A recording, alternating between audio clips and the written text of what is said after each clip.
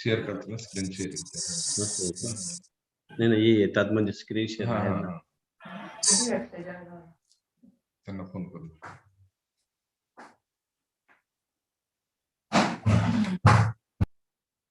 जामपेट आहे.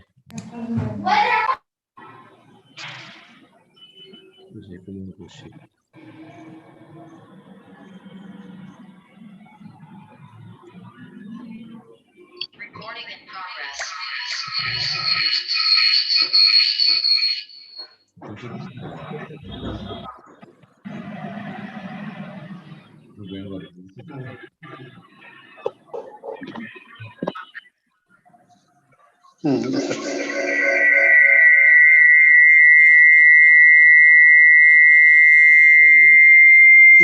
नाही, डबल जवळ राहील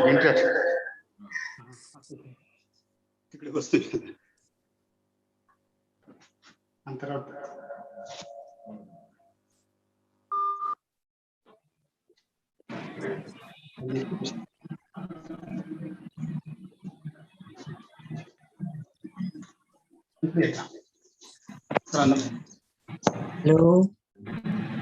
Hello, good morning to all of you.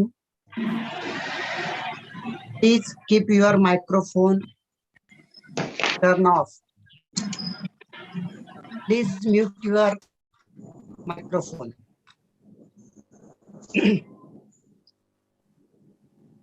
Welcome, Dada sir. Hello. नमस्कार दादा. नमस्कार. नमस्कार नमस्कार. वेळ आहे अजून? हा, बस थोडासाच वेळ आहे, 2-3 मिनिटं, 4-5 मिनिटं जास्त. लोक जॉईन होत आहेत. हो. नमस्कार दादा साहेब. नमस्कार. नमस्कार नमस्कार. सर पण जॉईन झालेत. हो दादा साहेब, नमस्कार. नमस्कार नमस्कार सर. नमस्कार.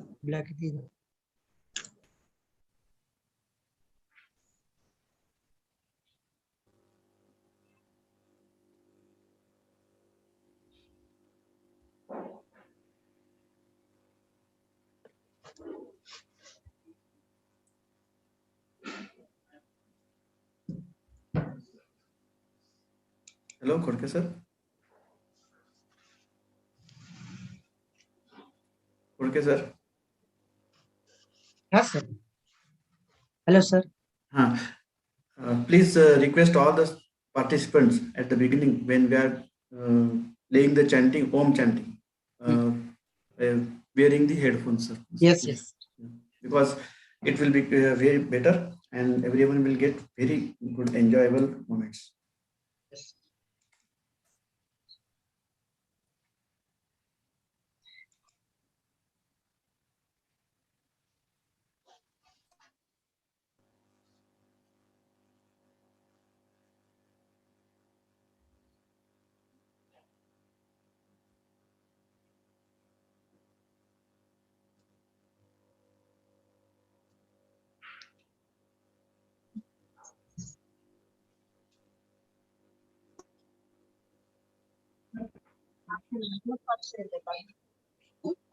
ATM मधून पैसे काढून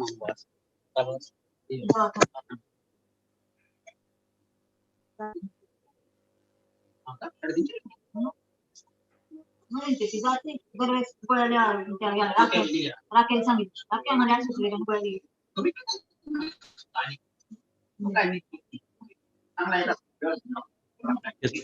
खोडके सर यांचं. Yes, sir. Host, all participants are requested. Please mute your sound. Salunke sir. अंडेलनी सांग ती mark Milind Salunke sir. Milind Salunke sir. तो फक्त 2 टाइम खावा बेस्ट राहून त्यानं वाईट परिणाम मिलिंद साळुंके सर प्लीज तुमचा हा येस.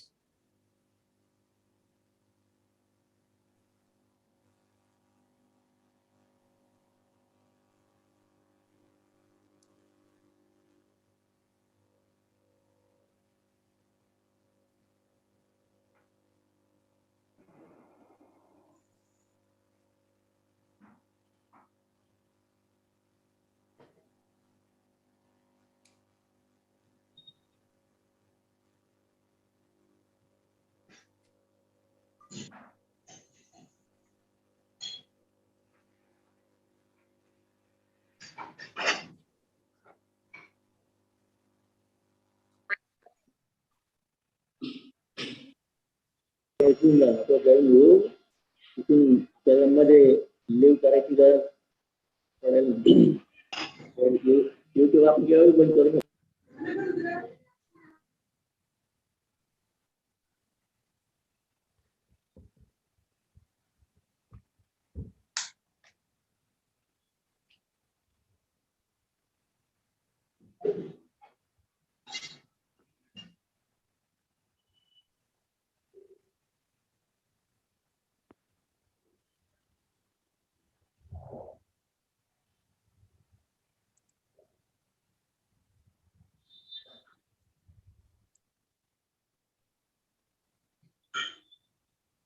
हॅलो खडके सर नमस्कार.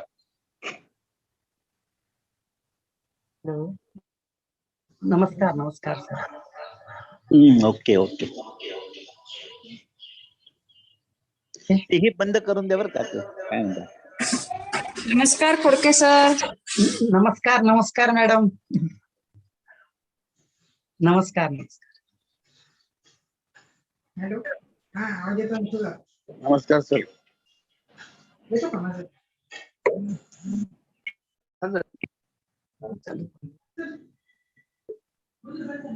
हा येतोय तुला नाही येते का. हा आता येतो. सर नमस्कार. नमस्कार नमस्कार. RP Patil sir Nagaon college. Yes नमस्ते सर नमस्ते. नमस्ते.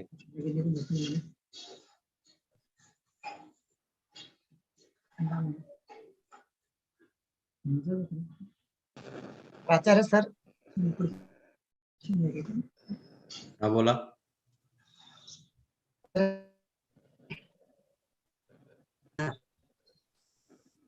Professor B. Pawar sir is also joined sir with us.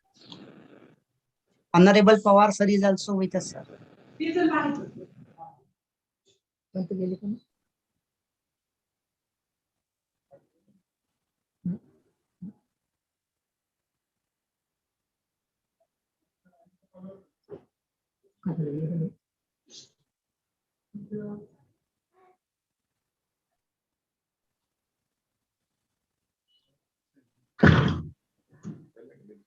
Speaker बंद करून द्यायचा.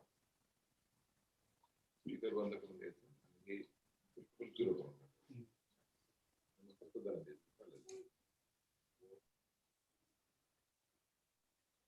दादा आले ते देशपांडे सर आले. Welcome sir. Honorable Pawar sir welcome. हो थँक्यू थँक्यू. सर नमस्कार. नमस्कार सर नमस्कार. नमस्कार सर. नमस्कार.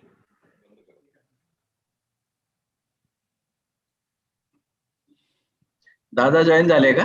हो झाले. सर. हा नमस्कार दादा. त्यांचा स्पीकर अनम्यूट असेल. नमस्कार नमस्कार. नमस्कार दादा नमस्कार.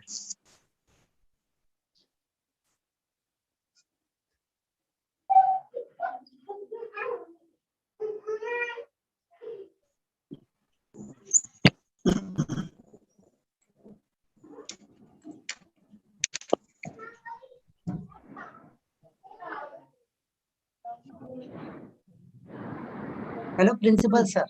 हा येस Hello sir. बोला. Where to proceed sir? With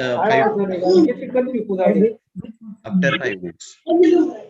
So we have to wait for Deshpande sir also. Yes, yes.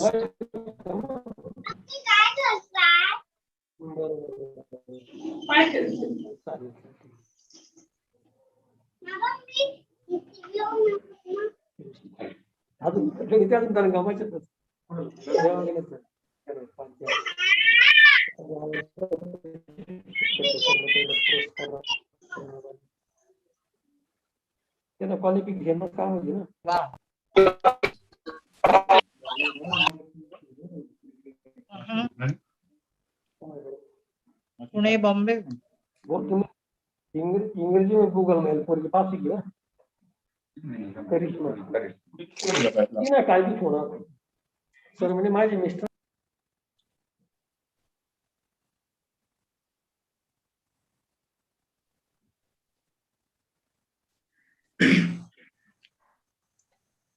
Hello, good morning to everyone. I request all of the peoples or dignitaries, honorable persons who have joined this Zoom meeting, please mute your audio and video also. Thank you, sir. Thank you.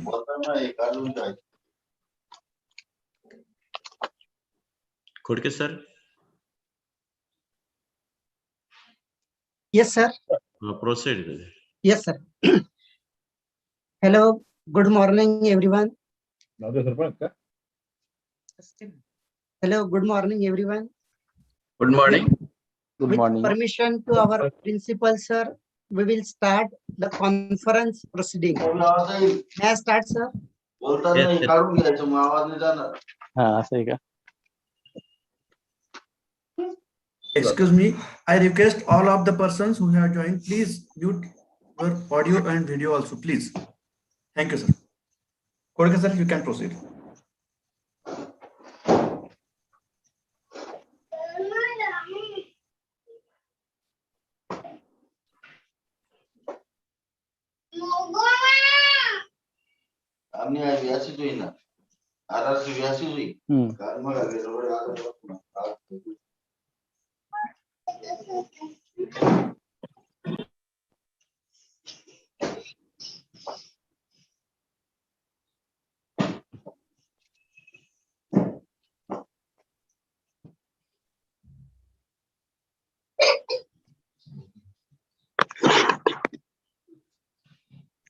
Nice.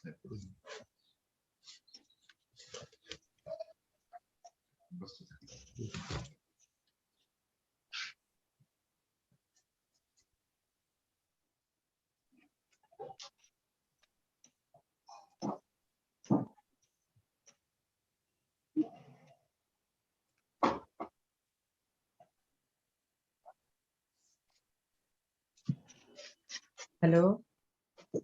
Hello. Yes. Sir, may I audible, sir? Yes. May I start, sir, please? Yes. Yes. I think we all are here connected. Yes, we all are here. So let's begin the conference with stress releasing music, that is Om chanting or meditation. Participants, this Om chanting is a very old tradition of Indian.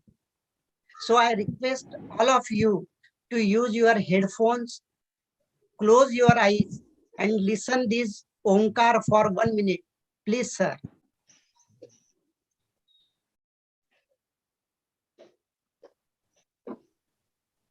You can join this Om chanting.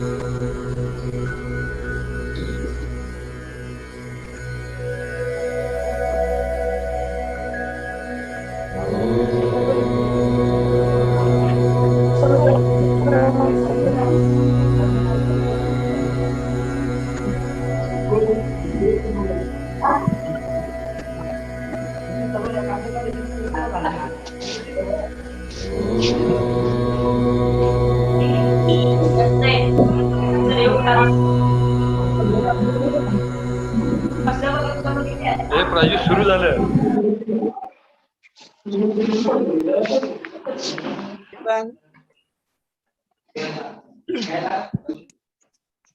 So it's my pleasure to welcome all of the guests, eminent speakers, and all the participants in the today's one-day multidisciplinary international e-conference on lifestyle and stress management, organized by IQC cell of our Karmavir AM Patil Arts, Commerce and Tech Anna Sahib ANKP Science Senior College, Pimpalner, District Dhule, Maharashtra.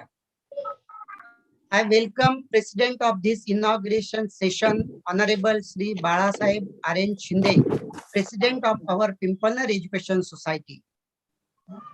This conference is inaugurated with the auspicious presence of Honorable Professor Dr. B.V. Pawar Sir, Pro Vice Chancellor, Kavitri Bhainabai Chaudhary, North Maharashtra University, Jalgaon. A very warm welcome, sir. Thank you. I like to welcome today's Honorable Dada Sahib Sri D.R. Patil Sir, Honorable Member of Management Council, KBC NMU Jalgaon, Honorable Dr.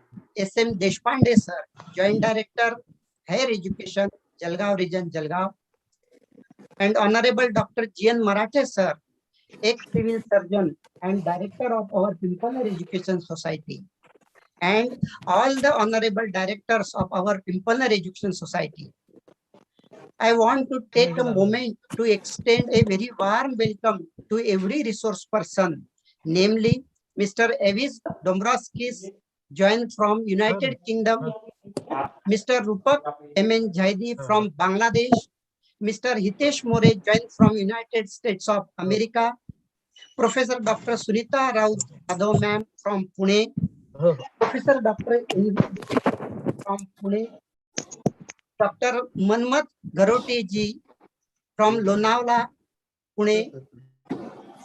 I would like to welcome valedictory speaker, Honorable Principal Dr. A.P. Kharnar sir from Nijampur, and President of valedictory function and Principal of our college, Honorable Principal Dr. S.T. Sorone sir.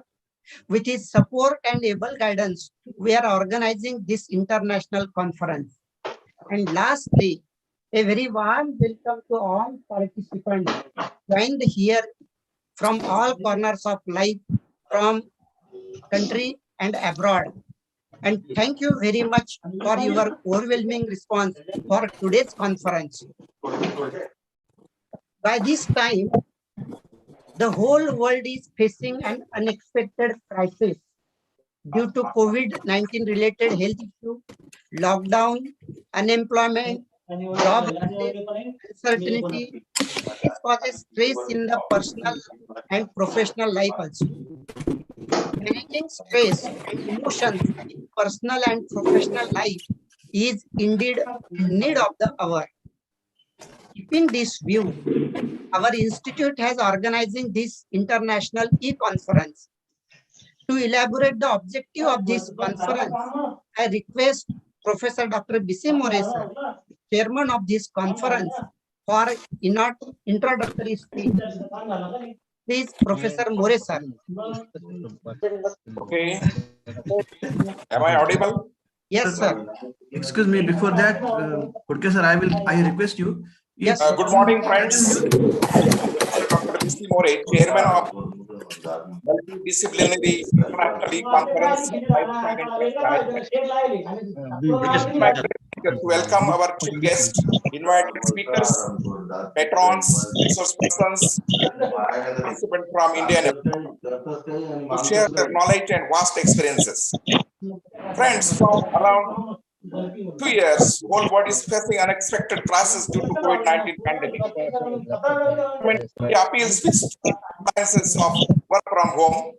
Therefore, public of almost all sectors are in trust. Keeping in view, our college, Karmavir AM Patil, Art, Commerce, and Kailaswati Anna Science Senior College, Taluka Sakri District, Dhule, State Maharashtra, organizing this conference on digital platform with social distancing norms due to COVID-19 pandemic.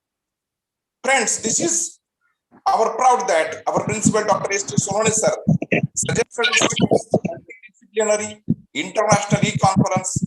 This novel venture supported by our faculty members and non-teaching staff.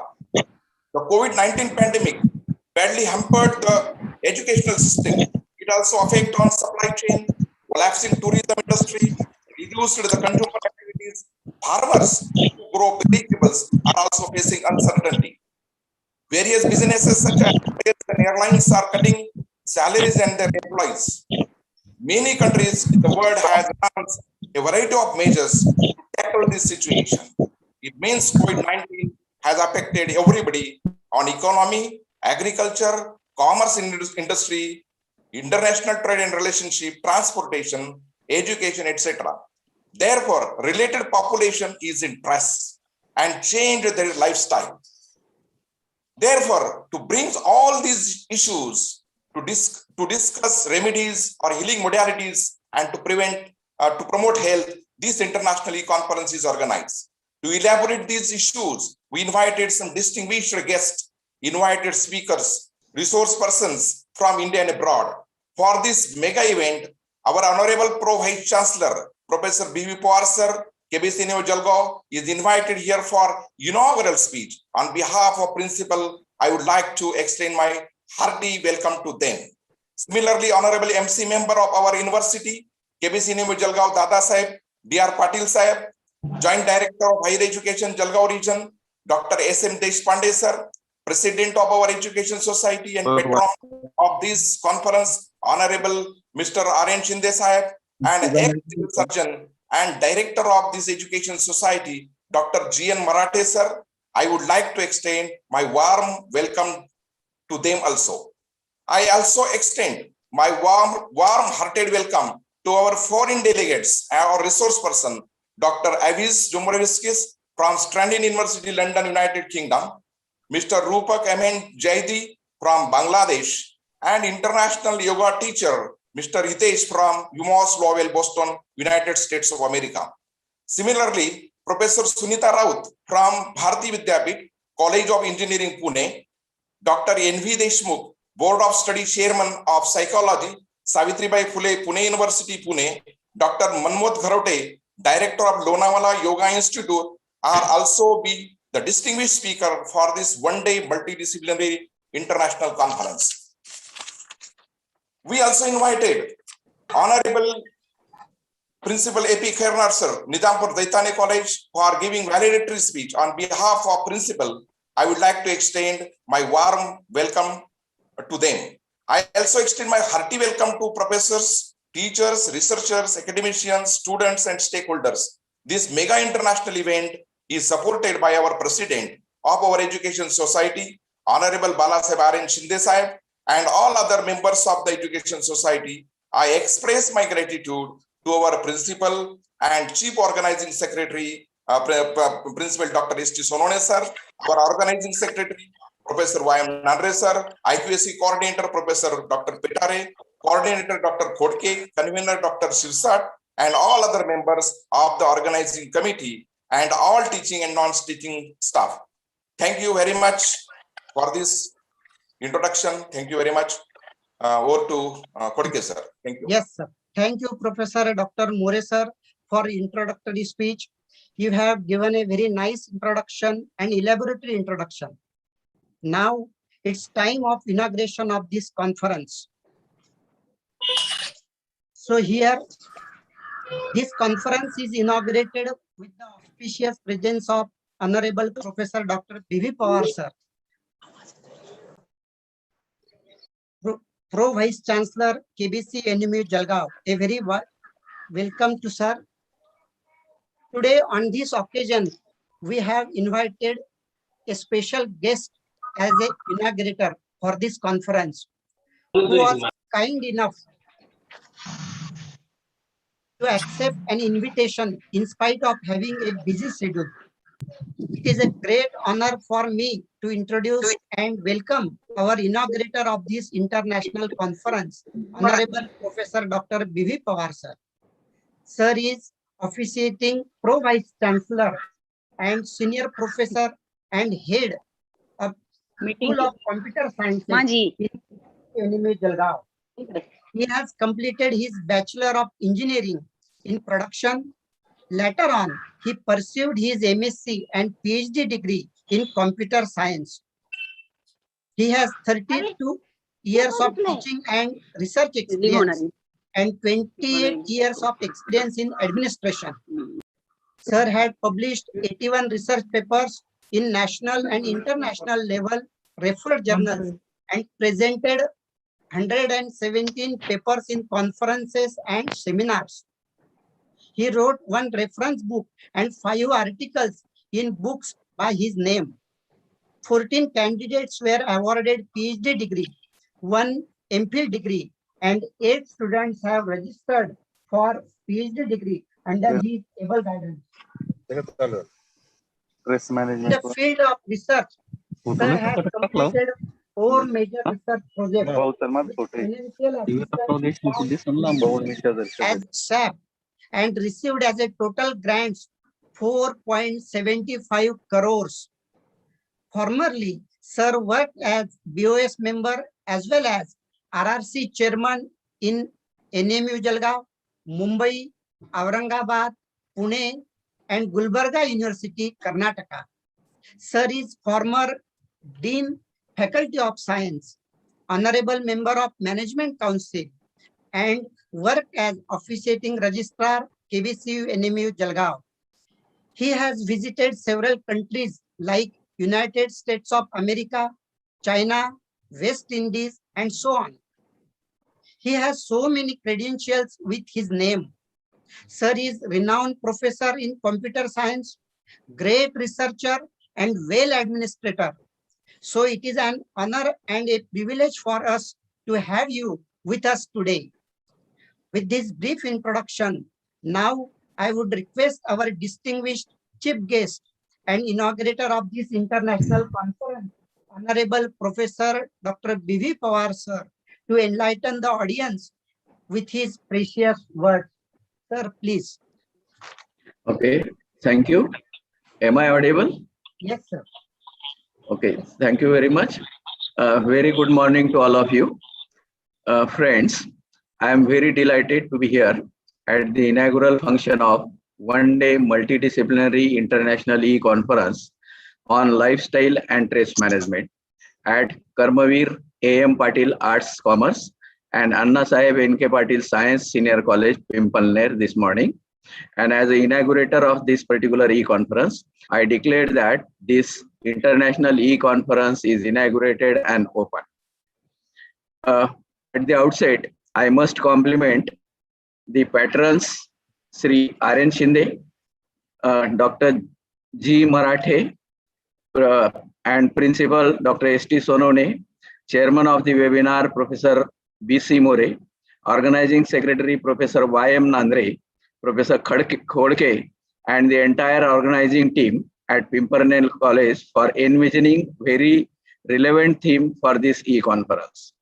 I must also express my deepest appreciation to the invited speakers, Honorable Governor's nominee on Management Council of Kavaitri Bainabai Chaudhary, North Maharashtra University, Jalgaon, Honorable Sri Dilip Dada Patil, Joint Director of the Higher Education, Jalgaon Division, Professor S.M. Deshpande, Honorable resource persons, and all the delegates who are present online for this e-conference. The e-conferences such as this bring all of us together, giving an opportunity by providing a platform to share and express our views and thoughts on the theme of e-conference among ourselves. At the outset, I would like to thank the organizers for giving me this opportunity to give inaugural speech online for one-day multidisciplinary international e-conference on lifestyle and stress management. Needless to say, how important is this theme for your e-conference in the present context, not only for India, but equally for the world. We really are in the exceptional situation and experiencing what we had never experienced before in our life. And in a way, COVID-19 has started transformation on our personal, social, and professional spheres. Most fundamentally, it has raised the basic question that will the world be same after COVID-19? There is a lot of anxiety, tension, fear, curiosity, and stress about our life and future. The lockdown implemented due to COVID has really hit the functioning of the world. It has caused the problems for the groups of migrants like laborers, students, employees who got stuck away from their homes and towns and villages. I know it has caused lots of problem for the people from lower income group. Unfortunately, their number is very big. During this tough time, healthcare workers, technicians, police forces, supply chain workers, pharma companies and IT and telecommunication employees are giving 24-hour service, and this has caused the stress to them. Besides this, COVID and other induced diseases have caused more stress to each and every human being in the world. Hence, it is very urgent and important to create the awareness about how to manage the stress and change the lifestyle so that each and every person will be stress-free and can live the normal life. On this particular note, I must congratulate Professor Principal S.T. Sonone and all the organizers that they have selected very good and timely topic for this e-conference. Friends, you might be knowing that stress is a part of being human and it can help motivate you to get things done. Even high stress from the serious illness, job loss, a death in the family, or a painful life event can be a natural part of our life. You may feel down and anxious, and that's normal too for a while, and hence the stress management is necessary. First and foremost, one of the most important steps in the stress management is to identify the different stressors, because of which the stress has come. Without knowing the specific life stressors, it can be difficult to make the lifestyle modifications or behavioral changes. Some of the common stressors are moving to the new home, starting a new job, a death in the family, flying, first time flying, public speaking, making new friends, eviction, divorce, finding out that the spouse or significant other is cheating to you, experiencing an addiction, the diagnosis of cancer or any other serious disease. So these are the major stressors in a life. There are many different stressors in the life. It is important to realize that some stressors are outside of the person's control, and thus learning effective stress management technique will help an individual to expect an unexpected and accept what they cannot control. Some stressors are self-inducted, meaning that a person subconsciously or unconsciously brings the stress on themselves. In those cases, stress management techniques will also train the people to modify their thoughts and behavior to decrease the stress. We can learn to manage the stress before it gets too much. And some of the suggestions are: one has to do the exercise. As you all know, exercise also seems to help the mood. To start with, physical activity can help improve your sleep, and better sleep means better stress management.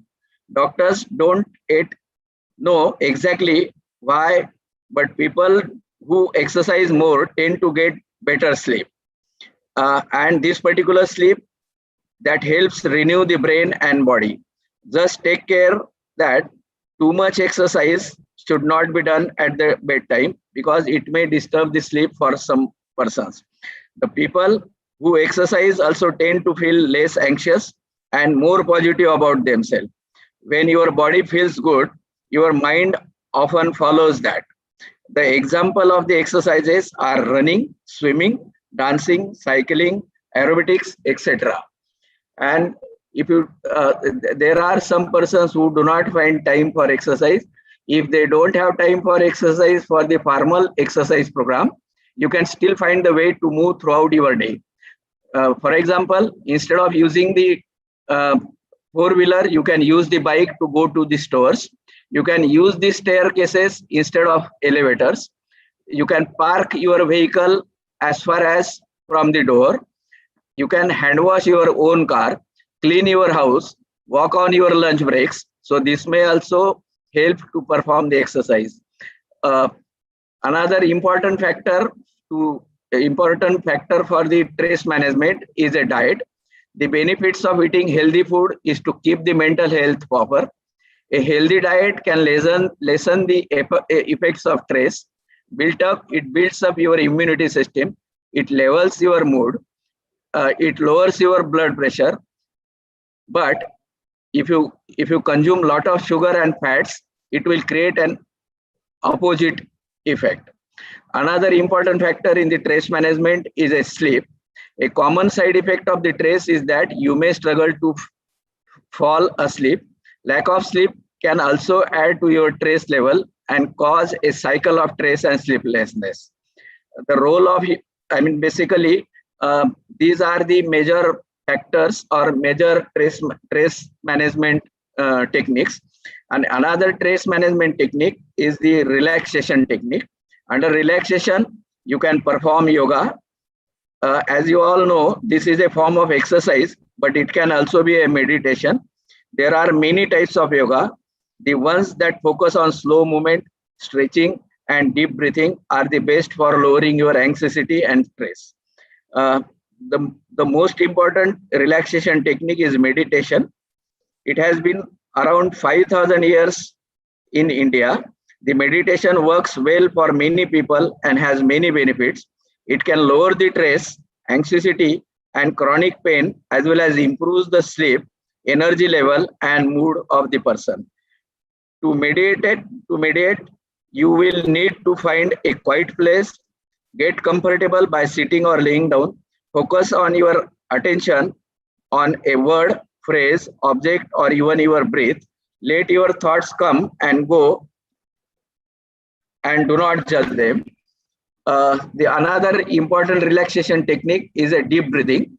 When you practice deep breathing, you turn on your body's natural ability to relax.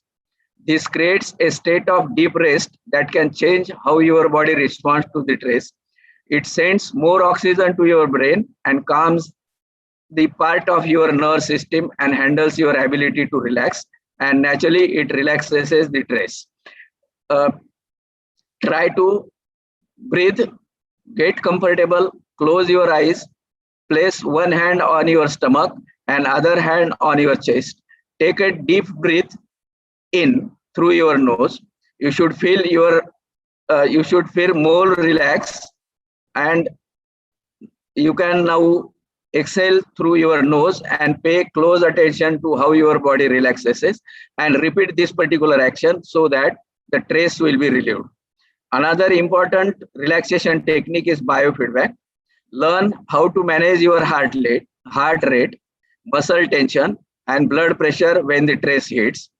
Biofeedback gives you information about how your body reacts when you try to relax. Sensors are placed on your body that calls out the changes in everything from your brain wave pattern to your muscle tone.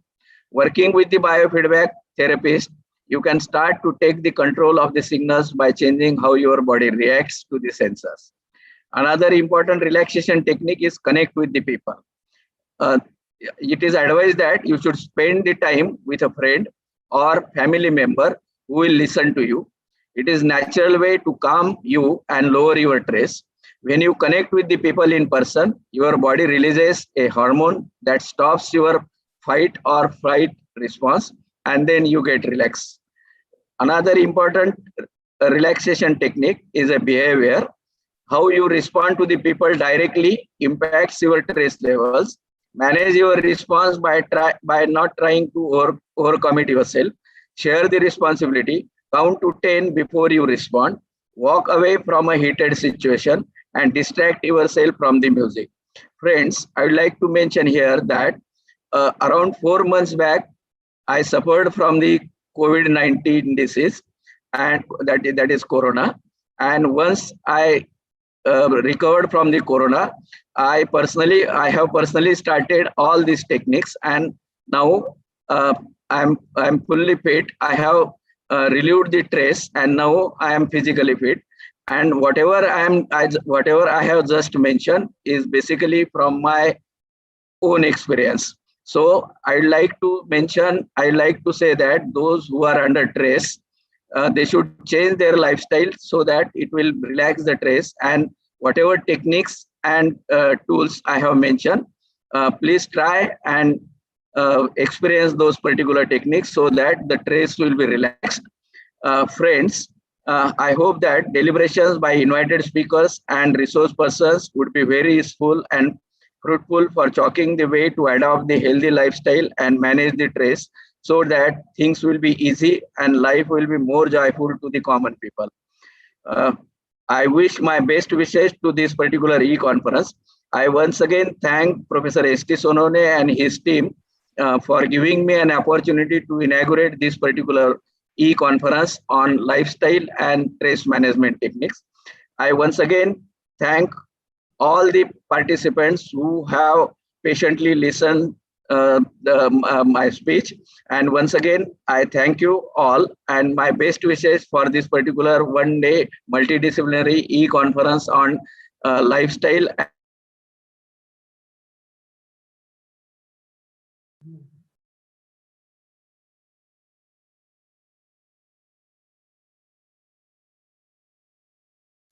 Hello. Professor Khodke. Yes, sir. Yes, sir. Thank you, sir, for enlightening us and provide us the approaches to deal with the problems of tomorrow.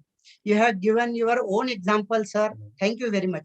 Thank you very much, sir, for your words of inspiration also. Thank you. Thank you. Thank you. Now we will move towards the next session.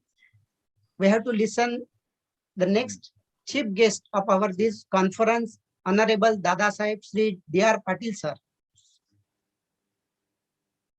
I feel so lucky that I was given the opportunity to introduce chief guest of this international conference, Honorable Dada Saheb D.R. Patil, sir. Presently, sir is Honorable Member of Management Council of KBC NMU Jalgaon. Sir is nominated MC member by Honorable Chancellor and Governor of Maharashtra State. Sir also worked as Senator in NMU Jalgaon.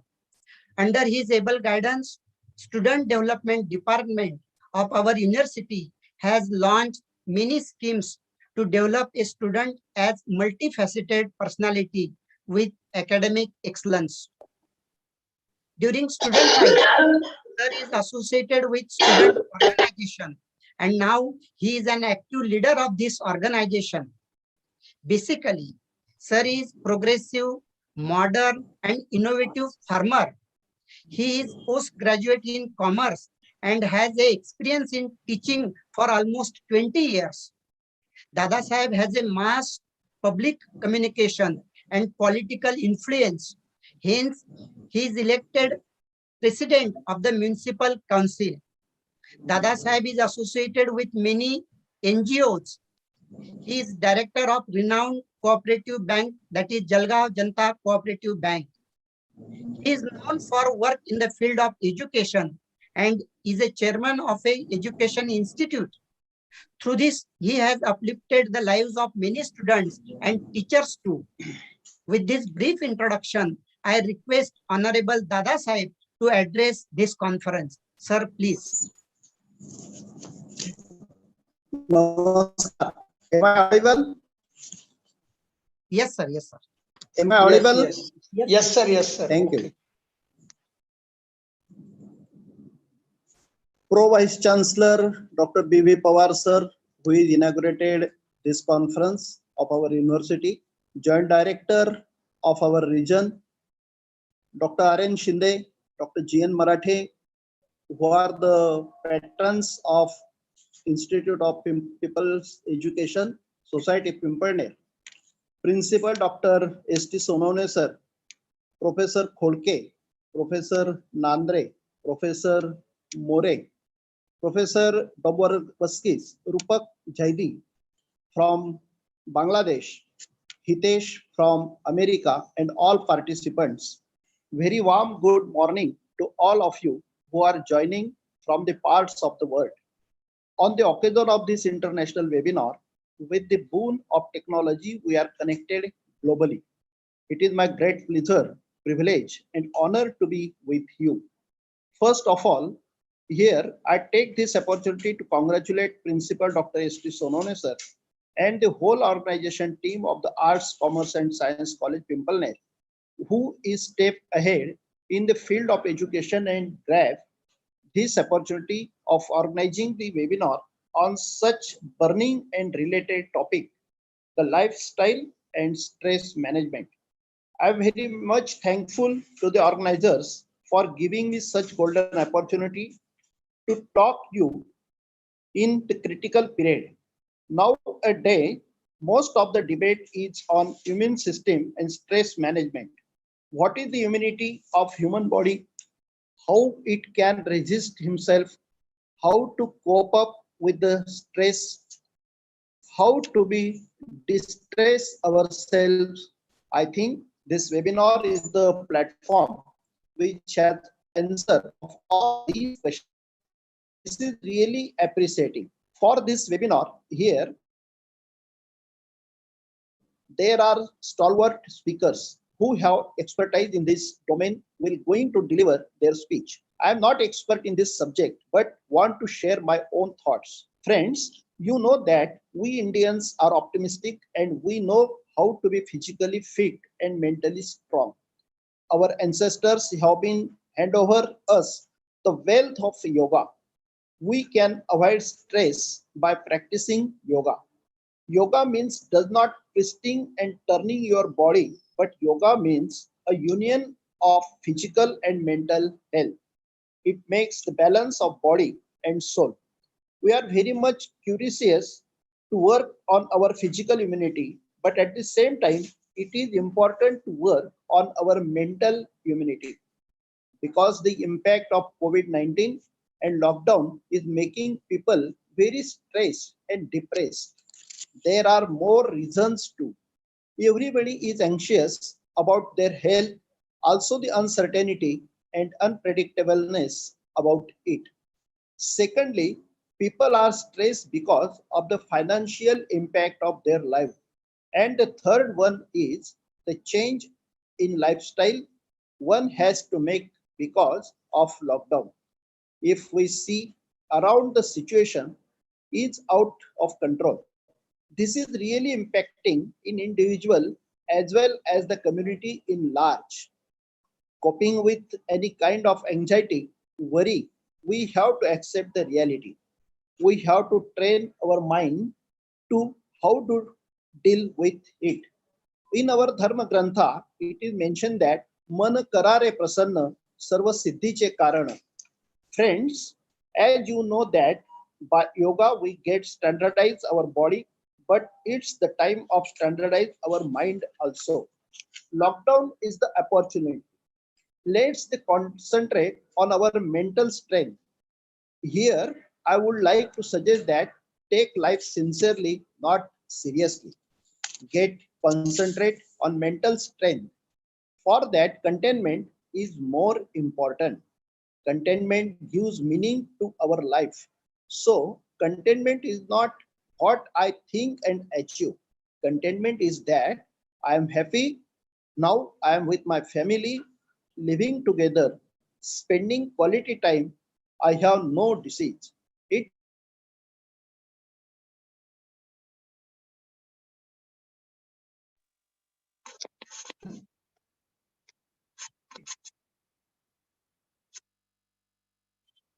how to use the vacuum chair, remove all the tension and welcome the peace of mind. Unless and until you are not contented, will not get healthy mind. We are Indians and our lifestyle is healthy. Lockdown is the opportunity to remember and act as per our ancient culture given by our Rishi Muni. We have a wonderful gift of healthy lifestyle given by our ancestors. When you will wake up early in the morning, the simple thing you have to do that the thought of gratitude. Gratitude to the higher power, nature and resources around us. Gratitude to family, to you being healthy mind and body. I know it is very easy to complain, but to shift from complaint, the vibration of gratitude is nothing but an emotional fitness. We need positive affirmation. Positive affirmation means that what we want our tomorrow will be. According to Swami Vivekananda, life is the manifestation of our thoughts. So let us think only that what we want should become a reality. For example, in a current situation, I mean during pandemic and post-pandemic, we can practice I am powerful and peaceful full being. It means that we are above the vibration of situation and people. We don't get influenced by the situation, but the situation will influence by us. We should be disciplined in life. Those who never respect discipline in life fail to achieve the mental and physical strength. To be successful in life, there is no shortcut, so respect your work and be distressed. Some of the participants may be learner of psychology and can agree with my affirmative thoughts. Friends, you are very much aware about the fact that event has no meaning. You give meaning to the event. When you give meaning to that event, it reflects in your behavior. You start behave as the meaning given by you. If you have negative meaning, then your behavior will be negative. But if you have given positive meaning, then your behavior will be positive. The event is colorless. As you choose the color for that event, it reflects in your life. So why don't we go for colorful life? When we get affected is normal, but when we remain affected is abnormal. As we Indians are warriors, don't become the warriors.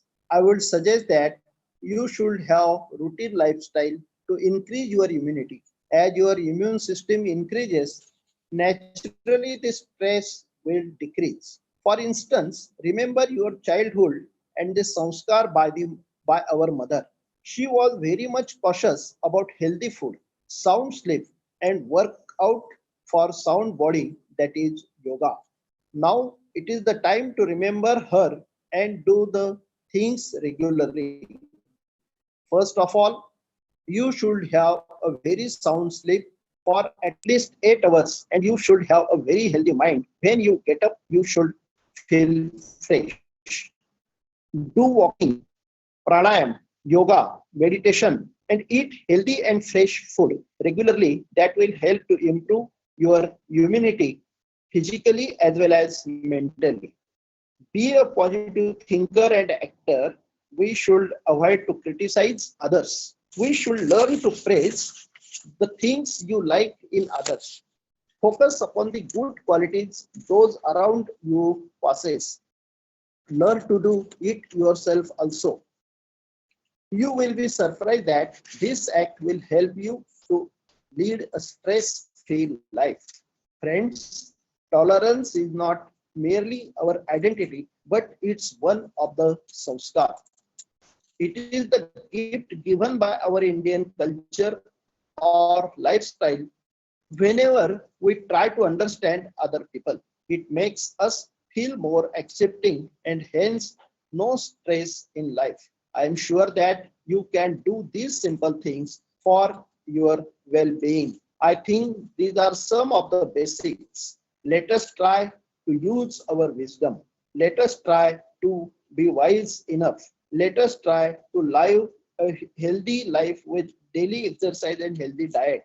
Always keep in mind, survival is of the fittest. I am sure that though today we are feeling dark side of our life, sunset in our life, but believe that sunrise is not far away. Certainly, every cloud has a silver lining. Shortly, we are going to have a beautiful sunrise and we look forward a healthier tomorrow. So be happy and healthy. I conclude with the chant Sarve Bhavantu Sukhinam, Sarve Santu Niramaya, Sarve Bhadrani Pashyantu, Ma Kaschida Dukh Bhagave. Thanks for Expectations list. Thank you, Dada Sahib. Thank you. You narrated, sir, sound mind in sound body. Thank you, Dada Sahib. You narrated, sir, sound mind in sound body. You also suggested live colorful life. Then you also narrated, sir, take life sincerely, not seriously. Thanks for your words of appreciation. Now it's time to hear the next chief guest of this occasion, Honorable Dr. S.M. Deshpande, sir. Prior to that, I request Professor Dr. R.K. Petare, IQSC coordinator of our college, to introduce Honorable Chief Guest Deshpande, sir. Please, sir. Good morning, sir. Am I audible? Yes, sir. Good morning. Yes. Good morning to all of you here in India. Honorable respected online dignitaries, delegates, and attendees of this international e-conference. Here, I myself, Dr. Ram Petare from Pimpalner, India, extends my monsoon welcomes on this occasion. Right now, I wish to take an opportunity to introduce one of the great personality who is making today's conference more memorable. And he is one and only Dr. Satish Madharao Deshpande. Sir, you are basically working as professor at Government Institute of Science, Aurangabad.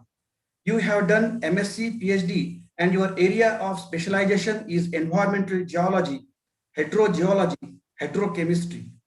Dr. Deshpande sir has 19 years of teaching experience along with 52 research publications, 2 reference books.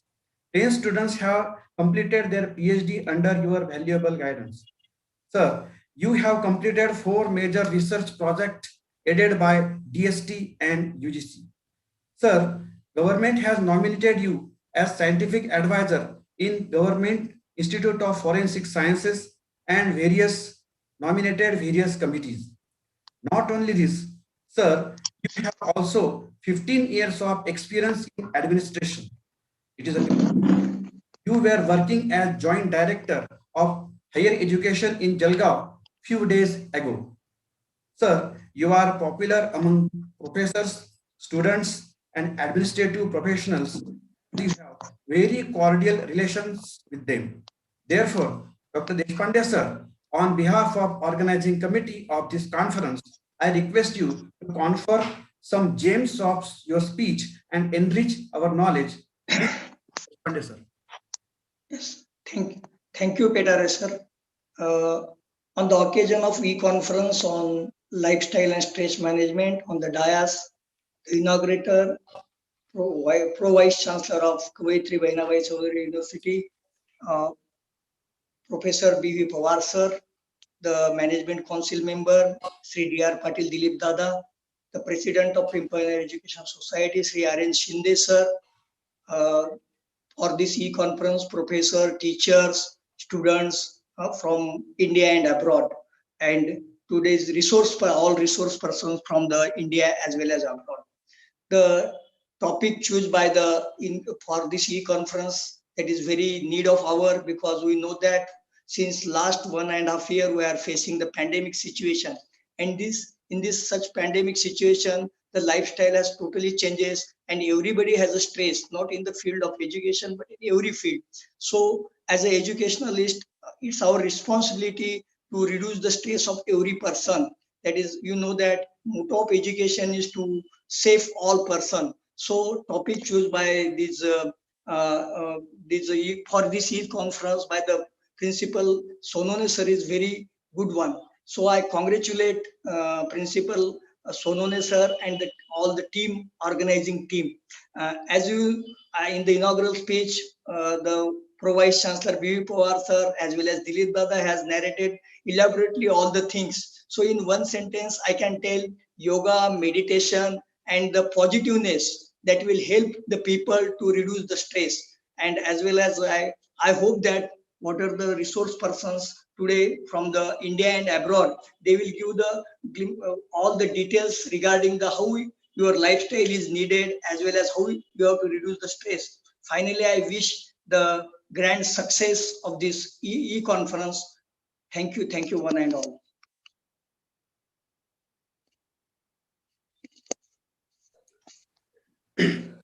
Thank you, Deshpande sir, for your valuable guidance and the wishes for today's conference. Definitely, with your blessings, the conference will completely very memorable here. Thank you once again, sir. Now, after that, one of the important today's dignitary has also joined, and that is Honorable Dr. G.N. Marathe sir, who is the Director of Pimpalner Education Society, and he ex-civil surgeon of Dhule and Jalgaon district.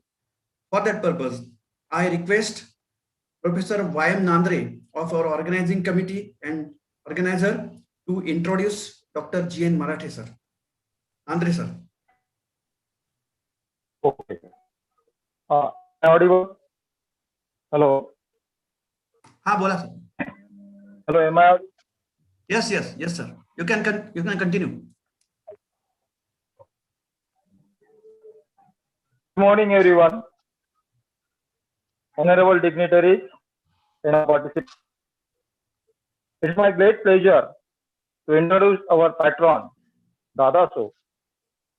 Dadaso G.N. Marathe. Dadaso has pursued a PhD degree in 1968 at BJM Pune. He has got MS Ortho degree in 1983 at Grand Medical, Mumbai. He is eminent ex-civil surgeon in 1996 of Dhule district and in 2002 of Jalgaon district.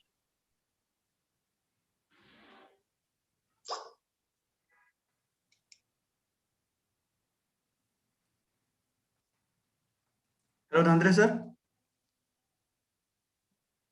Hello. Hello. Something is mishappened with the connectivity. Friends, today's Honorable our G.N. Marathe sir. Hello. Hello. Yes, you can continue. Nandre sir, you can continue. Hello. He is Honorable Director of Pimpalner Education Society, Pimpalner, and he has cured thousands of serious patients and still is practicing in the age of 78 at Sakri. Then I would like to focus on that. He has tremendous positivity and willpower. So he is successfully conquered on the dead food disease, cancer, with the help of yoga and practicing other practices. Now he is enjoying a real life by doing continuous yoga. Lastly, I can say Dadasri is a very great person, but I am ending by this brief introduction. Thank you. Thank you very much. Thank you, sir. Okay, sir. Thank you, sir. This is a practical and living example of the yoga, and sir has conquered the dreadful disease like cancer, and now he is living very joyfully. Thank you, sir. So with this, I have request now here Dr. G.N. Marathe sir to express his some views about this today's conference. Marathe sir, please. Dada Saheb, please. Sir, he is unable to join, sir. Okay. So due to some technical issues of the network, because this is the monsoon season, so due to the technical issues, some peoples they cannot rightly join here, but they have their blessing, they have their good messages, and they have also offered their messages to this conference. Thank you for them. Then again, I am Dr. Ram Petare on front of you on the virtual screen here. Good morning again. Good morning to you. Then I want to introduce today's president of this inaugural function, because it's a time to presidential speech.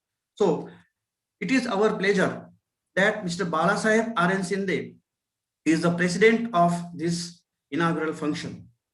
Dr. Balasaheb R.N. Shinde is a graduate of civil engineering stream. He worked as a senior civil engineer in civil construction department of government of Maharashtra successfully. His experience of work is very useful for social reformation. Currently, he is honorable president of Pimpalner Education Society at Pimpalner.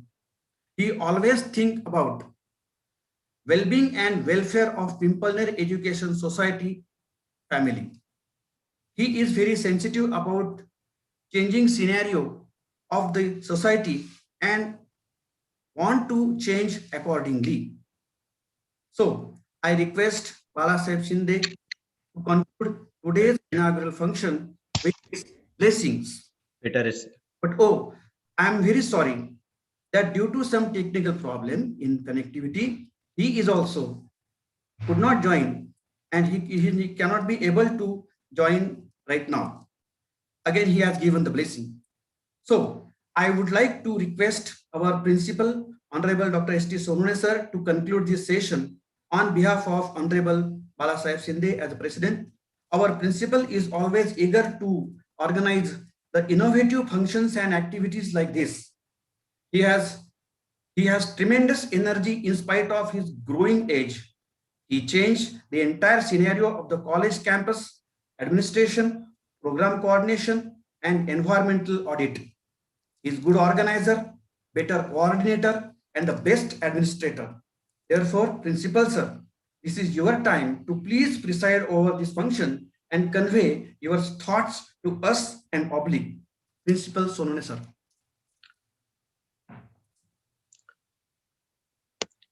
May I audible? Yes, sir. Yes. Good morning, friends. I am Principal Dr. S.T. Sonone.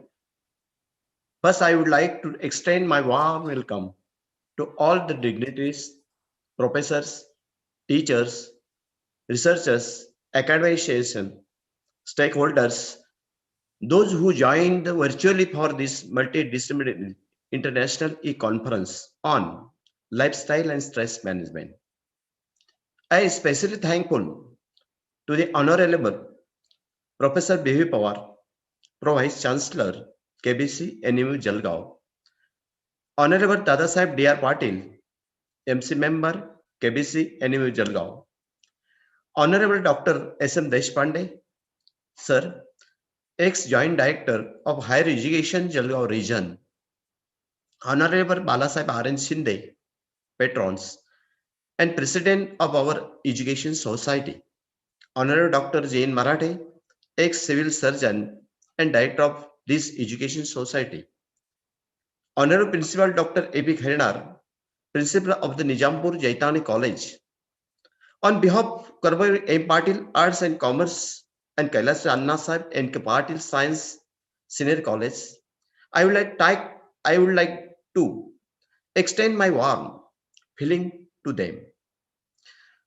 I also extend my warm welcome to the all eminent speakers, guests from India and abroad, who join us online to share their knowledge and their vast experiences with the general public, students and community.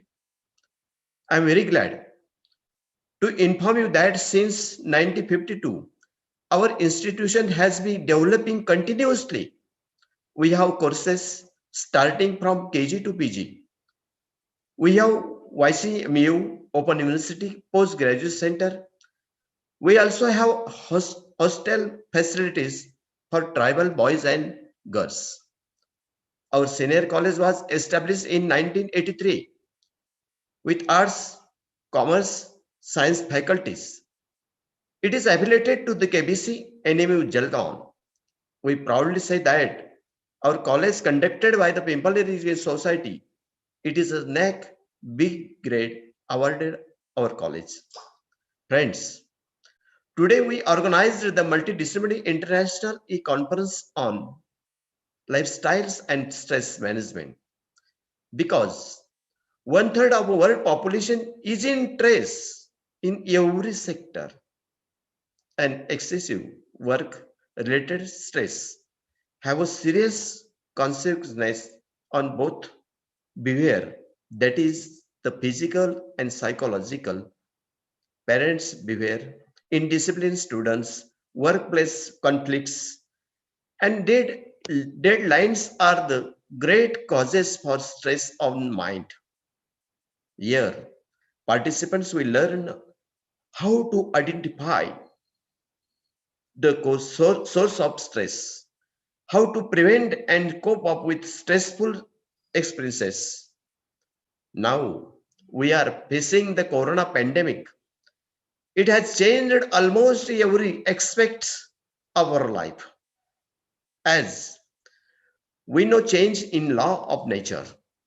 And of course, we should prepare to accept these changes. Friends, we have 6 eminent speakers, scholars from India and abroad,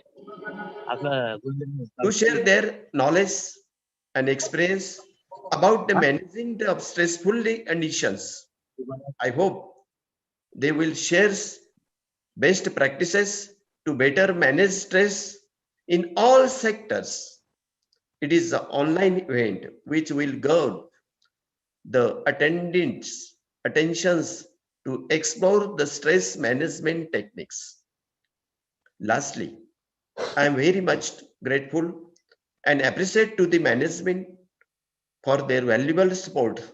The chairman, secretary, coordinator, convener, members, teachers, and non-teaching staff. I hope you will definitely enjoy with this feast of knowledge by different talks. Thank you. Thank you, sir. First of all, thank you very much for introducing Pimpalner Education Society, which is one of the great growing institute in this region. You also introduced this society. Stress, according to you, sir, the stress occurs on every individual of this universe. Thank you, sir. You enlightened the causes and remedies of stress, especially due to the COVID-19, and how to cope up with that stress. You also given some ideas about that. Thank you very much, sir. Now it is time to conclude this session of the inaugural session. Before that, I request Professor C.N. Gharte from our organizing committee to offer a vote of thanks. Professor C.N. Gharte. Yes. Hello. Hello. Yes, you can proceed, sir. Yes, you are audible. You are audible.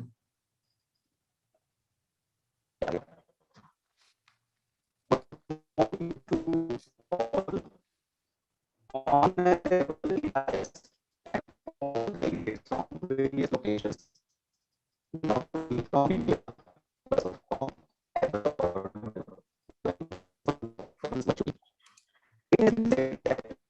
It was born out of cultural excellence, which experience the journey of today's conference. This great opportunity to extend my sincere support of our institution, Pimpalner Education Society, as well as our college, party as commerce and science college.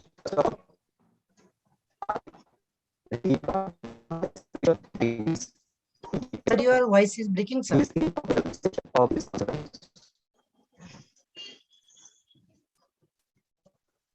You start, sir. You continue, sir. Verify your voice. First of all, I regard my special thanks to the president of inaugural session.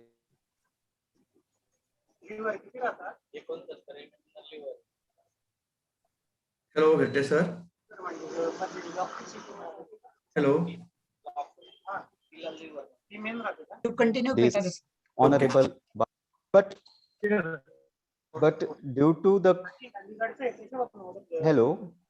Local hello. Okay. Okay. Hello. Am I audible, sir? Continue. Hello. Shall I continue because your But voice is due not to coming here. some technical problem. Oh, shall I continue? Yes, sir. You continue, sir. So, due to some technical issues, Professor Yeah, you may, sir. communicate with us very well. So, on behalf of the sir, I request and I offers the vote of thanks here. First of all, I express my deep gratitude to today's president of this function, Professor S.T. Sonone sir, who is given the blessings and wishes for this conference. Thank you, sir. I extend my special thanks to Honorable Professor B.V. Pawar, sir, Pro-Vice Chancellor of KBC NMU Jalgaon. Sir, you have enlightened very things, and also you have suggested how to cope up with the situation and how to apply the stress management in life. So thank you once again on behalf of our organizing committee, on behalf of our principal, on behalf of Pimpalner Education Society. Thank you, sir. Then I also have deep gratitude to Honorable Dada Saheb D.R. Patil, sir, Management Council member KBC NMU Jalgaon, sir.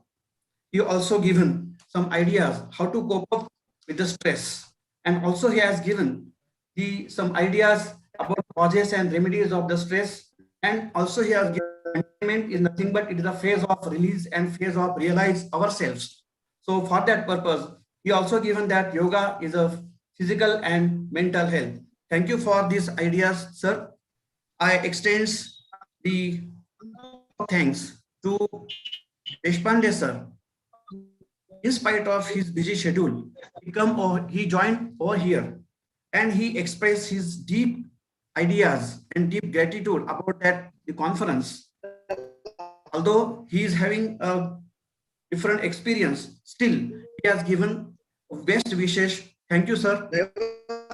Then, lastly, but not least, I extend the deep sense of gratitude to all the participants, all the dignitaries, all the resource persons, and all the nominees which are participating in this conference. Thank you once again, and vote, and also give the thanks to all of the people, so all of the individuals who have joined this conference. Thank you, sir. Now, after having this great and valuable and memorable inaugural function, now let us start to our technical session. Now here, session we are having the 3 lectures or 3 technical sessions. We have the 3 resource person over here, and in that the first is Mr. Rupak M.N. Jayadi sir, and his topic is stress in company workers and corporate sector. So I request Professor N.B. Sonone sir, who is the member of organizing committee, to introduce Mr. Rupak M.N. Jayadi sir. Professor. Yes, sir. Can you hear me, sir? Yes, you can. Yes, you are. Yes. Good morning, everyone. I am Dr. Nitin Sonone. I am very excited to introduce Rupak M.N. Jayadi sir, a guest speaker today. Why I am excited? Because his talk is very valuable to all of us. Shall give us a talk about stress in company workers and corporate sector. There is a one quote in English: the essence of great leadership is influence and not authority. With this quote, we welcome you on this occasion of International E-Conference. Just brief background of our guest speaker today, Rupak M.N. Jayadi sir, himself a president, International Association for People and Performance Development, IAPPD, South Asia region. He has completed Masters in HRM under the University of Dhaka. He is now servicing in a power grid company of Bangladesh Limited as a DGM HR. He is a training organization development and HR specialist, having more than 20 years of experience in different industries. He has exposure as a KPI consultant at home and abroad. He is expertise as a consultant more than 30 organizations at home and abroad. He is specialized in a training area of strategic leadership, advanced HR areas, and many more areas. Professionally, he has number of certifications in corporate leadership and business consultancy. He is professionally associated with number of associations. He is a life fellow of DS HRM. He has attended many international conferences and facilitated training programs as a speaker all over the world. We are eager to listen a talk of such an eminent personality. So I kindly request Mr. Zaidi sir to deliver his valuable speech. Thank you, sir. Thank you, Sonne sir. Thank you very much. Sir, you can start, sir. Okay. So just allow me to share the screen. Yes, sir. Yes, sir. Sir, you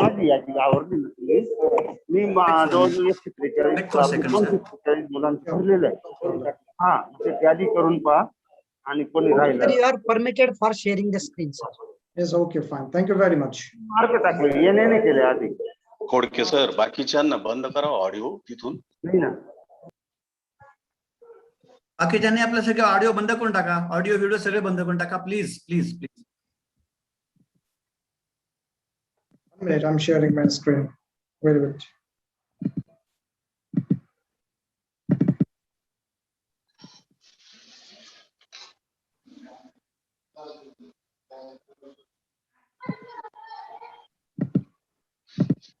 Right. So thank you very much, the organizer, and welcome to the e-conference, Lifestyle and Stress Management. And my topic is on the corporate sector stress. And at the very beginning of my talk, I would like to express my gratitude to the authority or the organizer, the college authority, for inviting me to talk in front of you. And just I will share based on the experience I had in the corporate sector for the last 21 years. So my session topic is the stress in corporate sector, or stress in the employees, corporate employees. And already have heard my name is Rupak Nasrullah Saidi. The first question, anyone, we want a stress-free zone. Anyone in the world who wants a stress-free zone? Probably many people can say yes, right? But after knowing that, can you believe that actually which is a stress-free zone where there is no stress? Even though you can write it in the chat box, I'm following that chat box as well, so that it will be a bit interactive, though it's a bit tough to make it interactive through this e-version, but still nowadays all the digital trainings are going on, so we always try to make the delegates interactive with the session. So if anything you want to write, you can write it in the chat box. I will try my level best to follow it. The first thing I said, who wants to be placed in the stress-free zone? Probably number of answer will be yes, but can you guess that what is the stress-free zone in the world where you will find no stress? It's really very tough to find, right? But still there is one place, and that is the graveyard. All right, so no one want to go there, though if once anyone is living for that place, eternal peace, probably he or she would be stress-free. It indicates that in the world, not a single place where you find no stress. So we must live with stress, no doubt here. We must live with stress. If you are human, if your brain is working, then you will feel stress. It could be lower, it could be higher. That's why always the stress related training called stress management, not a stress removal. It is very, very difficult to remove stress from the life. Life and stress is very, very, compatible. All right.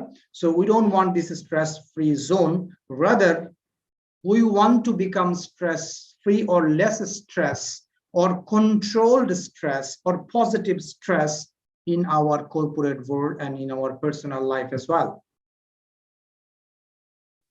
With that note, you see, there are different peoples working or in different places. So this is a housewife case.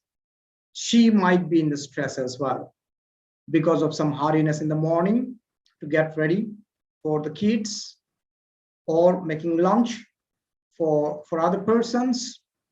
So she is facing trouble. It can give her a vibe of stress. Secondly, could be another person who is a corporate executive, getting in front of a lot of things to do with limited period of time. So he or she also face stressed in the offices. There are so many reasons to become stressed in the offices. We will talk about this part in the later part. Probably the other person and student, the student also may become stressed because of the examination, these, that, etc., etc. So many stuffs to do in front of the person, so that becomes stressed. And also those who are retired, they can also have the stress for some reasons. So we have found that the people from different class, different categories, nobody in the world are stress-free, right? With that, you see, no one is spared from the evil of stress. So everybody will face the challenges of the stress, face the impact of the stress. Whether it is housewife or office executive or student, no one can be spared. Also, you can see the stress takes a toll of their mental and physical health. The prominent speakers in the inaugural session told that the stress can create physical and mental disorder. The stress either makes them feel exhaustion, headache, loss of appetite, or acidity attacks. So it could be physical disorder, diseases, or it could be mental disorder. Hence, it is important to understand and manage. The word used, manage, it means if you think that, okay, fine, from tomorrow, I won't be stressed. No, you can't. You can't. It is not under your control. Rather, you can say, yes, even I will be stressed, but I can manage my stress and I can do other works, even I'm stressed. I can do these, that, everything, even I'm stressed, because I can control the stress. I have the mechanism. I have some strategy, some technique to control the stress. I experienced it. I practiced it. I acquired that. So, ladies and gentlemen, the one and only thing we can do regarding stress is we can manage the stress. We can control it within a limit so that it cannot control us. The two options, either stress will control you or you will control stress. So whatever the training, conferences, studies, everything we are taking in terms of stress, everything teach us how to control, how to manage the stress. All right. The definition: stress, S equal to P greater than R. Pressure is greater than resources, then it creates, making you felt stressed. The equation P greater than R. So you know the world having a scarcity of resources. Wherever you are, what resources you require, you may find that there is some scarcity of your resources. But the power of the demand, the pressure of the demand is higher than the availability of the resources, and it creates the stress. So you see that if you believe this equation, it is to some extent impossible for you to alter R greater than P. It could be very tough. For example, if you need time as a resource, probably you can see less time. If you need money, you can see less money. If you need feeling, love, affection, you can see less.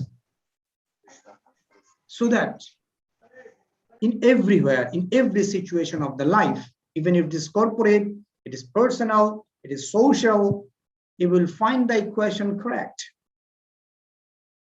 S equal to P greater than R. All right. So the gap between P and R, the less the gap, how less is the gap you can do, and you will be more stress free. So that with all this discussion, what can we do? What is the stress? An influence that disturbs the natural equilibrium of the living body. The natural equilibrium is being disturbed with an external or internal influence. Both could be there, right? Both could be there. So either it is an external influencer, it can disturb the natural equilibrium, or it's an internal influencer. It can disturb the natural equilibrium of your body. Then you will be stressed. It can create stress. On the other hand, it's a common response to an attack, right? Commonly. Now, third one, a feeling of sustained anxiety, which over a period of time leads to disease. Anxiety, feeling anxiety time and time, continuously. Then it can lead to a disease as well. And a psychological response which follows failure to cope with problems. Psychological response that is also create the stress in the body. All right. So these are the 4 symptoms we can see. Why do we stress out? What are the reasons behind it? Mainly the 2 reasons. Number 1, we perceive a situation as dangerous, difficult, or painful. We perceive. It may not be actual, but we perceive. Today, I'm going to face an interview. I perceive that if I cannot answer all the questions, today I'm going to conduct a training. I perceive if someone asks a critical questions to me and I'm not able to answer the question, what will happen then? So that this is called perceive. And we don't believe we have the resources to cope. Again, the word we have used, we don't believe we have the resources. Probably we have resources, but our belief says the resource is not enough. Probably the resource will work, but our belief says the resource is not enough. So that's 2 reasons. Either we perceive a situation which is dangerous, difficult, or painful, or on the other hand, we don't believe what the resource we have, it works. It can cope the situation. These are the major 2 reasons to become stressed. So here answer lies how to become stress less. Try not to perceive in that way. Be courageous, be confident, self-confident, or believe in yourself. Yes, I can. Yes, I will. My resource is enough. All right. The symptoms, when you can feel, I mean, what can give you the feeling of stress? There are 4 symptoms. Physical symptom. We may have physical symptoms to identify the stressful situation, the mental symptoms, the behavioral symptoms, and also the emotional symptoms. These are the 4 types of symptoms through which you can identify whether you are stressed or not. Let's see one by one. The physical symptom means sleep pattern change, digestion change, headache, dizziness, sweating, breathlessness, missed heartbeats. This type of physical disorder you may feel or you may experience. It's not only the feeling, it's happening. So that is called experienced. So that is one type of symptom. If you feel these, if you find these, you may think, oh yes, I'm stressed. So try to overcome this stressful situation. Do the stress relieving exercises and other things. The second one, the mental symptom, lack of concentration. You are working, but nowadays so many mistakes you are doing. It means you cannot concentrate on your work. Probably there are something in between, within yourself, which is stressful. Memory lapses. You cannot recall. Difficulty in making decisions. Always been confusing. You just confused to take the decisions. You cannot take proper decisions or quick decisions. It also could be caused, the effect of the stress within yourself and panic attacks as well. So these are the mental symptoms through which you can identify. Then behavioral symptom, hungriness, too little or too much, eating disorder, increased intake of alcohol, taking more and more, increased smoking, restlessness, nail biting, very common symptom, behavioral symptom we can find, nail biting. Also, touching the hairs, there is also a part of behavioral symptoms. So if these are the symptoms available, you can also think, you can also feel, okay, yes, you are in a stressful situation. And the last one is emotional symptom, depression, impatience, tearfulness, deterioration of personal hygiene and appearance. You're not cutting the beards, etc., etc. So just like, not very clean in the personal hygiene. So these are 4 types of symptoms of stress.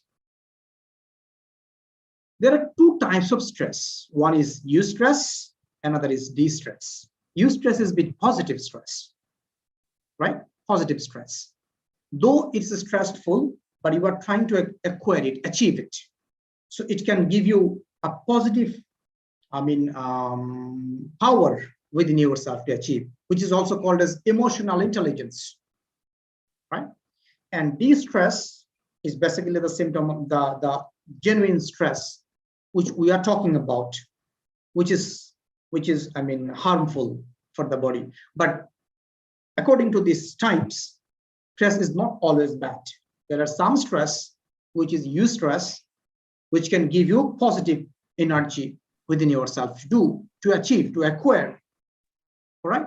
But the distress is harmful. We are not tolerating this distress. We're always trying to overcome that.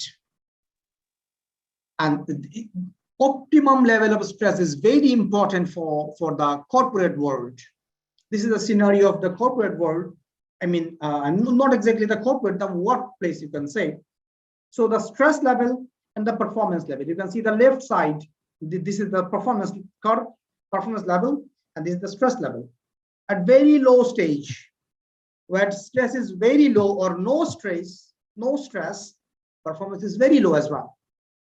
Relaxed, the sleeping, and accordingly, the stress level is increasing, performance is increasing, right? Stress is increasing, performance is increasing. And you see the optimum level, the medium stress, the optimum level of stress, and giving you an optimum level of performance, which is eustress. In the last slide, we have talked about the eustress. Eustress is this. And again, the stress is higher, performance is become lower, anxiety, disorganization, this, that, and the failure. So according to this picture, you can say that organizations or the corporates or the workplace should have some stress, which is called eustress. You need to create it even.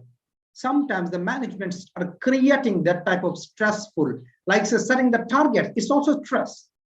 Setting a target, achievable, but still a bit tough to achieve. Challenging targets. It's a stress, but this stress is eustress, not distress. All right. So the optimum level of stress can ensure highest level of performance. In the workplace, the management may look at stress in two perspectives. One, management thinking that stress is personal problem of the employees. On the other hand, employees thinking it's organization's problem, workplace, work environment, these, that, etc. So the two different dimensions of the feeling of stress from two different parts. According to the study, 15% of the occupational disease claims are stress related. 15% of the disease are being claimed due to workplace stress. What are the causes of workplace stress? Workload, extra load in the workplace. It can create stress, random interruptions. You are doing work, someone calling, someone visiting, these, that random interruptions can give you stress as well. Then mistrust, the bosses, the co-workers, the subordinates do not trust you. It can give you pain and extra stresses. Then unclear policies or directions. The directions, the policies are not clear to you. You cannot understand properly, or it is not even disclosed earlier, so that the ambiguity are there. It can create a stress. Job ambiguity also can create a stress. Lack of feedback. Your bosses are not giving you feedback or always giving you negative feedback. So for example, in the performance management, every organization is having performance management system. Say you got 95 out of 100. And in the performance review meeting, your boss talked with you for 20 minutes. Out of 20 minutes, 19 minutes, 59 seconds, he talked about why you did not get the other 5 marks. Even he did not talk a single minute that, yes, wonderful, great job done, you achieved 95. That is also a feedback, lack of feedback, proper feedback. No appreciation in the workplace. That is also no communication or less communication. That can create workplace stress again. Lack of control. If you don't have control, what you are supposed to. Now see, the characteristics of the organization. If you can just measure whether your organization having that type of characteristics or not, which are large and bureaucratic. The bureaucratic organization always having a concrete policy. It follows like people for policy, not policy for people. That can give stress, in which these are formally prescribed rules and regulations. Where there is conflict between positions and people, there are conflicts, interpersonal conflicts everywhere. And where people are expected to work hard for long hours, work hard for longer periods. And when no appreciation is given or less appreciation is given, where the general culture is classified as unfriendly culture. not friendly in manner, and where conflict can arise between normal work and external interest, such as one's family. So these are the characteristics of stressed organization. How can we reduce? Management recognize workplace stress and takes steps regularly to reduce the stress. Management should recognize it and take steps to reduce.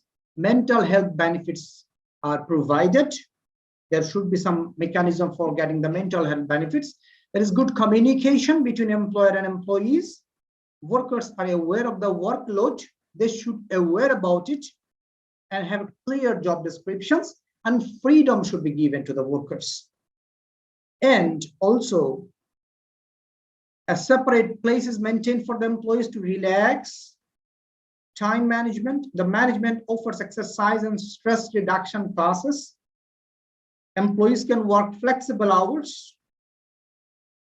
Recognize and reward.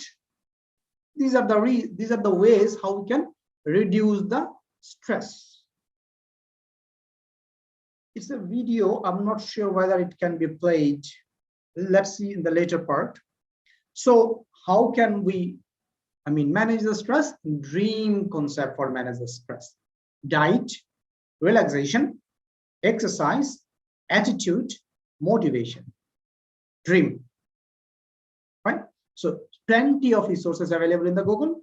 You can find what type of diets is better, what are the relaxation techniques, what exercises you can do. And for attitude, always be positive. It will have the self-motivation as well. Change your thinking, change your behavior, and change your lifestyle. 3 things for stress management. Change your thinking, change your behavior, and the ABC strategy for stress management. Awareness. You need to be aware what and balance. Make a balance, positive, negative stress balance, and finally control. That is the ABC of stress.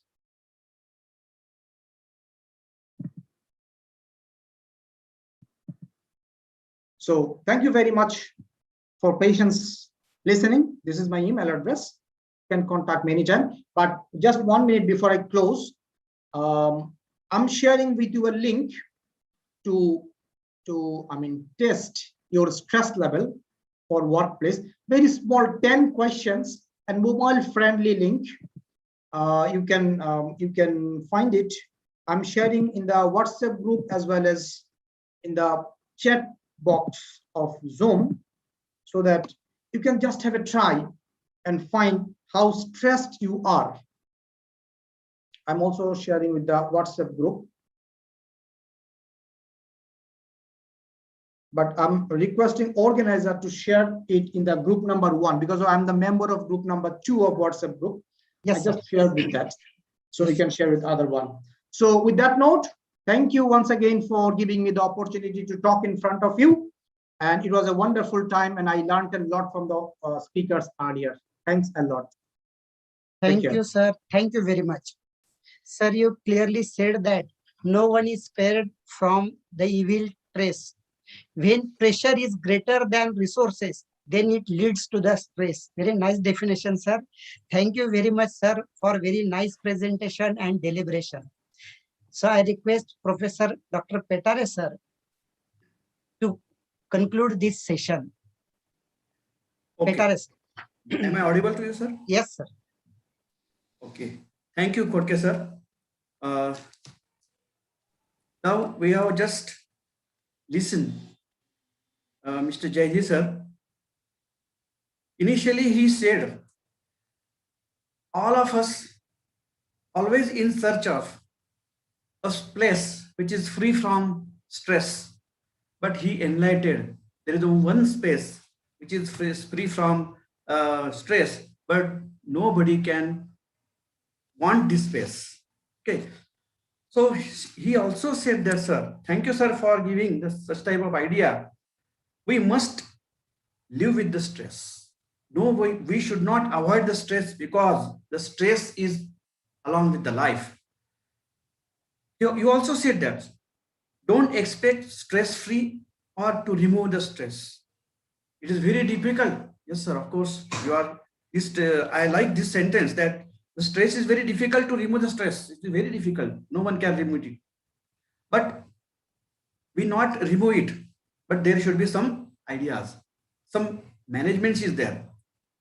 We also know that stress and life are the two sides of the coin.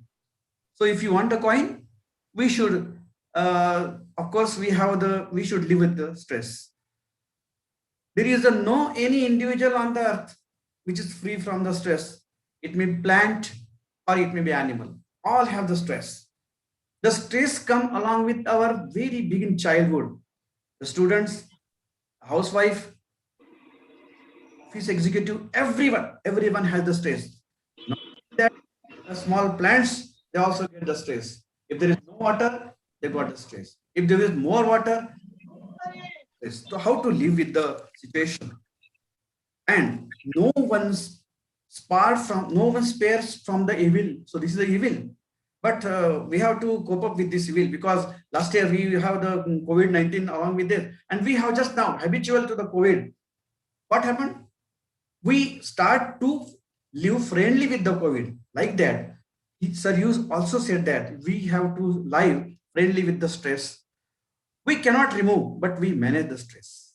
This is the very good lines from you. This is a very good message from this today's your session, that we cannot remove the, but we can manage that. And how we can manage the life? You given such a equation that P equals to our P greater than R. So pressure and source, if they are unbalanced, then the stress can be there. If the more pressure, then the source is also. So according to the one of the theory of the economics, that demand supply theory, if there is a disturbances in demand and supply, then there should also stress, like that. This is stress. There you also given some very good, beautiful, emotional, behavioral, mental, and physical symptoms. So just you have given this example, that biting of the nail, and these are the identification. How we can identify the stress? If somebody is biting the nail, if somebody is repeatedly keeping his hand to the ears or to the head, and if particular person is repeatedly doing a single action, then definitely it is a sign of that he is under serious stress. You given the different types of stress. Positive stress. Oh, I really come to know that stress is also positive. Up to this, I decided, or I known that the stress is only harmful. But you also given that the stress is use stress is a very beneficial. And how is it beneficial? Because it helps to create some useful things in the life, and we got the joy. So this is a joyful stress. This stress is also harmful, definitely. And this stress depends upon the three that you are given the curve, that performance. If the performance is low, if the medium is the high, then it definitely gives stress performance here also, sir. There are some causes of this stress. Of course, you are given the very good examples of in the workplace also. When in the organization, the people, the employees are working, and if their boss or there are some colleagues, if they are not knowing that there is a lack of communication, lack of appreciation, definitely it creates the here stress. So given very good things, sir, today we are definitely enlightened from your this very good lecture, sir. And lastly, you given the message that to live the dream, and you also given the meaning of the dream, that diet, relaxation, then exercise, attitude, and motivation. Thank you, sir. And again, you are taught, sir, ABC of the stress management. What is meant by A, B, and C? So again, thank you, sir. I am very grateful to you. Thank you. Khotke, sir. Yes, sir. Now we are very eager to listen our next eminent speaker, Professor Dr. Sunita Raut, Madam. May I request Professor Dr. B.C. More, sir, Chairman of this conference, to introduce Professor Dr. Sunita, ma'am. Hello, Yes, sir. am I audible? Yes, yes. Hello. Yes, sir. Good morning, friends. I am Professor Dr. B.C. More. Today, I give me an immense pleasure to introduce and welcome Professor Dr. Sunita Raut Jadhav. Ma'am is a professor in the Department of Chemical Engineering, Bharati Vidyapit, deemed to be University, College of Engineering, Pune, and in charge of Research and Development Cell. She has teaching experience of 25 years and has guided 13 MTech students. Currently, she is guiding 4 PhD students and 2 MTech students. Ma'am was a recipient of Best Researcher Award by Bharati Vidyapit on 26th April 2016 on the occasion of University Foundation Day. She also a recipient of award of UGC Networking Resource Center Summer Research Fellowship, Institute of Chemical Technology, Matunga, Mumbai. She has published more than 25 research papers in peer-reviewed international journal and 3 books, book chapter in reputed book indexed in standard database such as Scopus and Web of Science. She has total citation of 429 with H index of 9. She has organized many workshops for the promotion of research activities amongst the engineering students. She was appreciated for valuable contribution in the organization of biannual international conference on nanotechnology, that is NanoCon, in the capacity of co-convener and core committee member. By this brief introduction, I would like to request our eminent speaker to continue this session. Thank you very much. Thank you. Thank you, sir, for nice introduction. I hope I'm audible, sir. Okay. Yeah. Am I audible, sir? Yes. Okay, fine. So please allow me to share my screen. Yes, ma'am. Yeah. Alert. You are able to share, ma'am. Yeah. Are you able to see the screen? Still not, ma'am. I have shared my screen. Just ma'am. But you have permitted, ma'am. Yeah, just a minute. Let me share my screen. Okay.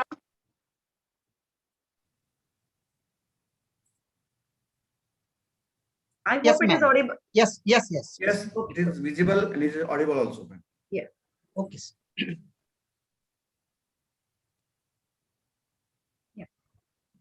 Thank you very much, B.C. More, sir, once again for a brief introduction. And thank you very much, organizers, for inviting me as a speaker for this particular conference. The topic for my presentation, it is stress in higher education and its management. Before going to start with the actual topic, let me take an opportunity to discuss or give you a brief about the institution where I do work. Bharati Vidyapit, deemed to be University College of Engineering, Pune. It is established in 1983, long back, and it is one of the premium engineering institutions within India. And over the years, it has won many accolades. Our all programs are accredited by NBA, and it has ranked among top 100 engineering colleges by NIRF. Last year by NRF, our ranking was 99. Apart from this, AICT Internanshala, India Today, Times of India, Data Quest, many more ranking agencies have ranked our institution among top 100 engineering colleges within India. With this brief information about the institution where I do work, I will start with my actual topic, which is stress in higher education and its management. Now, whenever we say about higher education can be anything. One may be a student may be pursuing his bachelor's or master's, or he may be doing his PhD. And the education which he is or she is taking, it may be engineering, it may be a medical one, or he may be pursuing his bachelor's degree in science. So whatever is the education, the type of stress the students are facing and its management, both doesn't change. It is applicable to all kinds of students. So whatever discussion now I'm going to make, it is applicable to all students. It is from student point of view I have prepared. So first question, whenever we think about stress management, what it comes is, what do you mean by a stress? So what I feel is, first of all, it is a feeling of inability to cope up with something. So what students feel is, they feel inability, or there is a feeling of inability to cope up with maybe the difficulty level of the studies. It may be inability to cope up with the peer pressure, or it may be inability to cope up with the changing relationship with the fellow mates or professors. Along with that feeling of inability, there is one more feeling. There is a strong feeling of inadequacy. So many students face such feeling. It is a feeling of inadequacy, means students feel that there is inadequate time, there are inadequate resources available to me, or there is inadequate money available to me. So this both mixture of feeling of inability and a mixture of feeling of inadequacy. So because of that, the students start feeling that the task being given to me, or the whatever thing I wanted to pursue, it is too big for me. So I'm not able to do that, and they start perceiving that this mission or this task is impossible for me to carry out. And with that thinking, they start feeling stressed. So in short, what we can say is, stress is an adverse response or a reaction of your mind and body to any event. Okay, so this is with a little bit about the introduction of stress. Now let's move towards why at all the students are stressed.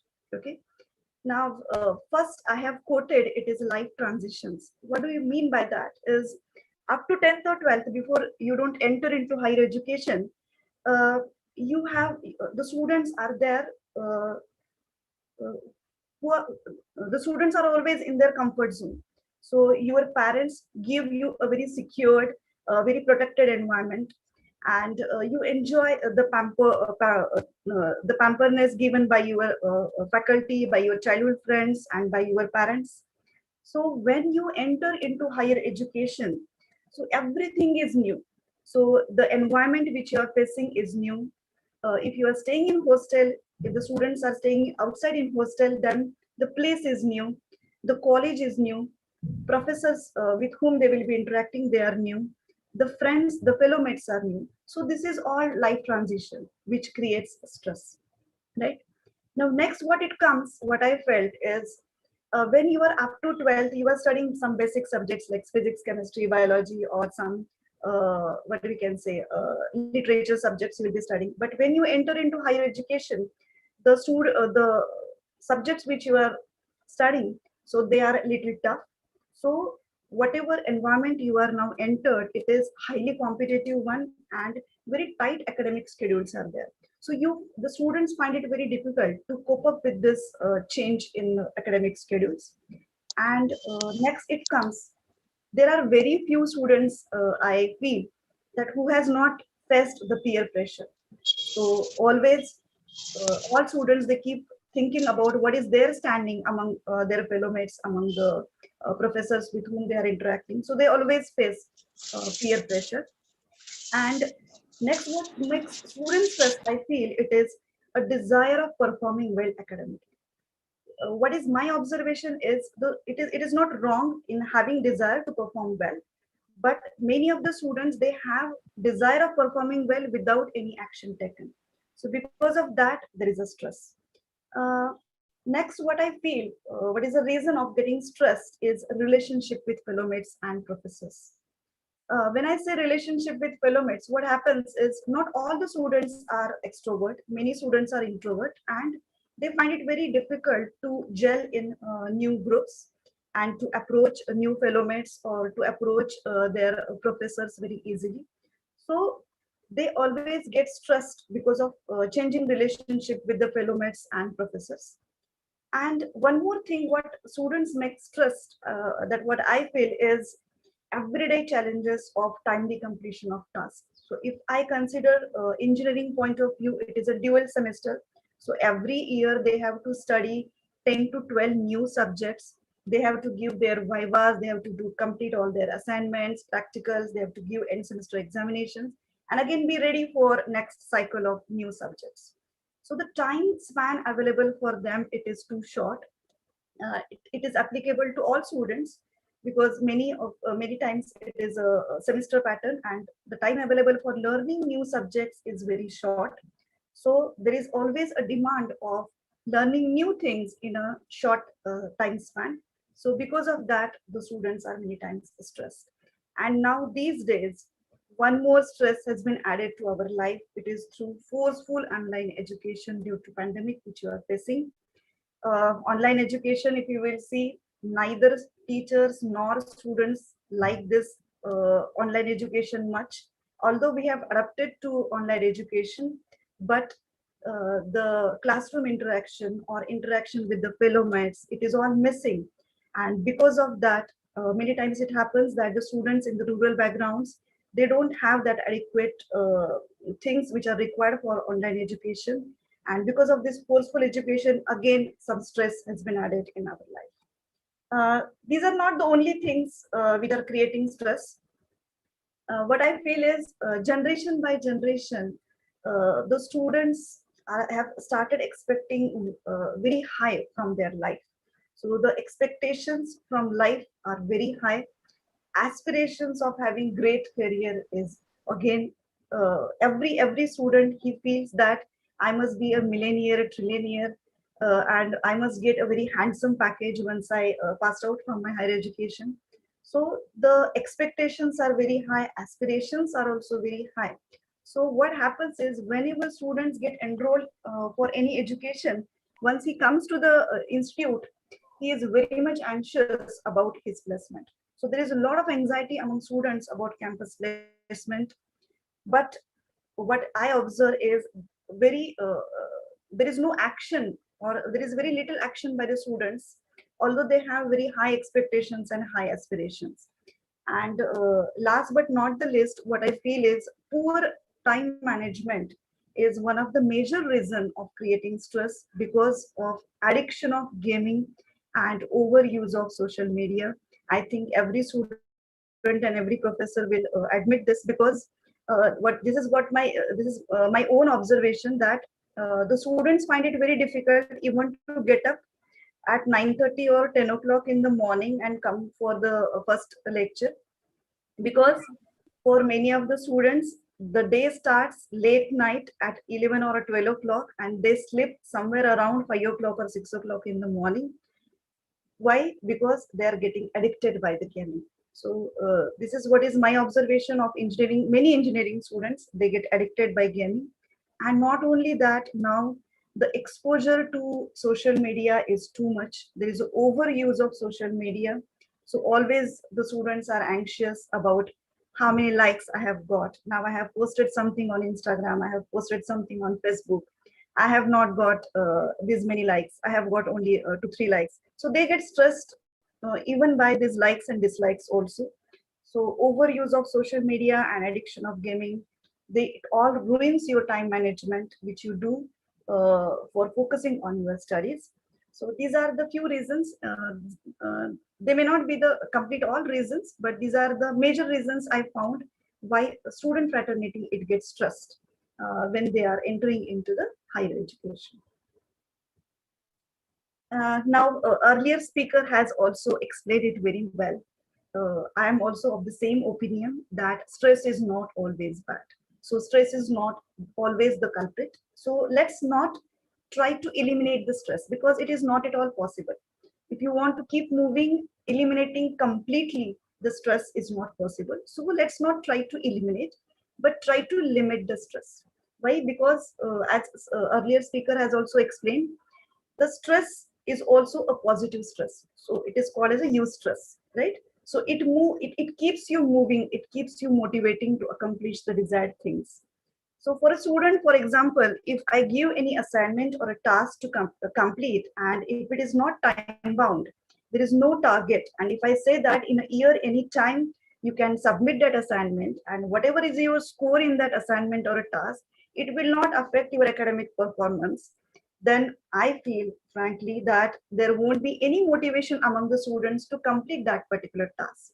So I personally feel that there has to be some deadlines, there has to be some target to accomplish, and that target or that deadline, it will give you some stress, but that will be a use stress, not the distress one. So it will keep you motivating because it will definitely improve your performance. So when you are calm, when you are not doing anything, maybe your performance will be less, right? So when some target will be given to you, your performance will rest. So that we call it as a use stress. But when the use stress get converted into distress, it becomes a negative stress because it causes anxiety, it decreases the performance of a student. So that's what we wanted to avoid. So let's again, I will sum up with saying that let's not eliminate but limit the stress. So now we have understood that we wanted to limit our stress, or we wanted to avoid the distress particularly.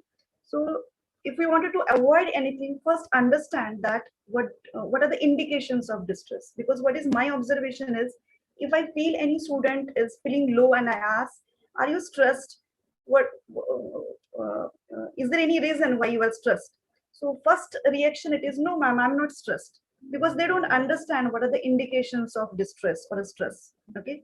So first thing, how the student should identify that whether he or she is stressed or not is, uh, first indication is the student is not able to concentrate well on his study. The concentration is very poor. He or she will not be able to sit for long hours for doing study. Okay.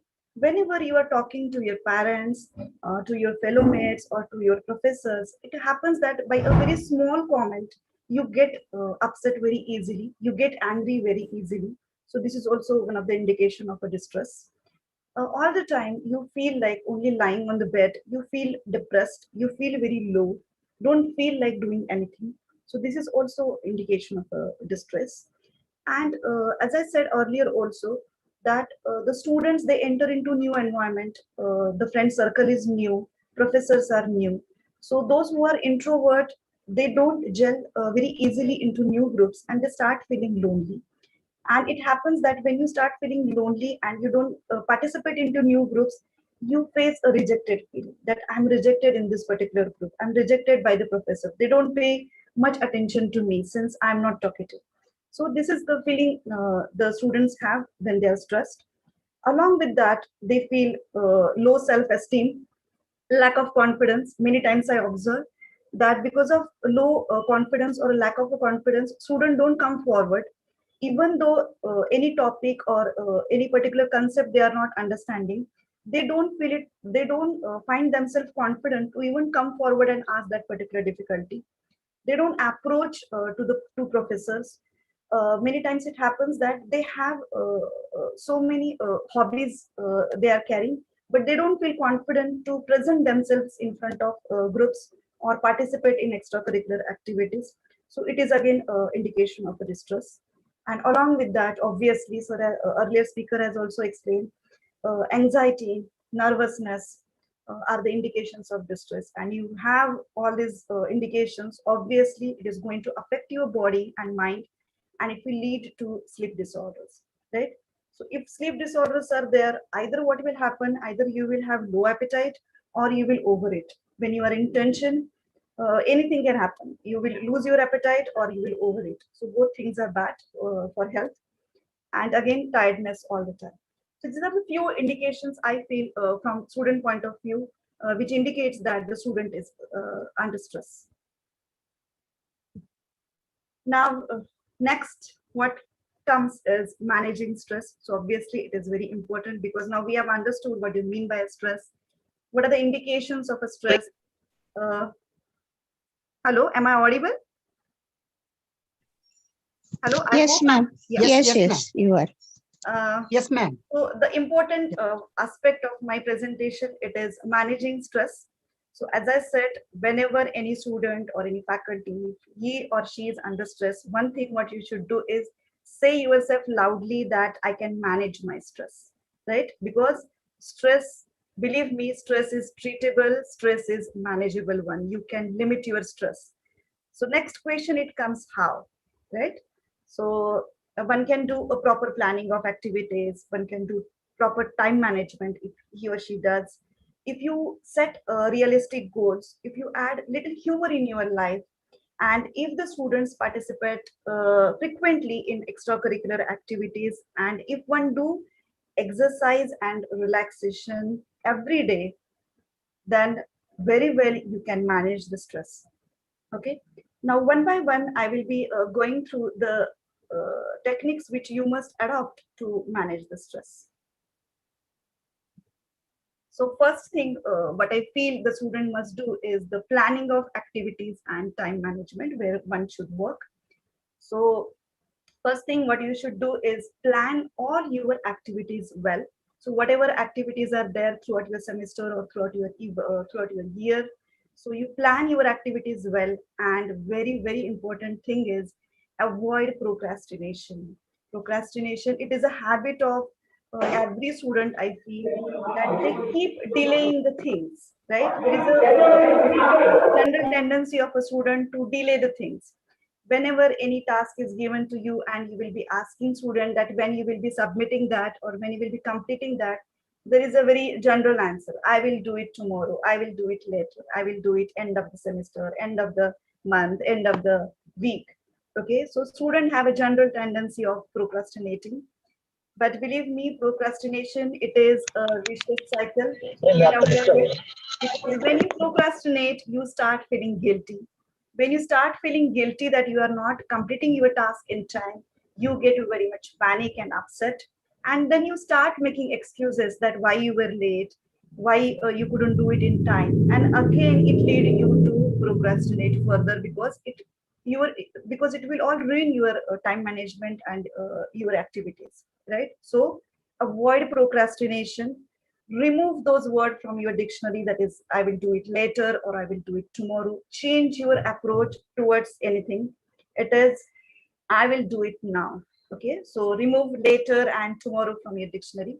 So first thing what you do is make a to-do list or a planner, because if there is no planning, again you are not going to match up with the deadlines and schedules, and always you will be in stress. Okay, so first thing what you should do is make a to-do list. What is my observation is, I also keep saying my students that you make a to-do list or a study planner. But many times it happens that students write something or scribble something on the back pages of their notebooks, and they again forget what the to-do list they have planned or what the to-do list they have made. So please display that study planner in your room. It should be in front of you, reminding you always that these are the deadlines, these are the schedules you must follow. And making to-do list is not again a sufficient one. One must strictly follow that study planner or your to-do list. Okay. Whenever you are making time management, or whenever you're thinking about time management or planning of any activities, do allot time for studies as well as recreational activities. Don't give secondary importance to recreational activities. Now, recreational activity can be anything. One may like music or dancing or maybe trekking or playing some sports. So recreational activity may be anything, but whenever you are planning activity, it's not only the plan of studies, but also the plan of recreational activities, right? And whenever you wanted to have a proper time management, always limit the use of social media. I'm not saying that you completely don't use social media, because that can be used for good purpose also. So you limit your time for social media, and as far as possible, avoid wastage of time in gaming, so that you can plan your activities well and you can stick to your study plan, right? So this was the first uh, factor I feel that which you can use for reducing your stress. So next it comes, it is setting realistic goals. So this is very important one, because at the time of eustress also I said, if there are no goals, there won't be any motivation to complete or accomplish anything. So there has to be goal, but it should be a realistic goal. So you should be very smart enough when you are setting your goal. When I say smart enough, it means whatever goal you are going to set, it should be specific, it should be measurable one, it should be attainable one, it should be relevant one, and again it should be time bound one, because if it is not time bound, again you will not find any motivation to complete that. So it should be a time bound one. So first thing what one must do is, when you are setting your realistic goals, understand your limits. Understand your limits means what? If you are see, one person can't be good at everything. If one person is good in sports activities, and he or she is pursuing or is participating in any district or a state level competition, it is not possible that the same person will sing like Mohammad Rafi also. So it is not that or one person will be able to do everything very perfectly, right? So understand your limits. It's not bad that you are not good at everything. So it is not possible for any human being to be good at everything. So be ambitious always. So I always say my students, be ambitious when you set your goals, but don't be over ambitious, because when you become over ambitious, it creates stress. Okay. So always there has to be a balance between aiming high and not being very over ambitious, right?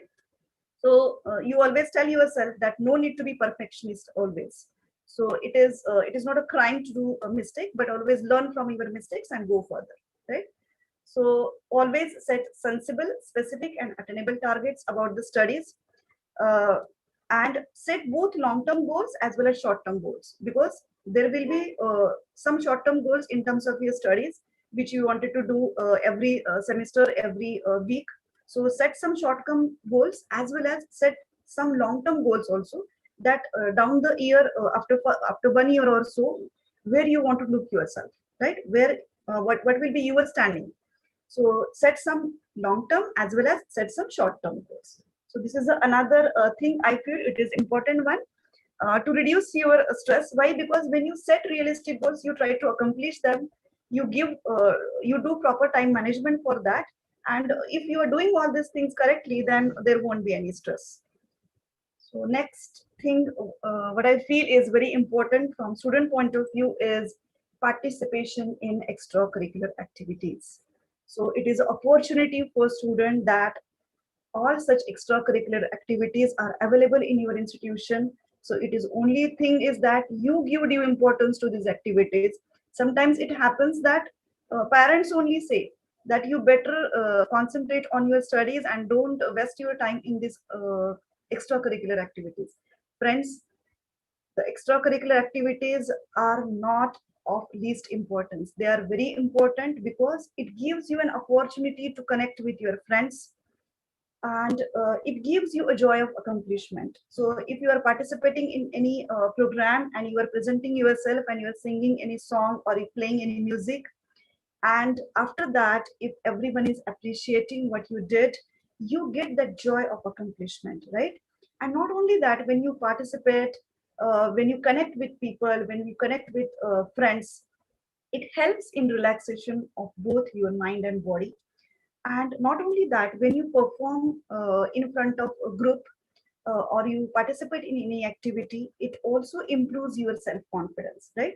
And not only that, this participation in these activities, it also teaches us the coordination and teamwork, how to deal with other fellow mates, how to lead the team. So only stress busterness is not only the use of participation in extracurricular activities, it also improves the sense of responsibility. Okay, so do give due importance to participation in extracurricular activities. Do participate in all the activities which are available in your institution, so that it will increase your confidence, and same time it will reduce your stress level. So this is what I feel is important one. And next, which is very important to reduce your stress, is adding humor in life, right? Humor is always a stress buster.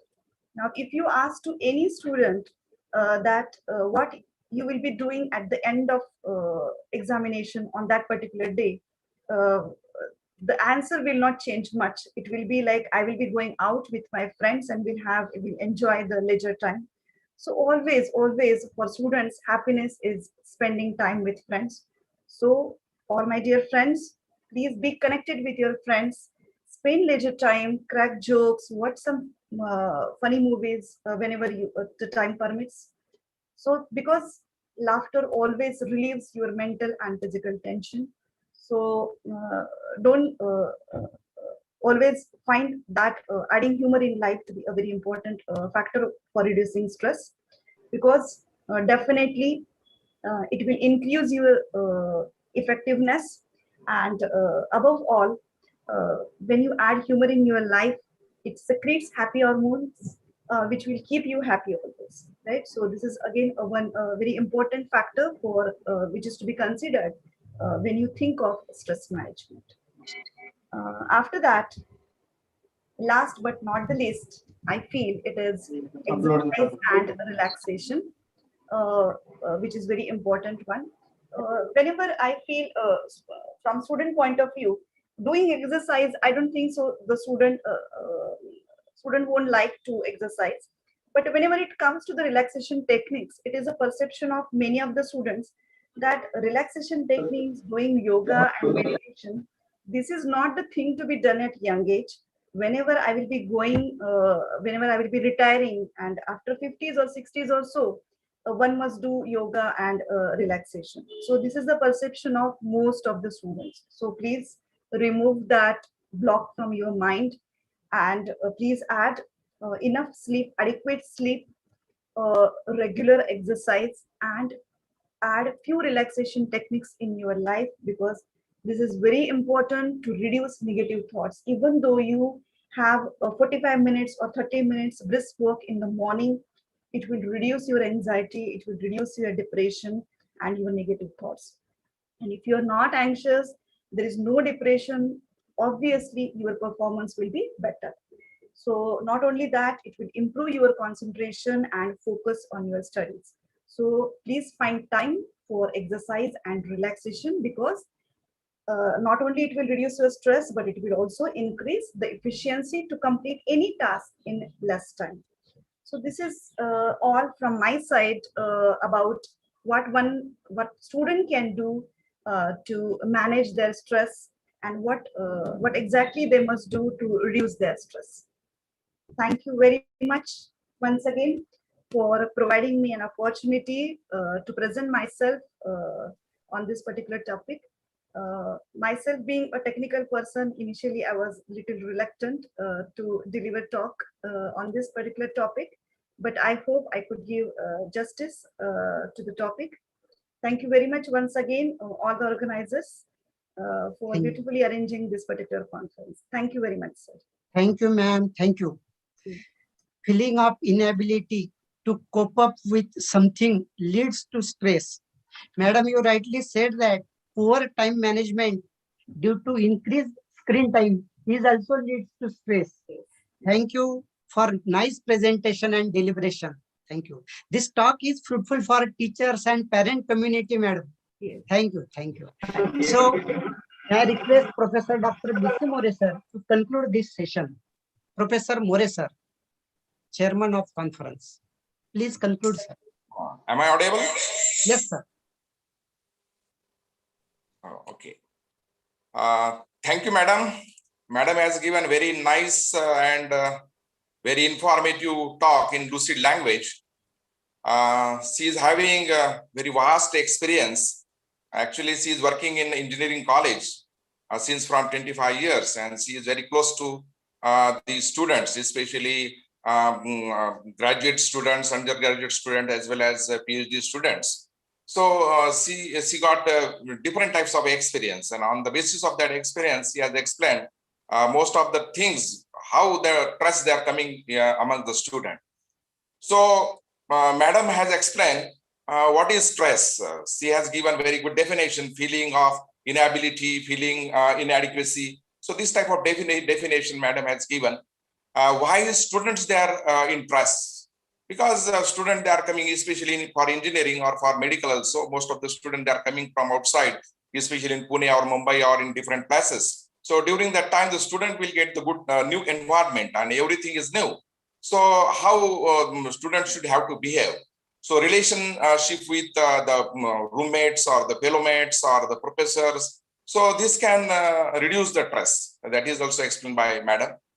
Forceful online education due to pandemic, because we are in pandemic, COVID-19 pandemic, and most of the students, they are in stress because they are not attending offline lectures and they are not getting offline enjoyment. So due to that also, most of the students, they are coming in stress. That is also explained by Madam in very good language. So Madam also has given the reasons of stress. So why stress coming amongst the student or in different sectors? She has given these reasons, that is high expectation from the student, because the parents, they are asking high expectation. Then poor student having poor time management. Some student, they will not get the campus placement and all that. So anxiety comes amongst the student. Students of engineering have no discipline, because they are taking sleep up to late night and waking up 10 or 11 early in the morning. So this is very bad for, and it brings the stress among the student. This is also explained by the Madam. Stress due to social media, because overuse, because the use of social media is very good, but limited use of social media is very important. So that is also explained very nicely. Madam explained stress is not always bad. Stress is not always bad. It can motivate, or she has given very good graphical representation also. So indication of distress, poor concentration, getting upset, tiredness, and all times anxiety. So these are the indication of this particular stress. So how the stress can be managed? So that is also explained very nicely. So time management, exercise, relaxation, proper planning, then this particular work, plan your activities, avoid delay, do within time. So these things Madam has given very nicely. Then Madam also said, set realistic goal. Be ambitious, but over ambitious ambition is very bad, and it brings the stress in the body. So short-term and long-term goals, set the short-term and long-term goals, because with the help of this goal, we can reduce the stress. And Madam has shared very nice PPT, SMART, S-M-A-R-T. So this PPT is SMART goal. So extracurricular activities are very important to reduce the stress also. And by adding humor in life, by these particular different exercises, or by tours and different mechanisms, we can reduce the stress from the students, because the engineering and medical, this is the somewhat tough education, and in this tough education, most of the students, they are coming in the stress, and how that stress can be released. So with the help of these nice PPTs and nice photographs, so student will get the benefit. So all the teachers and professors, they will get the benefit of this lecture. On behalf of this organizing committee, and as being chairman, I would like to thank to the Madam. She has given very informative lecture, especially stress in higher education and its management. Thank you very much again. Thank you. Thank you, sir. Thank you. Thank you, More sir. Thank you, sir. Now we have very eminent speaker with us, sir. Dr. Manmadji Gharote, sir, from Lonavala, Pune. I request Professor Y.M. Nandre, sir, to introduce Professor Dr. Manmad Gharote ji, Director, Lonavala Yoga. Sir, please.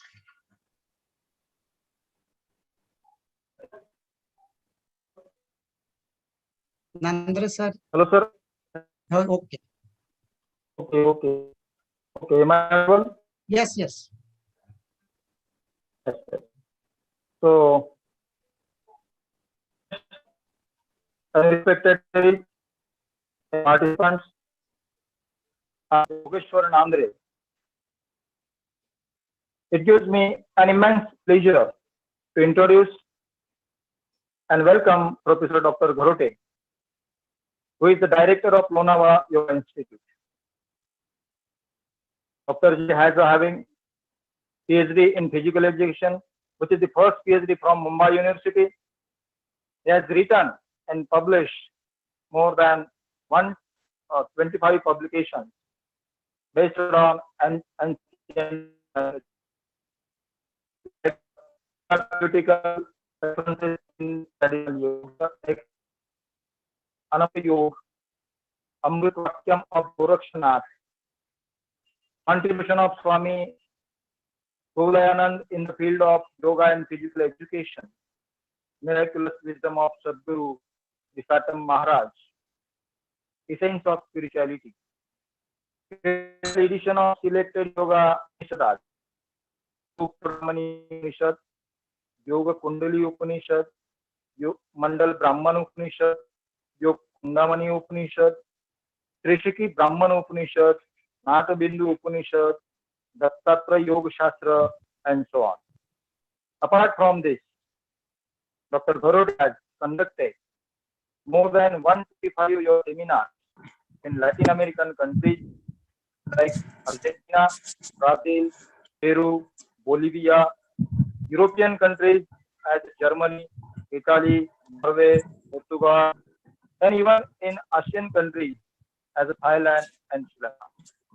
Recently, he conducted more than 100 online seminars all over the world. Dr. J also has conducted international yoga conferences, 10 international yoga conferences.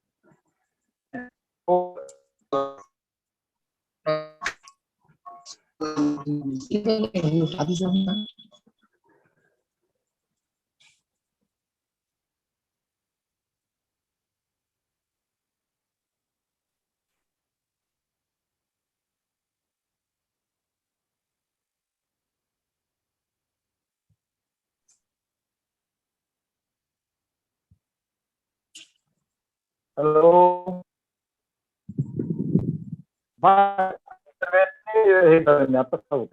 Yes, sir. You continue.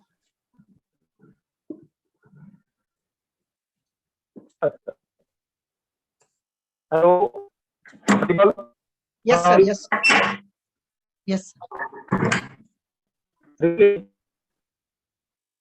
has conducted more than 100 online seminars all over the world. He also conducted 10 international conferences.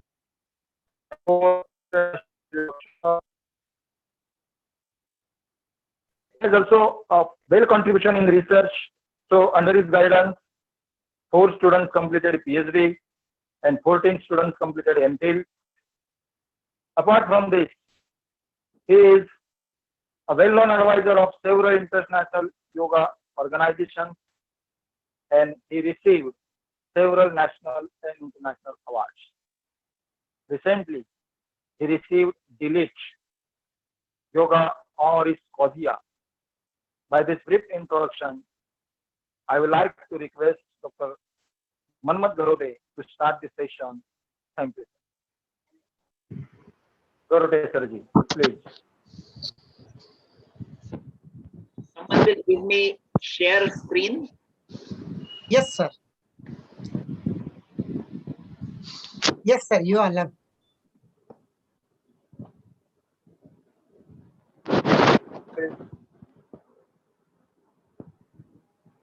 Shri Gurubhyo Namaha.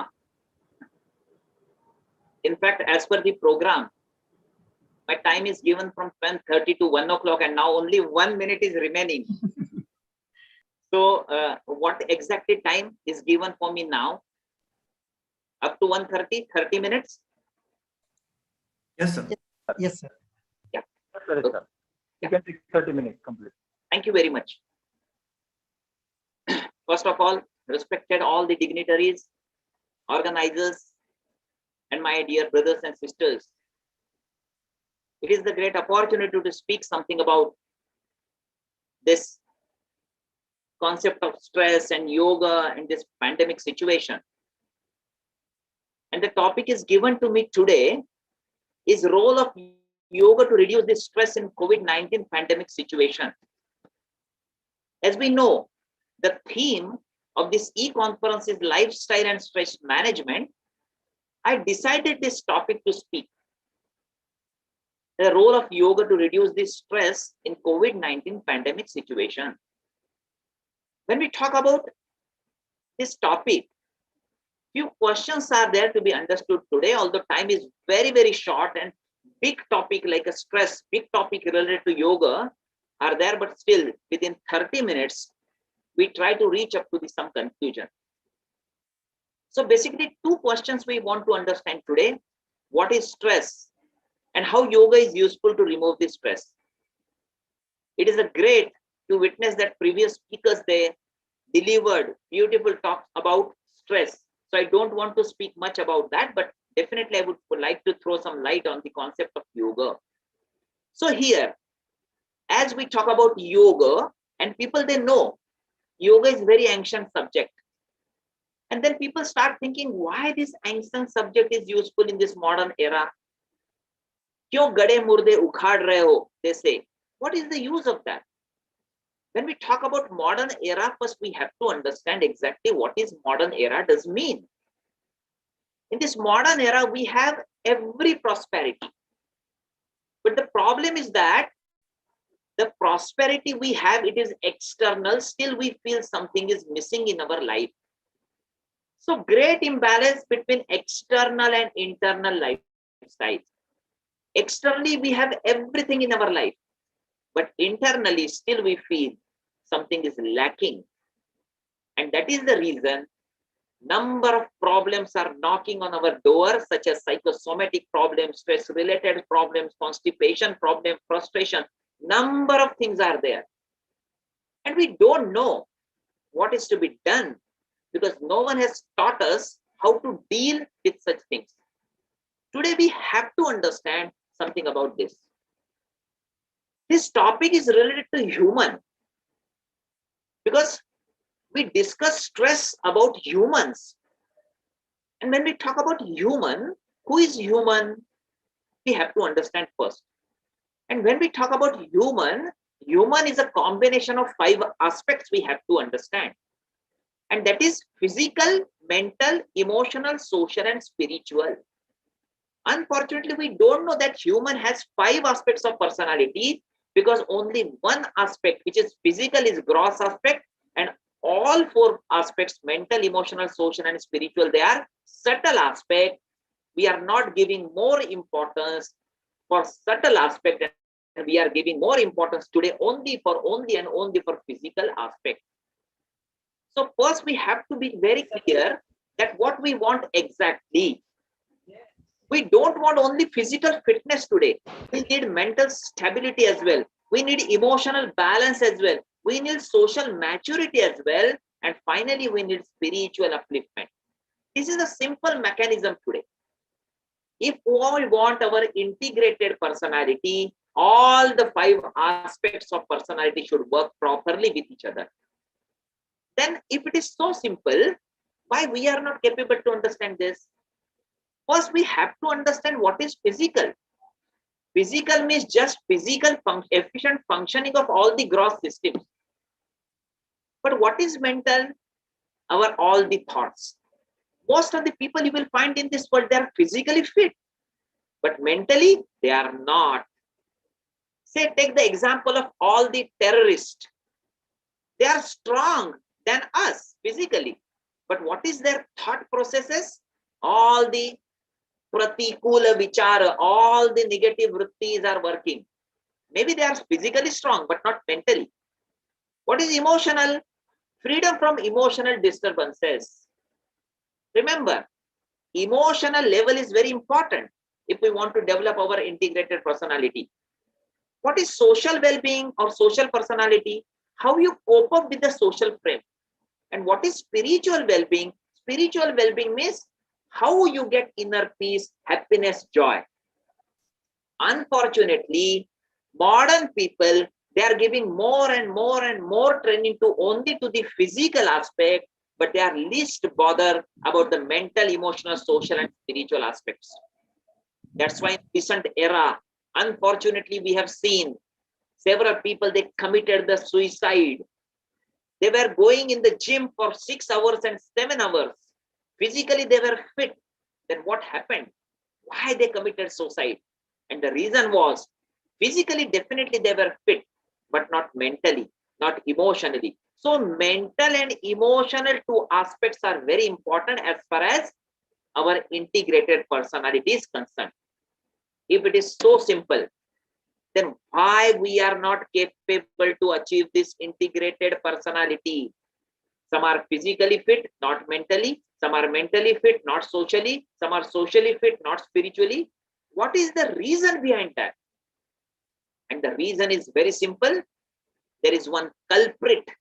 There is one enemy residing in us, and we consider it is friend of us, but it is not our friend. It is our enemy, and that enemy is called our mind.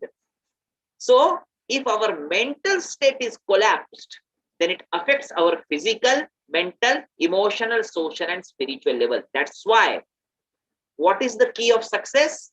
Our mental state is the key of success. So all the problems from the external world are hammering us at our mental and emotional level. For example, frustration is there, phobias are there, depression, conflict, negativity, anxiety, psychosomatic, all the problems. They are attacking at what level? They are attacking at our mental and emotional level. But unfortunately, no one taught us how to deal our mental level, how to deal our emotional level. Today we have to understand that mind is the culprit. ये मन हर तकलीफ की जड़ है. So how to train this mind? Because mind is rebellious. If you tell to the mind, sit down, mind will say, no, I don't want to sit. And if you say, okay, okay, you stand, then mind will say, now I want to sit. Mind is rebellious. If you say to the mind, yes, mind will say no. If you say no to the mind, mind will say yes. And there is the problem we have to decide. So number of problems, number of diseases are within our life. What is the reason? And the reason is very simple. Behind every problem, mind is responsible. First, we have to understand this. Mind is culprit. So all the ancient philosophies, all the texts of yoga, they are talking about only one thing. Yoga is only and only and only for the mind. Now see, what is the reason? What is the chain of diseases? For example, all our activities are mental activities. We understood this today now. Because in every activity, mind is always involved. Therefore, the process of getting sick and of cure are essentially mental processes. Now it is a simple logic. If every process is mind, so definitely if you want to cure yourself through the diseases, the involvement of the mind must be considered. If problem is at the mind level, what is the use of treating your body? But no one taught us how to treat our mind because we don't know even what is mind. So all the disorders are psychosomatic in nature, meaning that they involve interaction between mind and body in origin, development, and cure. It is very big topic, but as this seminar is related to stress, I would like to speak only in the structure of the stress. So one thing we understood, the problem is at mind level. Now try to understand here. If we understand this diagram, you will understand where is the problem of this stress. Now, then in later part, I will speak about stress little bit because no need to speak much because all the speakers, they have delivered beautifully. Now, exactly what is going on with us? There are 5 aspects of personality. They are physical, mental, emotional, social, and spiritual. Now, what is going on? This society has only one assignment to do, and it is called FFM. What is FFM? It is called Fault Finding Mission. Society always want to find your problems and always society hammer you. Every single morning you wake up and see number of problems are there. And those problems created emotional imbalances, created stress. Definitely I will speak what is stress. But in beginning, I'm just telling something to you. What is going on? Social arena always hammering at your emotional level, but up to certain level, our emotional level try to protect the problem. But after some time, what happens? Every day, hammering is going on, hammering is going on. And now our emotional level is totally full. We don't know what is to be done because no one has taught us. But this body is beautiful machine made by whomsoever, made by whichever God. But there is a beautiful adjustment inside our body. Now what happens? Automatically the burden which is at emotional level shifted to lower level, that is mental level. But still hammering is going on, and now emotional level is full and mental level is also full. We don't know what is to be done because no one taught us. Now emotional is full, mental is also full, hammering constantly going on. We are totally disturbed. Number of diseases are there, psychosomatic diseases are there, stress related problems are there, chronic diseases are there, but no one is there to teach what is to be done. And but body is beautiful machine. The problems which are at emotional level shifted to mental level, and then problems which are at mental level shifted to lower level, and that is called physical personality. Now try to understand here, where is the problem? Then I speak about stress. The situation which is going on in social arena, say for example, every day in pandemic, you were hearing number of deaths are there. You open the TV, people are sending messages, WhatsApp, all are sending negative things, affects your emotional level. You are frightened, you are afraid, but you don't know how to release the pressure. Pressure is increasing, and automatically when emotional level is full, it is shifted to mental. Again, number of things are there, everyday news, 2,000 people died, 3,000 people died. You know what? The problem shifted to physical level. Now remember, here you have to remember, the problem from emotional level is shifted to mental, and from mental it is shifted to physical. But from mental to physical, problem is not shifted, only the symptom shifted. Problem is still at mind level and emotional level. Now when problem is shifted from emotional to mental, mental to physical, mental to physical, can it be possible? If you perform some of the practices through body, physical level, automatically you can train the mental and emotional level. And answer is yes, because all the yogic practices you perform through body, but they are not for the body, they are for the mind and emotional level. Because from social arena, number of changes are going on, and those are creating stressful situation in your life. Where is the stress? Stressful situations are at emotional level. They are at mental level. Only symptoms are at body level. If symptoms are at body level, what is the use of treating only the body? We have to treat mind level and we have to treat emotional level. That's why today we have to understand, perhaps yoga is the only subject by which you perform through the body, but it is not for the body, it is for mind and emotional level. You perform asana, pranayam, bandha mudra, shuddhi kriya through body, but it is not for the body. Unfortunately, people are not capable to understand this. And today, unfortunately, it is the downfall of yoga, because people consider yoga is physical acrobatic, sorry to say. And that's why they are not getting proper benefits from yoga. So from physical level, you perform the practices which will affect at mental and emotional level, and the stress relief must be there. And from above, perform some of the spiritual practices such as yama, niyama, dharana, dhyana, chanting of some of the mantras. This conference started with this chantings, which was really fantastic. So from spiritual level, you can lessen the burden at emotional and mental level. And from physical practices, you can remove the burden from mental and emotional level. That is the whole philosophy.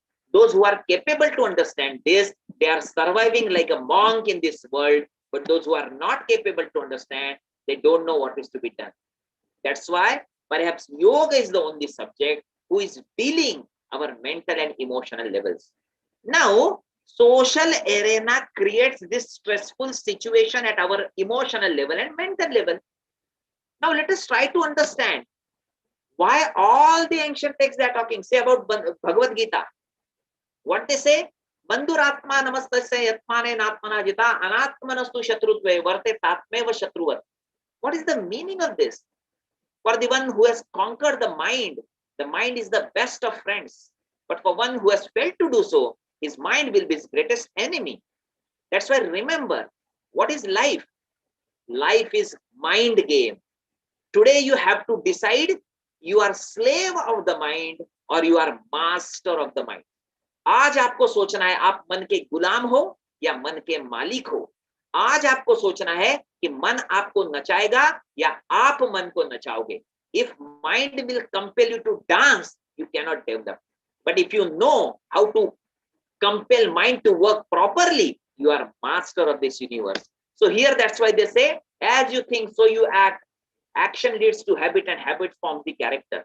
If you want to develop your character properly, your thinking must be proper, thinking must be positive, and that's why thinking is the first aspect of developing the character. So that's why they say, when mind is weak, the situation becomes a problem.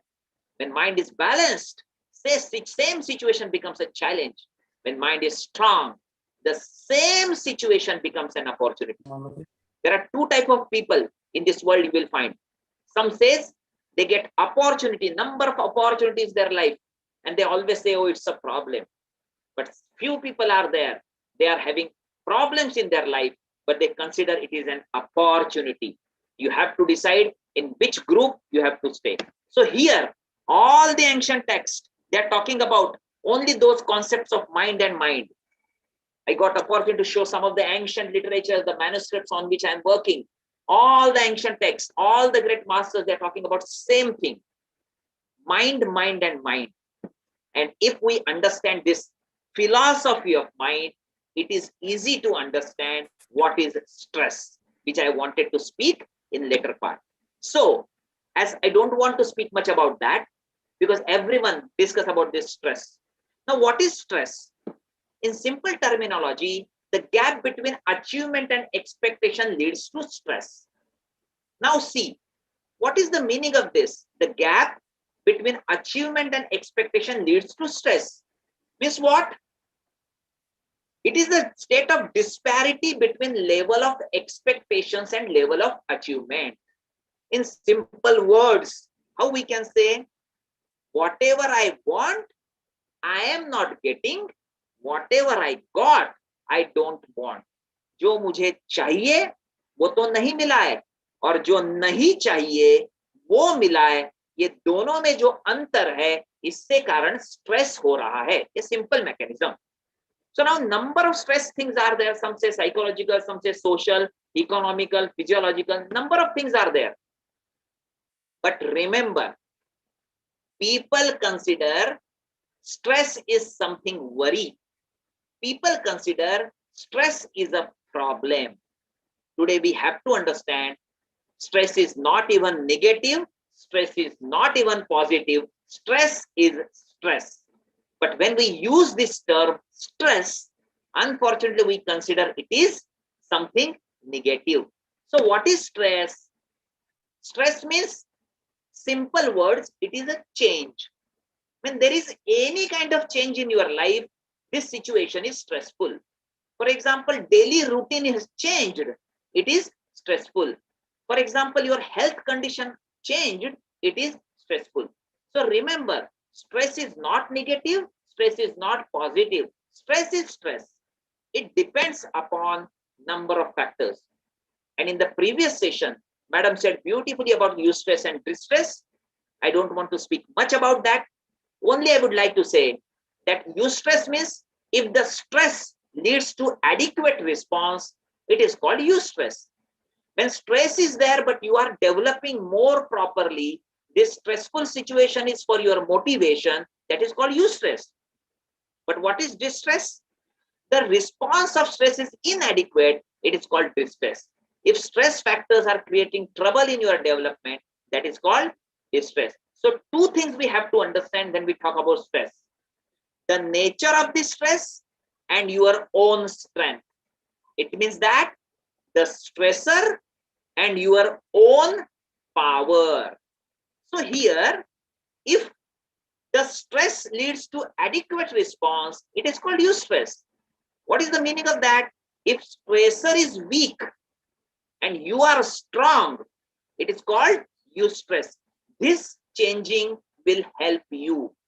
But if stressor is strong and you are weak, this will create a trouble to you. This change will create a trouble to you.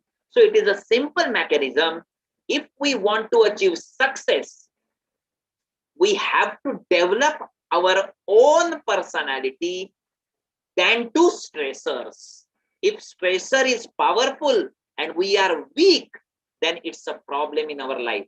But if we are powerful and stressors are weak, it is an opportunity in our life. That's why simple equation is that rather to run behind the stress, it is better to develop our own personality physically, mentally, emotionally, socially, and spiritually. If the stressors are powerful and we don't know how to tackle because we are not having mental stability, emotional balance, spiritual upliftment, physical fitness, then same stressors will create havoc in our life and it turns to depression, maybe loss of interest in normal activities. Your mood is always disturbed, sleep disturbances are there, disturbed thinking and concentration, change in the weight, irritation, always you are feeling irritated, fatigue, slowing the body movements, low esteem. Unfortunately, if the stressors are so high, and our individual capability is so low, unfortunately, people commit suicide. So it is very difficult situation. Today we have to understand this. Now it turns to high blood pressure, heart accident, mental breakdowns, migraine, insomnia. Number of things are there. So today we have to understand what is the remedy. But remember, stress is not negative, not positive. It is up to you how you take it. So that's why you have to develop your own internal environment. How you can develop that? You can create some program for you. For example, behavioral correction. What is behavioral corrections? For example, you can apply some psychological guidelines for you. Like, for example, how to react with the situation. Sometimes people, they are very angry, they shout. If you shout, things are more complicated. If you are angry, things are more complicated. So how to tackle the situation in most appropriate way, this knowledge should be taught to the people. What is second? Restructuring of daily routine. For example, everyday same routine creates boring, creates problems. So you should know how to change your daily routine skillfully as per your wish. For example, change the food habit. For example, take adequate rest. For example, perform physical activities, dynamic practices. Also perform some static practices such as yogic practices, which are giving proper training to mental. And third is psychophysiological reconditioning. And here, role of yoga is very important. When you perform yogic practices, if you perform asana, pranayam, bandha mudra, shuddhi kriya, dhyana, automatically they are giving training to your mental level, emotional level, and your physiological functionings are going very properly. Thus, you have to understand that three things are very, very important: behavioral correction, restructuring daily routine, and psychophysical precondition. But people, they don't know, especially modern people, they apply wrong management to reduce the stress. For example, they consider smoking, drinking, drugs, shouting. Remember, those things create more confusion, more problems when you apply.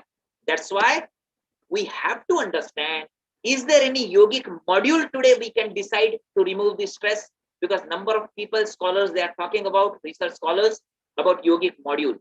And I would like to give you simple yogic module for this. So what is important in yogic module? To recognize the areas of tension in the body, because we understood stress is at emotional level, shifted to mental level, and symptoms are at the body level. So through body, we have to release at mind and emotional problems. So tensions are there in your physical body. If you have gross movements, very simple movements, static movements, automatically it is possible to remove the tension. For example, asana and mudras you can perform. For example, to relax the whole body by following the method, part by part relaxation. For example, shavasana or makarasana, best practices. For example, to experience and examine one's own breathing movements. You know, breathing is the bridge between emotional disturbances and you. When emotional disturbances are there, please observe the flow of your breathing. It is automatically fast. When you are under the grip of fear, it's a problem. So automatically your breathing is disturbed. So you know how to train your breathing. Automatically it is possible to train your emotions. So pranayamic practices you can perform. For example, to work with the deep-seated tensions, blocking of breathing movements, and associated memories through simple 4 bendings of the spine called asana. For example, forward bending, backward bending, lateral bending, and twist of the spine. If you perform those 4 asanas, it is useful. For example, there are different cavities in your body. If you try to perform pranayam, automatically it is easy to remove the problems. For example, shuddhi kriyas affects at your nervous system. When stress is there, we always say, oh, I was nervous, I am nervous. What is, when you say you are nervous, it means that all the problems, stressors are affecting your nervous system, your endocrinal gland system. So if you perform shuddhi kriyas, automatically it is useful to develop your internal awareness or your internal capacity. For example, vibrational practices such as chanting of mantras you can perform, breath meditation you can perform. And if you perform all the practices such as asana, pranayam, bandha mudra, it will be effective. But especially asana such as savasana, for example, pranayam, which is alternate nostril breathing, anuloma viloma, and especially the chanting of mantras and yamas and niyamas, some ethics and morals, if you perform, then automatically it is possible to reduce your stress level. In fact, stress is not negative, not positive. It is depending upon you and your state, physical state, mental state, emotional and social state. So why yoga? Yoga is training your physical, mental, emotional, social and spiritual, all the 5 aspects of personality. And then whatever problem must be there, you are capable to throw away that problem from your life. So remember, maybe pandemic is a problem people consider, but pandemic is the yogic answer for pandemic today. How to go from red zone of negativity to green zone of positivity. Remember today one sentence. If you forget everything, just remember this sentence. Problem is not in the problem. Problem is we don't know the solution for the problem. If we get solution for the problem, problem turns to opportunity. तकलीफ में तकलीफ है ही नहीं, तकलीफ तो हमें जवाब मालूम नहीं है, यही तकलीफ है. जिस वक्त उस तकलीफ का जवाब हमें पता चलेगा, तकलीफ हमारे लिए एक अपॉर्चुनिटी बनेगी. That's why remember the spelling of pandemic. P means not a pain, it is a paradise today. It is not adverse situation, it is something to achieve, because no one thought to conduct online session. It is an achievement today for all of us. and nothing to do with nonsense things. Just behave naturally.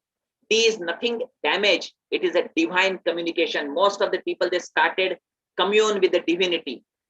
It is, E means not evil. It is something ethical. Today we realize how to behave ethical. It is nothing mismatch. The life is meaningful, we understood.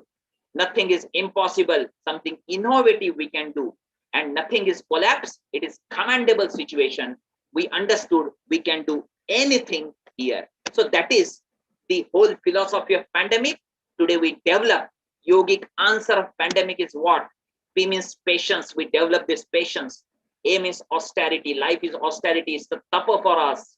N means nourishment. Nothing to do only with our exercise, but it is also our thoughts and ideas. The thoughts must be very proper, very positive.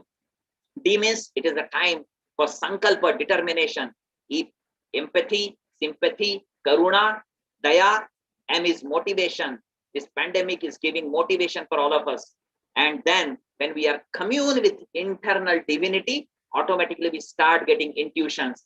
And finally, C for confidence. All such things we develop in this pandemic. Remember one thing, when work out is not possible, then always work in. And when we work in, it is a great witnessing our own true nature.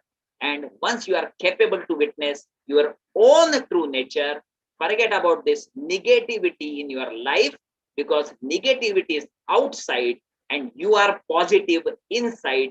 This such stress factors, status, negativity won't affect you. So that is the vast spectrum of importance of yogic knowledge to reduce stress in pandemic situation. Remember, stress is not negative, stress is not positive. It is up to you how you cope up with that. If you are strong, stressor is opportunity for you. And if you are weak, same stressor is problem for you. So rather to run behind stressors, it is better to develop yourself, and yoga is the best way out to develop your internal awareness and at the same time 5 aspects of our personality. Time is short, but thank you very much. Om Shantihi, Shantihi, Shantihi. I would like to convey thanks to all the organizers for giving this opportunity to throw some light about the concept of stress and how yoga is useful to tackle this negative type of stress with your positive attitude. Om Shantihi, Shantihi, Shantihi. Thank you, sir. Thank you, sir, for very nicely and seriously discuss the root cause of stress. Yogic model is the only remedy over it. Thank you very much, sir, for such a nice presentation, and you delivered a very fruitful talk for us. Thank you. Now, may I call upon Professor Dr. Petare, sir, to conclude this session. Petare, sir.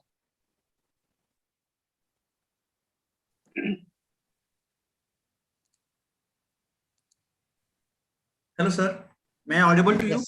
Yes, yes. So,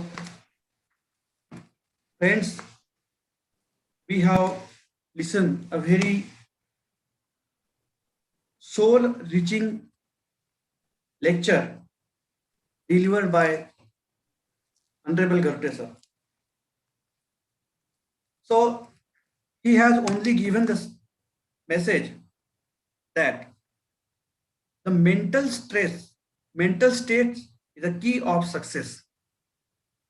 The overall situation in the body, that means the physical, mental, emotional, social, and spiritual well-being, it is the real definition of the health. And the same definition is uploaded by the WHO. According to WHO, this is something right definition of the health. Among these 5, if we think about the integrated personality, out of that, only 2, that is the mental and emotionally. If these 2 concepts, they unite, they gives the integrated personality. If you become a very good person, your mental health should be well, your emotional health also should be well. And then somebody says that you are healthy person. He has given the one thing is that our mind is a master who controls our all the activities. Also, he said that mind is only responsible for your problem. No any problem is created by the universe. No any problem is created by your relatives. No any problem is created by your friends. The problems are only created by your mind and your mind also. Here, somebody has said that sound mind in a sound body. If the mind is sound, your body is sound. So there are close interrelationship between the mind and body. Sir, you also highlighted that the stress is not positive, the stress is not negative. It is up to you how you can cope up with this type, how you can consider, how you can concept this conceptual lining of this health. And after finally, sir, you suggested a clear-cut remedy that the only yogic kriya or only yoga can control your this stress. Stress cannot be removed. You also said that there are the different definitions of the pandemic, either positively and the negatively. If we consider the positive meaning of this pandemic, then you will become the master of the universe. And that is the only message given by you, sir. Thank you very much, sir. On behalf of all organizers, on behalf of all our college, I am greatly thankful to you for such a nice lecture. Thank you, sir. Over to Kodke, sir. Thank you, sir. Thanks to all distinguished dignitaries, personalities, eminent speakers, chief guests, and it is a privilege for us to have with us and make the event glorious and memorable. Now, the first session is over here. So the next announcement is, this session is over. Please stay tuned with us. The same Zoom link and YouTube link will be remain same to join the next session. The next session will be start at 2:30 p.m. sharply. So please use the same link, take stomach full lunch. Goodbye.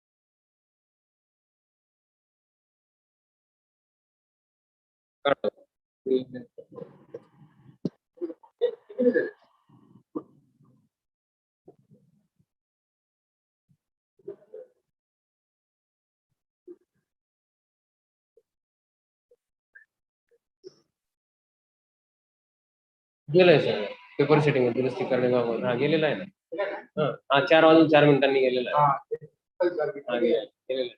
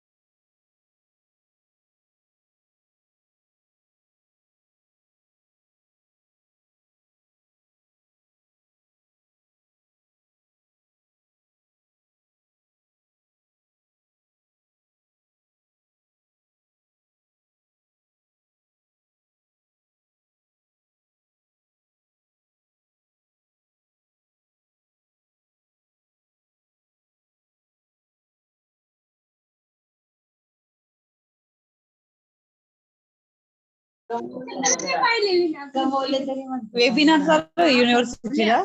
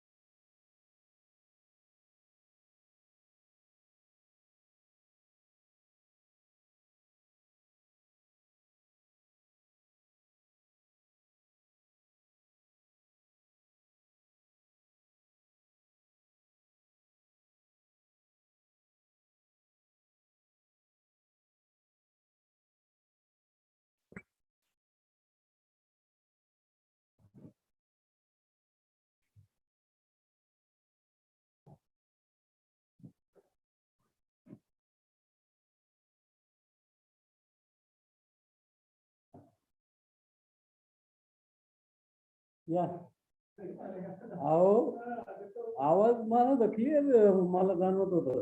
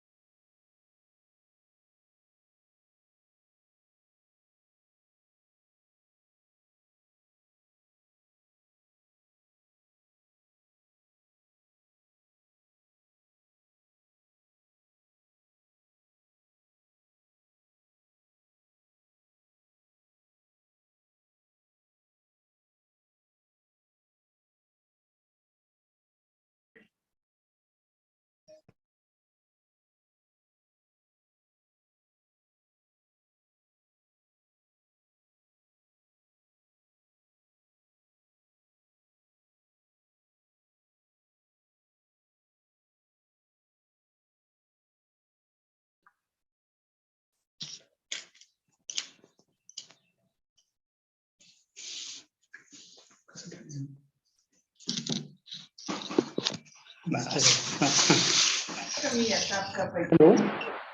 हा भाऊ आहेत ना? Good afternoon. Good afternoon to all of you. दिसत ना? हो. Check करून घ्या हा तुमचं. येतो ना? हो हो, आवाज येतोय? येतोय ना? हा. ऑडिओ व्हिडिओ पण चांगला आहे म्हणजे. हो ना? हा. बंद करून दे थोडासा. दुसरा मिनिट करून. हा, रेंज आहे तर. हा. हो का? रामभाऊ दिसतंय ना बाळा? हो भाऊ. ओके एकदम. ओके ना? हा. एकदम ओके. Don't worry.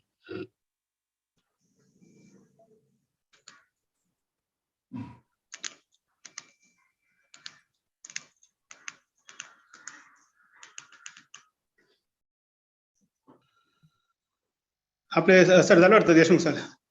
हो सर झाले जॉईन. हा नमस्ते सर. हा.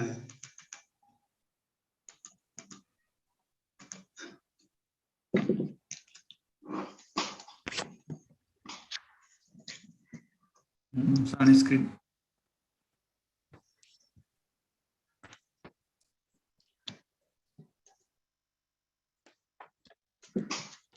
छान आहे स्टँड. स्टँड छान आहे. हे काय असं येत आहे का? सीन आलाय का?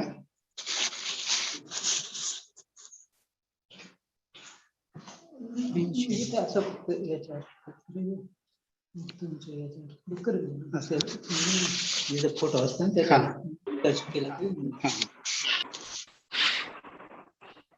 हा नमस्ते सर.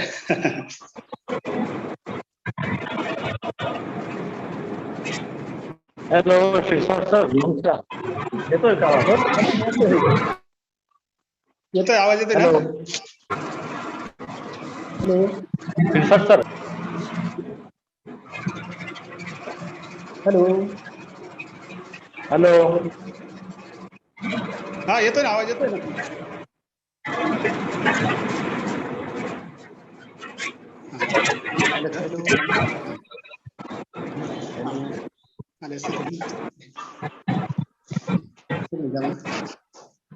Hello sir. हो नमस्ते. Good afternoon. Good afternoon. Good afternoon. आवाज येतोय का सर? हो हो येतोय येतोय येतोय. आणि स्क्रीन शेअर झाला आहे का? नाही अजून सुरुवात नाही झाली अजून. हॅलो. हा सुरुवात नाही झाली म्हणजे अजून. स्क्रीन शेअर झालाय का म्हटलं? स्क्रीन नाही अजून नाही झालं. हा प्रोसेस केल्यानंतर अजून प्रोसेसला सुरुवात नाही झाली सर. होस्ट केल्यानंतर करतील आता होस्ट अच्छा करतील अच्छा, तुम्हाला. मग करते. बरं बरं, ओके ओके. हा परिचय झाल्यानंतर तुमचा परिचय झाला का त्यानंतर मग तुम्हाला होस्ट करतील आणि त्यानंतर हो, स्क्रीन शेअर करता येईल आपल्याला. हा 5 चालेल मिनिटं वेट करा. चालेल चालेल. आमचे प्राचार्य हो साहेब हो हो. आहेत. प्राचार्य साहेबांचं नाव काय? हा सोनवणे सर. ST सोनवणे. हा हा Sonawane sir, ST Sonawane sir. इकॉनॉमिक्सचे आहेत. Okay okay okay okay. हो हो.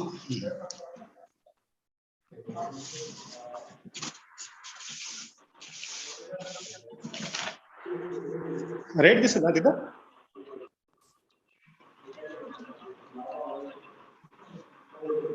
हा तिथं आलं तुम्ही काय नाही.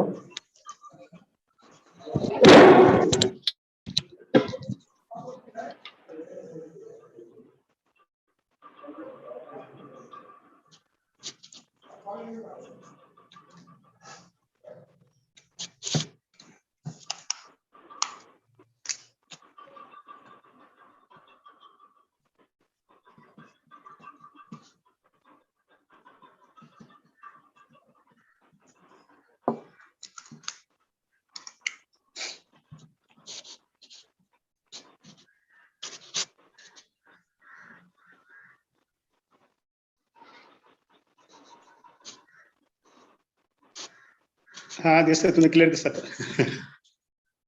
दिसतोय ना? मागे जरा खिडकीचा आहे, याचा आहे. हो हो पण हरकत दिसतंय. नाही, असं चालेल. हा 5 मिनिटं फक्त आता ते सर जॉईन. हो उद्या. रेंज बघून तसं ते दिसतात ना, आवाज येतो त्यांचा. हा ब्रेक होते का?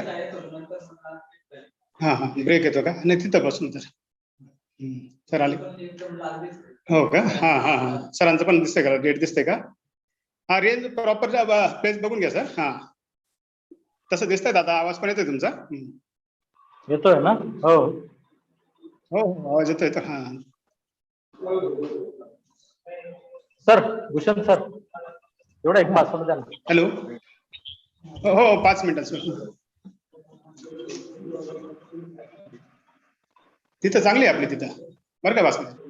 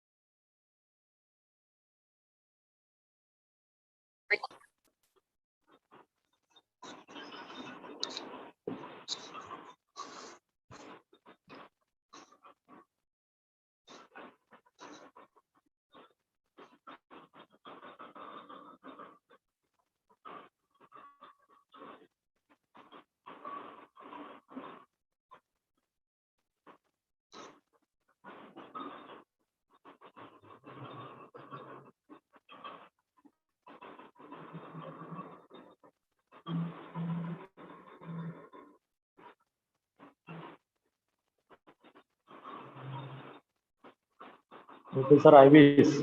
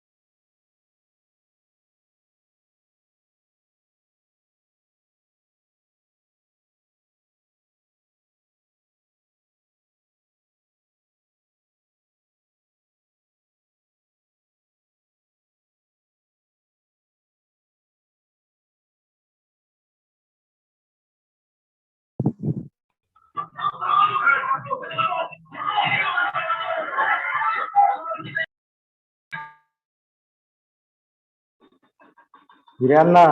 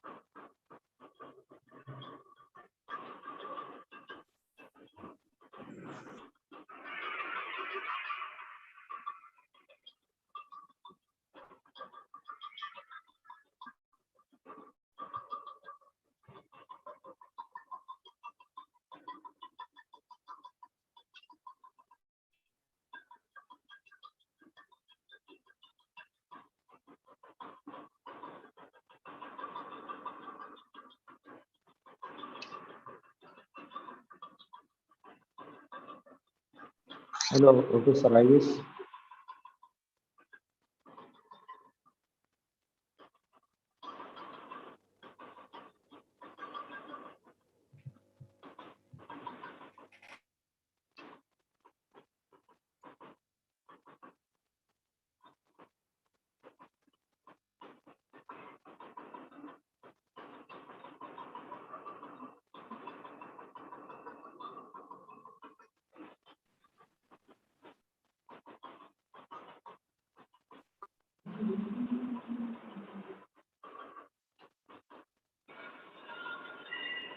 Yes.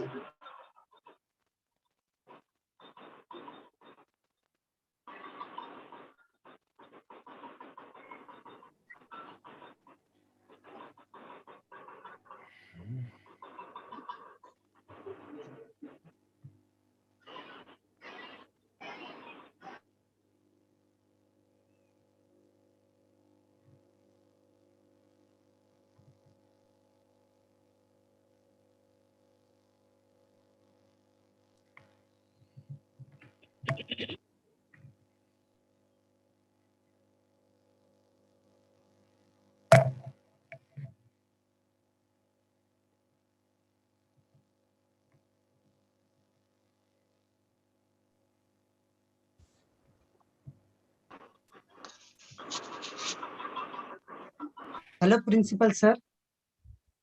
हाँ बोला. With your permission, sir, may I start? How many 60 participants? 60 participants there joined, Yes, sir. yes. Proceed. Yes.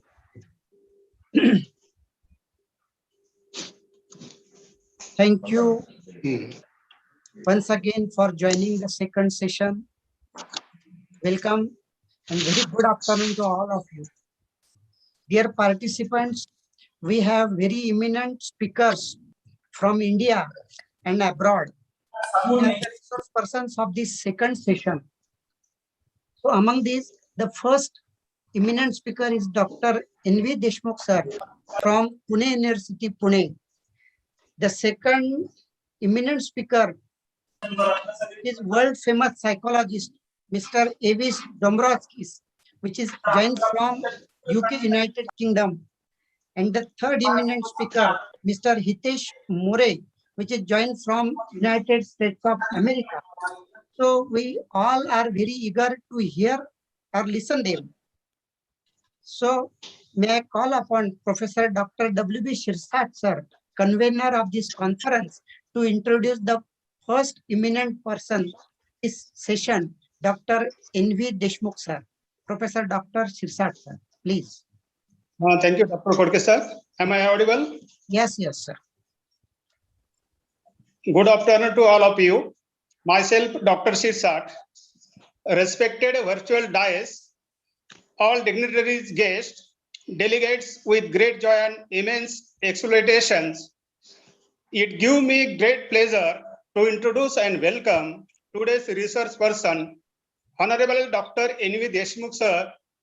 Sir is MA PhD in interesting and important subjects of psychology. At present, sir is working as professor and head department of psychology, MAG College, Malegaon Camp, District Nasik. Sir has 24 teaching experiences. He has published 20 research papers in reputed national and international journals and written 3 books. He is renowned PhD guide. Under his guidance and supervised research work, 5 students awarded PhD, 5 students awarded MPhil, and also work as a referee to PhD thesis for research students. Sir participated and presented research paper in international 8 research paper in international, 31 papers in national, and 26 in state level workshop and conferences. Sir has also delivered series of lecture as resource persons in various workshop and conferences.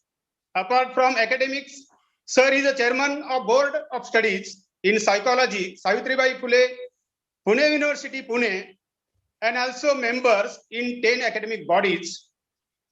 Sir, he was NSS program officer and NAC coordinator at LVS College, Nashik. Sir also working in various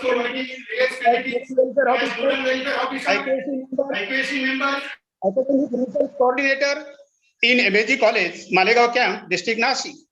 Sir has significant contribution in all fields for developing college and university. And also one of the important things about Sir is well-known, familiar among the students, teachers, parents, and society as good counselor to reduce the stress. Now, I would like to conclude the introduction of research person. I welcome again Honorable Dr.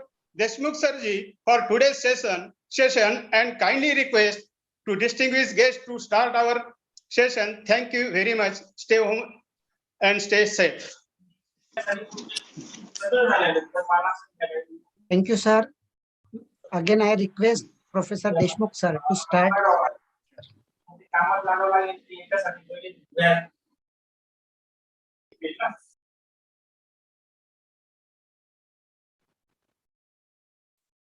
Deshmukh sir.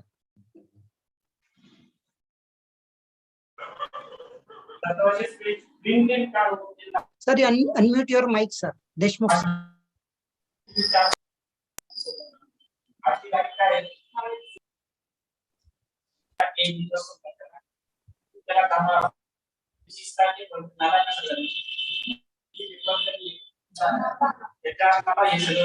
Budke sir आवाज यायचा येतोय, बंद कर. बंद करताय sir, ते पुन्हा करून देतात sir. Deshmukh sir, please unmute your mic.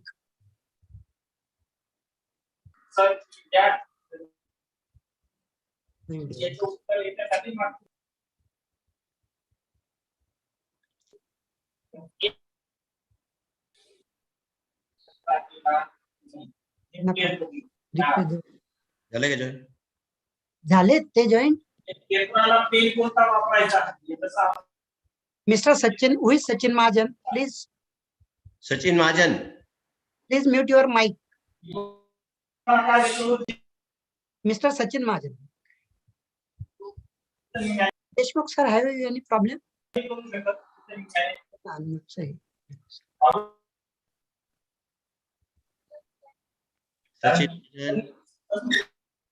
Sachin Mahajan, तुझा माईक बंद कर.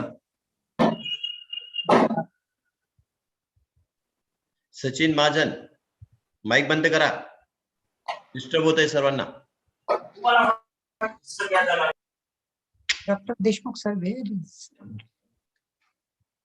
फोन करा तर. बेटा रे sir.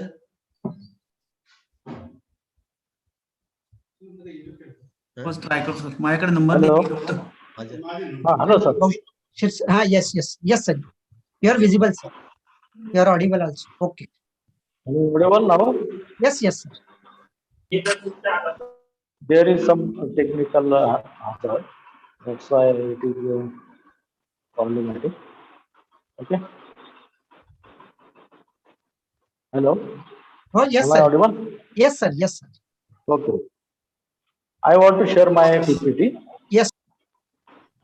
Can you allow me? Yes, sir. Yes, sir. Yes, sir. You are allowed. You are able to share, sir. Okay. Okay. Just a minute.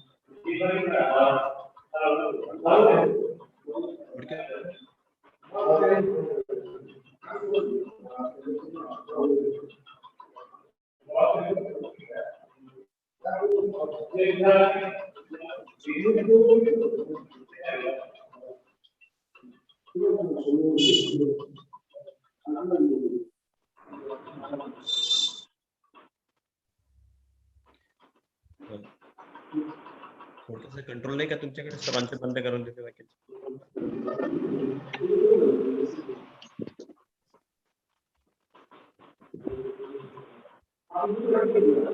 Okay. Stresses in higher education. Yes, sir. Have you seen screen? Hello. Hey, yes, sir. Yes, sir. Visible, sir. Visual now? Yes, sir. Yes, you can Okay, start thank you. slides. Okay, thank you, sir. Good afternoon, everybody. Honorable Sri Aryan Sonone, Principal S.T. Sonone, sir. Respected Dr. S.P. Kodke, sir. Professor B.C. More, Professor Shirsak, sir, all the delegates and friends. I am going to present here the repeated topic, that is stresses in higher education. Previously, one madam has presented here the same topic, but I will justify it the very different perspective regarding the higher education perspective. We know that stress is a complex multivariate process that includes an input such as a stressor or an event, and output as it would be person's subjective reaction to the conditions of his ways of living and the mediating activities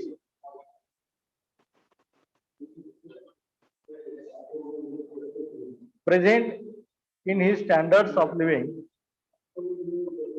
that has an impact in the coping with the factors known as stressors. This type of description given by Lazarus, who was famous psychologist in our field, and in perspective of this definition or description, I will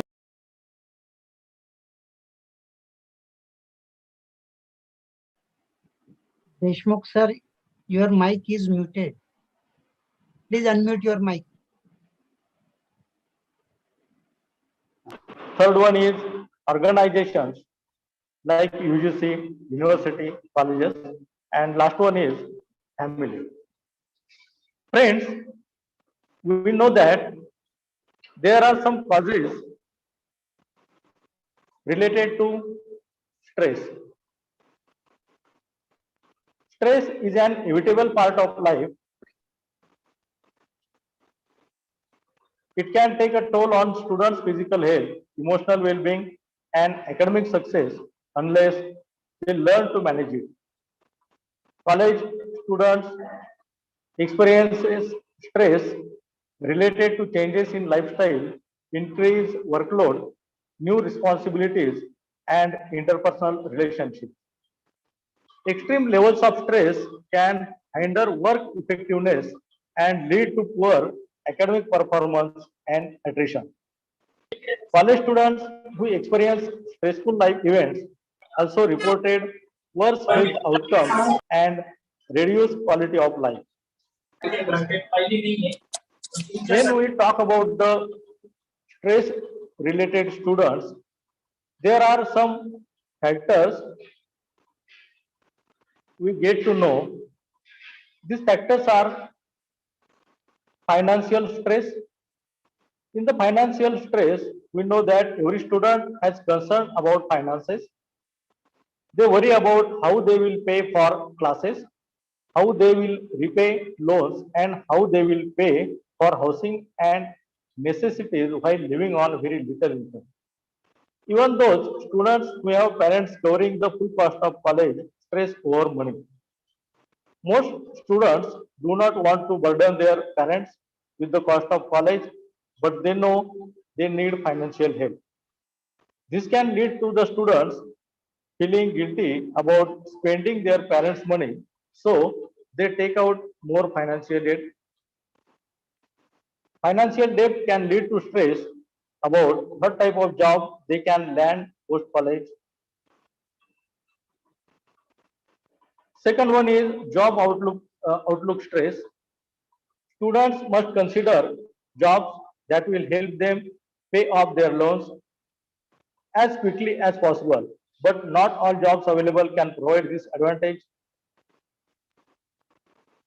Stress comes from realizing they will not be able to pay off their loans for many years. Stress becomes higher when students realize they must have qualities that stand out from all the other job candidates.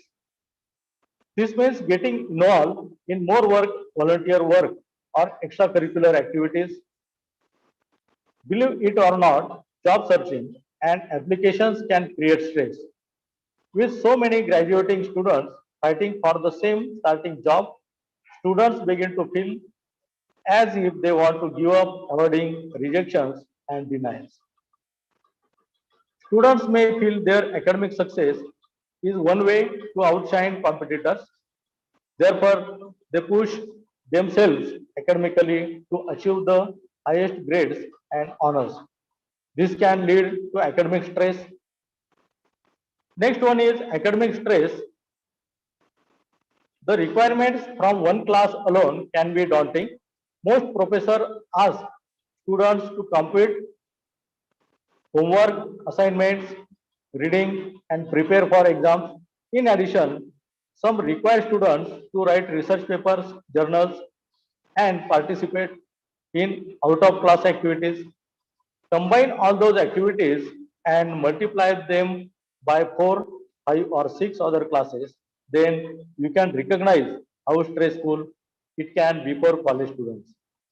Not all academic stress comes from the professor, however, some of it comes from having poor time management and some of it comes from the parents or guardians of the students.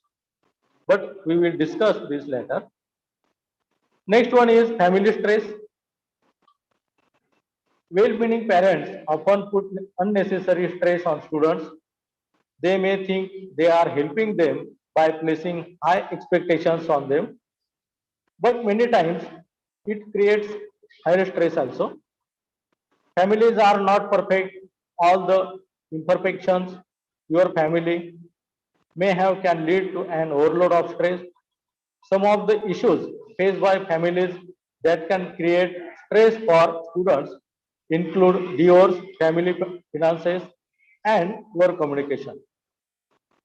Many students attending college want to please their parents, even if the parents reassure them they are pleased no matter what. It is an internal drive to make parents proud, to show them they are not wasting their money.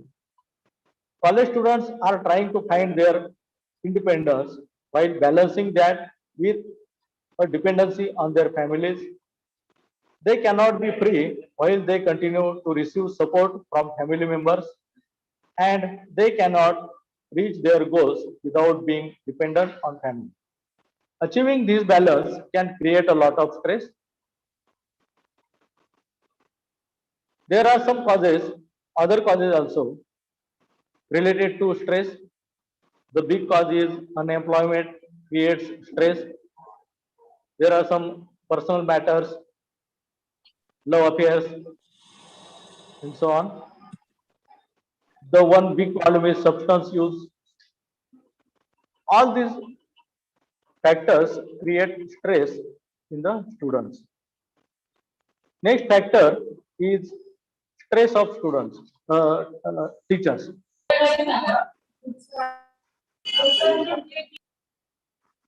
It is generally reported that stress and depression are contemporary occupational diseases which adversely impact the well-being of employees to the detriment of organizational performance. Some scientists indicate that high levels of occupational stress experienced by academics from universities and colleges, the incidence of stress, anxiety, and depression furthermore seem to be increasing in most organizations despite intensified scientific attention to this phenomena from various disciplines. Lazarus, Dolor, and Fluke has given this model, which is related to features, exhaustion, and stress-related phenomena.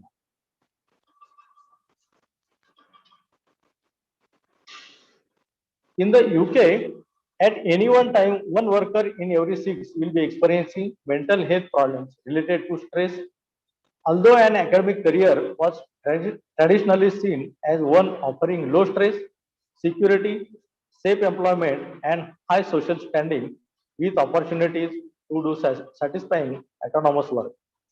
Universities, colleges have increasingly been exposed to the consequences of a changing environment, the changing world of work, and the concomitant increased level of occupational stress. Evidence in the India and abroad found that indicate that academics are specifically vulnerable to lack of job security. On the basis of various research findings, it is observed that higher education sector reported academics could actually be more exposed to stress than other occupations. In addition, there are some complexities of academic work. Academics abandon core teaching functions in order to give attention to miscellaneous tasks and the distortion of roles, all of which may give rise to low staff morale. The presence of stress at work is almost inevitable, and it should also be borne in mind that it is not possible, not desirable to eliminate all stress. A distinction is drawn between constructive or good stress to which a person can easily adapt and deconstructive or bad stress, distress, which could have discouraging consequences. However, it is maintained that a certain amount of stress is beneficial as it can be perceived as motivational. Conversely, stress only becomes problematic once the person experiencing the stress becomes convinced that the demands of the situation overweight the ability to cope with the situation. In addition, a belief that insufficient resources, personal or otherwise, are available to deal with demands of the situation contributes to distress. Occupational stress among university employees is a global phenomenon that does not differentiate between socioeconomic status of countries, elucidates a concern with drive towards excellence in university academic staff performance as it contributes to pressure for greater accountability, bringing about higher level of stress to succeed. The effect of such task and output driven culture was observed in a study among universities from Netherlands, Sweden, UK, and India also, reporting an increased emphasis on performance measurement, inclusive of assessment of research, teaching, and quality.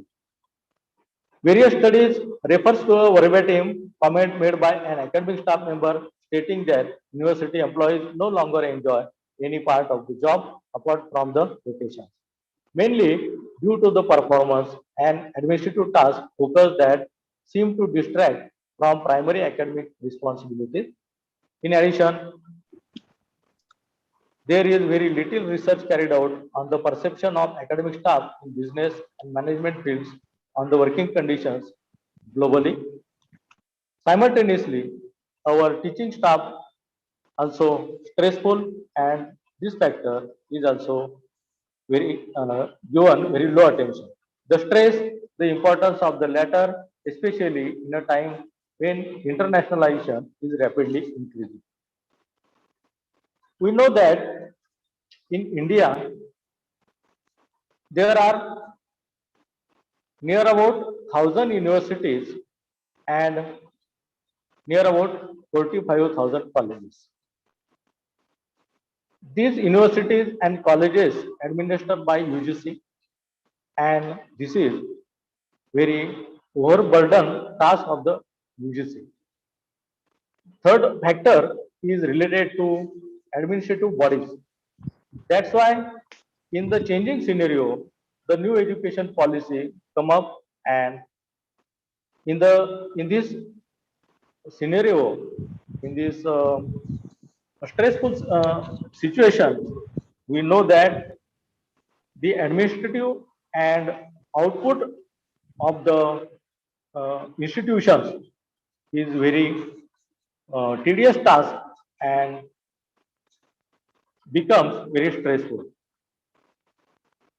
And last factor is family level stress. We know that every family reacts different to stress, but some of the most common effects include arguments, fighting, and other poor communication skills, fatigue, health problems, and general exhaustion because of busy schedules. Confusion, especially in children, and about relationships with other family members, is also become very stressful. And lastly, I would like to say that stress is good and bad. It is important to remember that stress is a natural part of life. Experiencing stress can be good, but it can also have negative effects on one's well-being. What makes stress a positive or negative factor lies with how effectively the person experiencing the stress is able to manage. Thank you. Thank you, sir. Thank you very much, sir. Thank you, Professor Dr. Deshmukh, sir, for sharing your views on stress in higher education. Thank you once again. Now I call upon Professor Dr. B.C. More, sir, Chairman of this conference, to conclude this session. Professor More, sir. Am I audible, sir? Yes, sir. Okay. Thank you, Dr. N.V. Deshmukh, sir. Dr. N.V. Deshmukh, sir, has given very nice talk in our stresses in education. Sir really justified the topic because same topic is talked by Madam early in the morning. And sir has justified the topic, although the topic is repeated. Sir has explained 4 pillars: student, teachers, family, friends, etc. Sir also explained stress among the student. What type of stresses they are present in students? One, that is financial stress, stress related to job, academic stress, family stress, unemployment, personal matter. And in the higher education, the student, they are mature. And there are some low appears also. They also brings stress among the student. Sir also explained the evidences about the occupational stress. Higher education is more, in higher education, stress is more. There are some research conclusions, sir has explained, some statistical data also. There are 1,000 universities, around 45,000 colleges, and due to this new education policy, most of the students, they are coming in stress. So stress, it is good or bad. Everyone having stress, and we must have some, there are different, early in the morning, there are different techniques how we can release the stress. So sir has given very nice informative talk, especially regarding the stress in higher education. Thank you, sir. Thank you very much. On behalf of principal and on behalf of myself, I would like to extend my thanks to you. Thank you, sir. Thank you, Professor More, sir. Now it's a time we have very eminent speaker with us. His world famous psychologist, who joined from United Kingdom, Mr. Avis Dombrowski. So, sir, we are very eager to hear you. Now, once again, I call upon Professor Dr. B.C. More, sir, to introduce Honorable Mr. Avis Dombrovskis. More, sir. Thank you, sir. Thank you. Thank you. Good afternoon, friends. I am Professor More. I am profoundly delighted to take an opportunity to introduce and welcome our foreign research person, Dr. Avis Dombrovskis. Sir is going to highlight on stress in private sector. Presently, he is a senior lecturer in Raga Strandin University, London, United Kingdom. Sir has completed his graduation in biology, pedagogy, psychology, and economy. He has completed post-graduation in psychology from Dhule Plus University and obtained PhD from same university. Immediately after first academic degree, he was linked with educational system, delivered lectures in public sector, teacher of biology and chemistry. Now he is involved in preparing and delivering lectures in abnormal psychology, psychophysiology, psychological counseling and training, psychotherapy, hypnotherapy, and differential psychology, autogenic training, etc. Apart from this, he worked in several governmental agencies, organization. He was board chairman in Latvian Association and consultant for television in Latvia.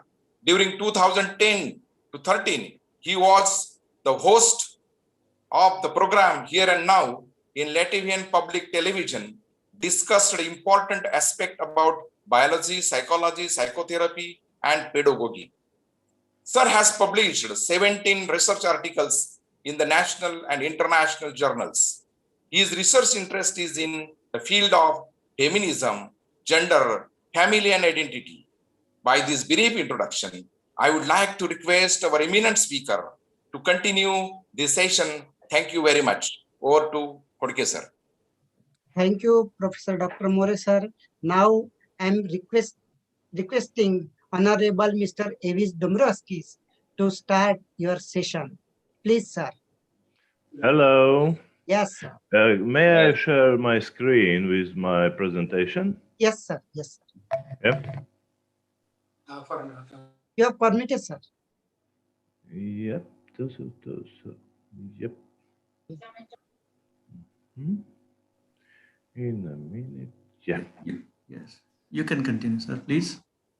Yep. Okay. Thank you. Hello and greetings to everyone. I'm so glad to be here and participate in this international conference on lifestyle and stress management. Thank you for very nice words about myself. That means I don't need to introduce myself anymore. And it's sometimes it's confuse some people because I'm living between two countries and I'm working in two countries, in Latvia and in United Kingdom. In both of them, I have my private practice, and the university is in Latvia where I'm working.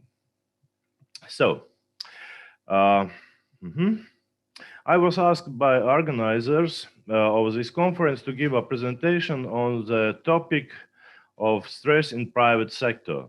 But before we start, I would like to explain why, after a careful consideration, I decided to slightly change the topic and instead talk about the new work environment as a reason of causing a negative stress, internal factors versus external factors. So it's about me, you already know.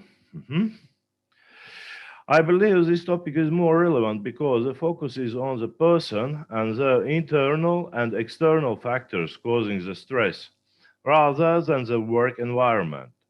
It's less important where this person works, whether it is a small private company or corporate sector or the public sector, such as school, university, or nursery.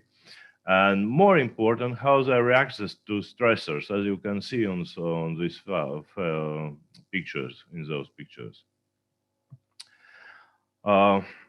According to this image, when a person is suffering from negative stress, which is just only, we know it's not positive negative stress, but we usually use those words.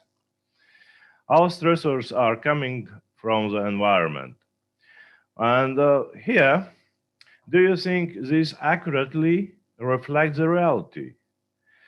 It is a question I would like each one of you to answer. As Hansel said, yeah, it's not stress that kills us, it is our reaction to it.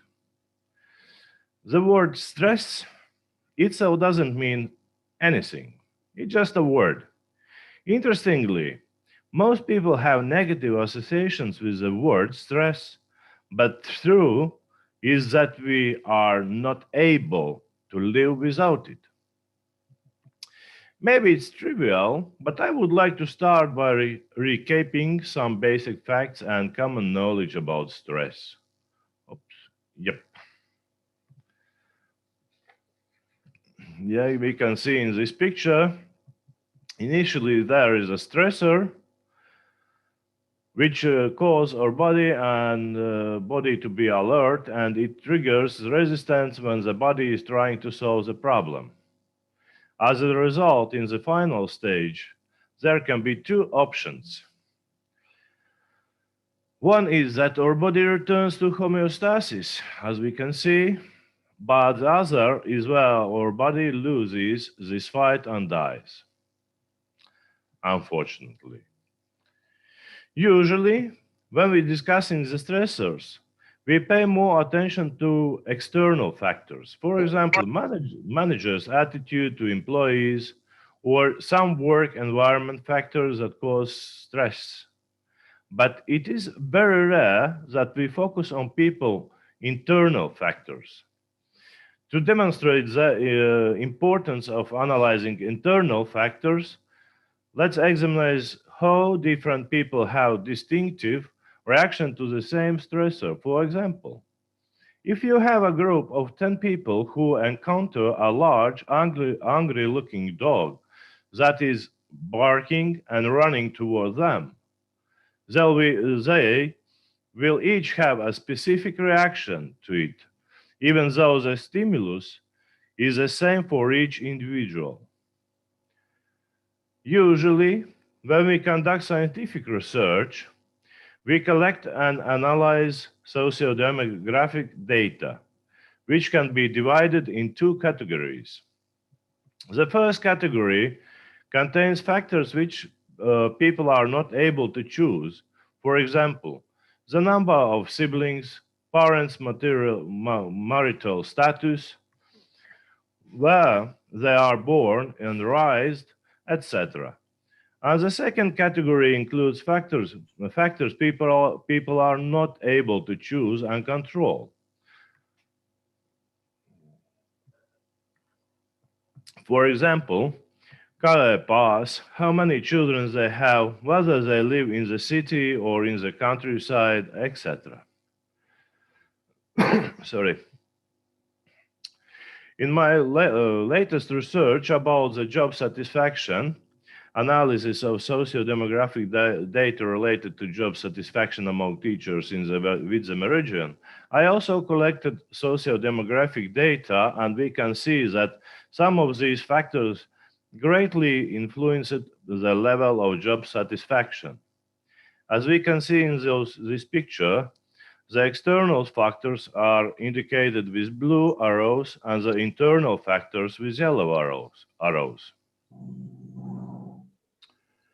Altogether, in this questionnaire, there are 15 questions. 6 of them are external and 9 internal. As we can see, the blue factors are personally independent, meaning we have no influence over them. But the others, yellows, such as teaching subject, level of education, marriage, children, current residence, are all dependent on our personal preferences and decisions. For example, Spector also divided job satisfactions job satisfaction factors in two categories: environmental and individual. This seems to correspond then to the way I categorize that factors. So, next one, Saif ud-Din et al. In their research also found significant links between job satisfaction and stressors. Asmanet et al. Found that both physiological and psychological stress significantly correlated with job satisfaction. In short, this result proves that work-related stress is an important determinant of job satisfaction in the organization. And now we can see next. Yeah. If we compare the two diagrams, the first one shows us data from workers in the public sector, and the other one is from the private sector. As we can see, visually, there are no significant differences between employees' job satisfaction in those two sectors. Both these are my research. But what I personally found is that there are statistically meaningful links between job satisfaction and socio-demographic indicators such as whether the respondent had children. Teachers with kids were more satisfied with work than teachers who had none. There were statistically important links between job satisfaction and socio-demographic factors such as age, place of residence, relationship status, the number of marriage, the marriage model of parents, number of marriages, and the life model of parents and the same time of the study, whether or not there are siblings, the level of education, the subject that was studied, the topics that are taught, and the nationality of the teachers and their parents. I found that Churchill has argued that gender and age have statistically meaningful links with job satisfaction. I didn't find it. But I found that significant trends related to job satisfaction apply to socio-demographic factors such as the relationship status of teachers, with those who were in a partnership tending to be more satisfied with their work than those who did not have a relationship and live alone. There was also the issue of marriage. Teachers who had married once or had not married tended to be more dissatisfied with their job than teachers who had married several times. Teachers whose parents were only married once shows a tendency of being more satisfied with work than those whose parents had married several times. When it comes to siblings, teachers with many brothers and sisters tended to be more satisfied with their work, particularly if they were a middle child, as opposite to an only child or an oldest or youngest child. However, there is an additional factor to be taken into consideration, and namely the subconscious that might contain hidden traumas. And to illustrate this, I would like to provide an example based on a client of mine who at the age of 65 had many psychosomatic symptoms such as diabetes and a dangerously high level of negative stress. Having explored the issue, I discovered that the problem started when her old boss left the workplace and a new person was in charge.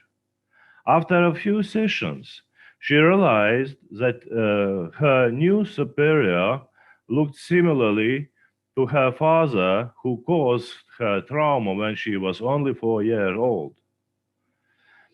Through hypnosis, we unearth a memory from her subconsciousness of her father ruthlessly beating her beloved horse. After we complete the treatment of this trauma, she lost all symptoms of diabetes, and she became more satisfied with her work and life. To sum up, people use many coping strategies to reduce stress level. But as we saw in the aforementioned example, sometimes those coping strategies don't help to solve problems. They just push those problems from consciousness level into subconscious. In conclusion, when considering stress and stress management, we must remember that the source of stressors can be both external and internal. It is not the employee's working environment, but the subconscious that can be a leading factor in negative stress level.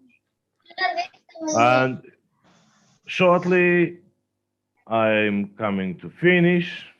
Thank you all for listening, and I will be happy to answer your questions, or if you would like to, you can write. There is my contact details also. And I would like to say thank you and wish to everyone have a nice day.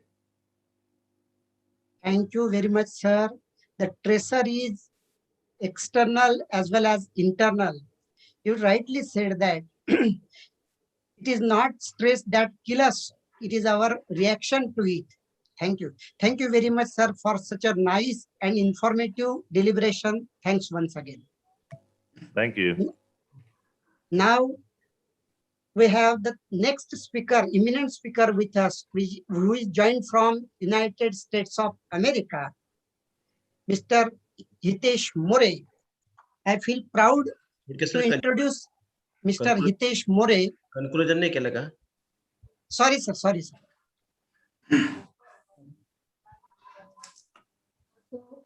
I call upon Professor Dr. Petare, sir, to conclude the session of Honorable Mr. Lovis Dombrovskis. Professor Petare, sir. Thank you, Khorke sir. Am I audible to you? Yes, sir. Okay. So, dear friends, just we have listened a very fruitful experiences. I'm not going to say that in the lecture. It was the experiences performed by Dr. Dombrovskis, because he is actual psychologist and he has used to perform many examples and many experiments with different animals also and human beings also. And he have concluded and established the different papers and conclusions. And on that conclusions, today he have given a very brief tips about the stress management in private sector. He has chosen the particular example as stress does not kill us. Initially he said that it is not our enemy, but it is our reaction to the stress, because it is our reaction, how to see to the stress. He has given answer, and there was also explained different steps of stressors. The stressors, first of all, stresses up, then it leads into the alarming, then there is a resistance, there is exhaustion, and finally again the cycle is completed by homeostasis. He also said that there is socio-demographic data, which is external as well as internal. Sir, you also very fluently given the frequency of percentage of job satisfaction, and he also stated that this percentage and frequency, it varies with the age, sex, and the family life of the particular individual. You also demographically proven that the scenario of stress is in private sector. It is continuously changing nowadays. job satisfaction in private sector is very significant, and sorry, socio-demographic observation of you are very important. Your researchers, teachers, and the students who are studying in the field of psychology. You also said that the phenomenon of satisfaction is related to marital status, and you have given us a very good example of your client, that you also proven that the satisfaction is related to the psychosomatic disorders. You said that the disorders of diabetic, it becomes non-diabetic in your client after caring her boss in her office. Thank you, sir. So hats off to your all the work, and we very well wishes for your future. Thank you, sir. On behalf of our college, on behalf of our organizers and this conference, I heartily use vote of thanks to you. Thank you, sir. Thank you very much, Professor Petare, sir. Thank you. Now we have next eminent and youngest eminent speaker in this conference, Mr. Hitesh More. We feel proud to introduce Mr. Hitesh. Hitesh is international yoga teacher. He took his primary and secondary education in our reputed Pimpalner Education Society's Karmavir A.M. Patil High School. Thereafter, he took the degree of civil engineering with distinction. Nowadays, he is pursuing his master's degree in structural engineering from University of Massachusetts, Lowell, USA, and also working as research assistant in the finite department element analysis. He was also selected in the campus recruitment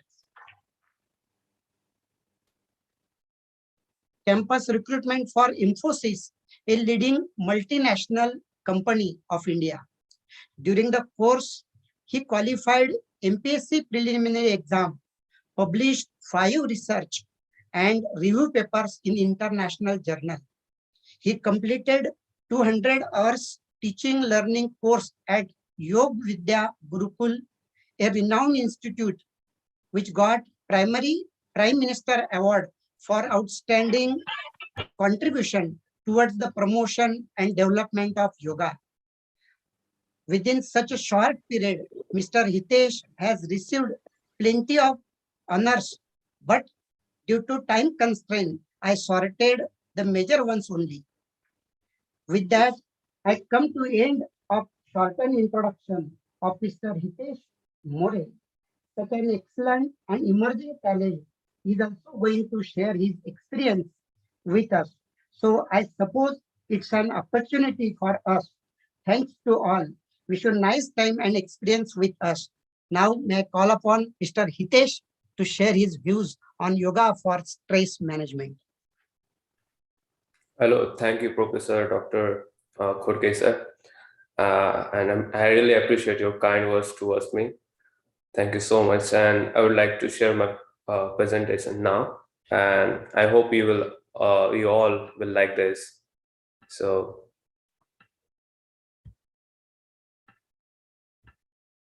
Hari Om, everyone, and welcome to the international conference. So today's topic is yoga for stress management. And about me, as Dr. Khurke sir has precisely put forward about my education and my experience. So this is me, and I'm pursuing Master's in Structural Engineering at University of Massachusetts, Lowell. And I have also completed teacher's training course from Yog Vidya Gurukul, Nasik, India. So moving forward to the topic about yoga for stress management, the question arises is that what is stress? So yoga has always maintained that stress or depression is the starting point of positive change in your life. So if you are in stress, so don't worry. You will also have positive change in your life. The entire Bhagavad Gita is based on depression and stressful condition of Arjuna and how he overcome it. So how stress develop? when our life demands a change and we resist to accept the new changes, the stress comes into picture. And stress is nothing but a reaction, as you earlier, all other eminent speaker has already discussed about stress. Stress is basically a reaction. So when situation is there that can develop stress into your mind, so mind will signal brain, brain will signal hypothalamus, hypothalamus will signal pituitary gland, and pituitary gland will signal adrenaline gland. And adrenaline gland will eventually secrete adrenaline in your body. And there is not only single enzyme that can create stress in your body. There are three, like epinephrine, norepinephrine, and cortisol. These are the three enzymes that can cause stress in your body. So what is the effect of these enzymes in your body? They can produce diseases like hypertension, heart problem, ulcers, BP, diabetes, and whatnot. So one need to be careful about stress in your life. So I'm basically going to address the sources of stresses amongst teenagers, because I am a teenager and I think I can address this topic in a very detailed way. So I'm going to address this topic like there are 4 sources of stresses amongst teenagers. First is failed understandings of their weaknesses and strengths. Second is what should be the goal. Most of the people are till at this age are figuring out what is their goal. Then third is societal pressure that many of you may know. And fourth is competitive exam. As you know, that the current scenario in our country and our state is about suicidal cases of students due to competitive exams.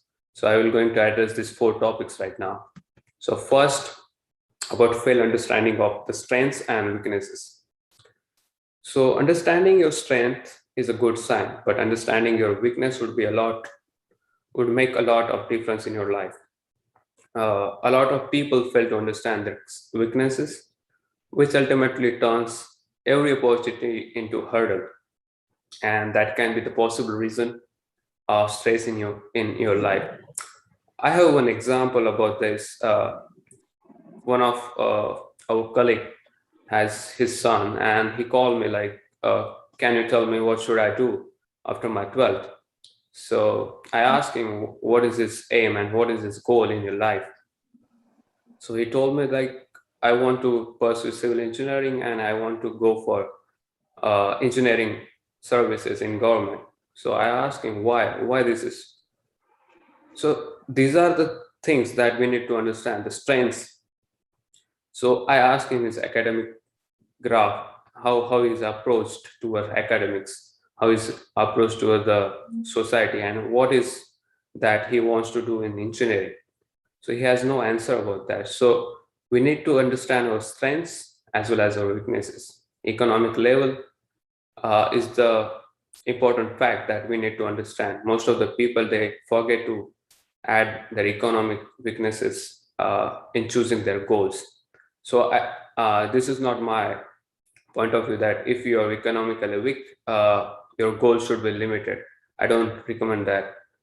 But your strength and weaknesses should be balanced, and you need to understand about the same, that you have strength as well as weaknesses, because every coin has both the sides.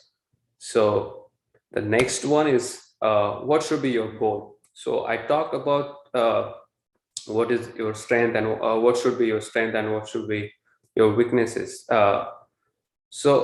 And I want to address this question, that is, what should be your goal? Most of the people are confused between need and goal. So good job for you is a need. It is not your ultimate life goal. Our goal should be progressive. Most of the people from India aims for conventional jobs. That's something alarming for our society, and we as a society need to change that. People aiming for the same thing generates the imbalance in the society, ultimately results in stressful environment. So most of the people, they only go for the engineering job. They only know few departments that has job right now in India, and all like in world. So one need to understand what should be their goal and what should be the need, and that can lead to a very peaceful life.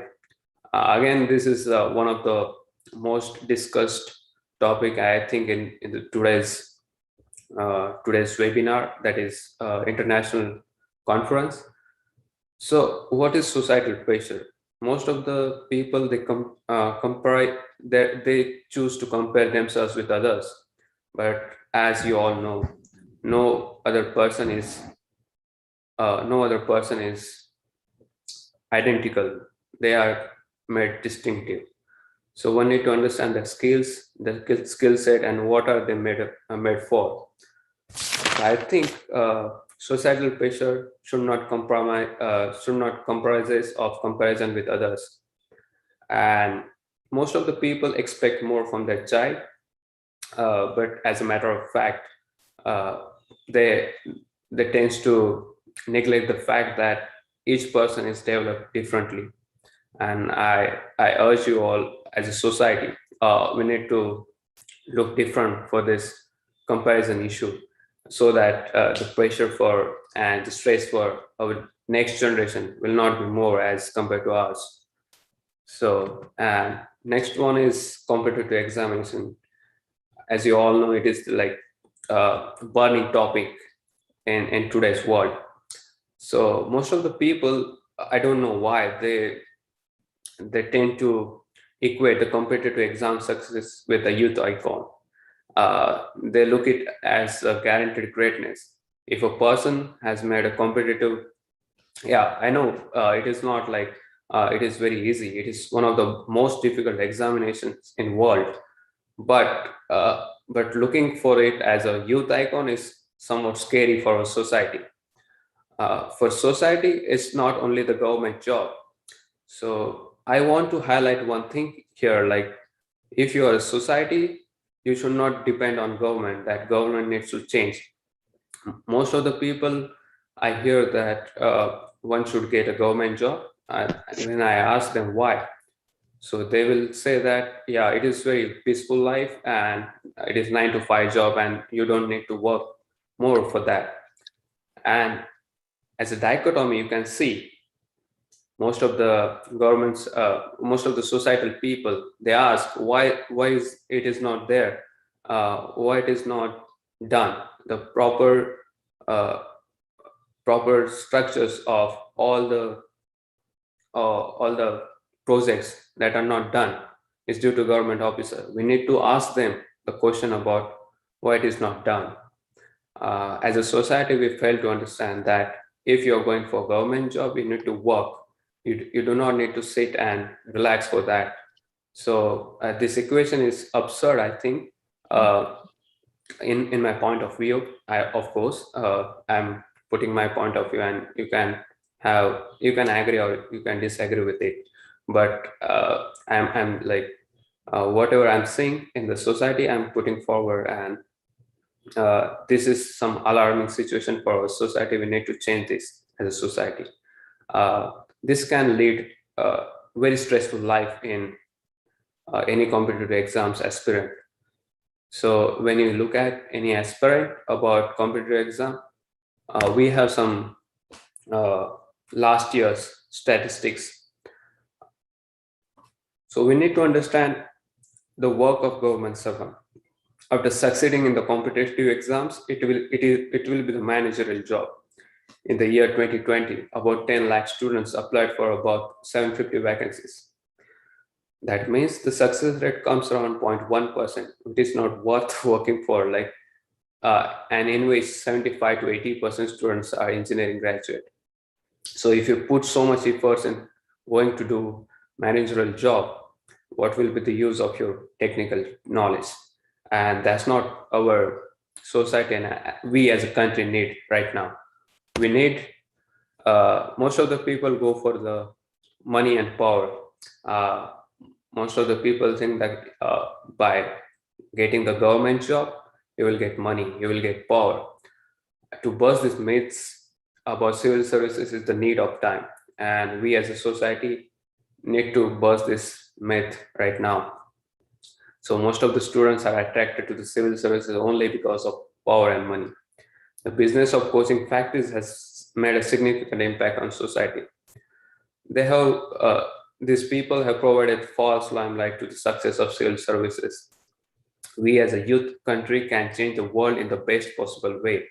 But as you see, the strength of our country is wasting their valuable time and productive years in clearing these difficult exams. So why I'm addressing this?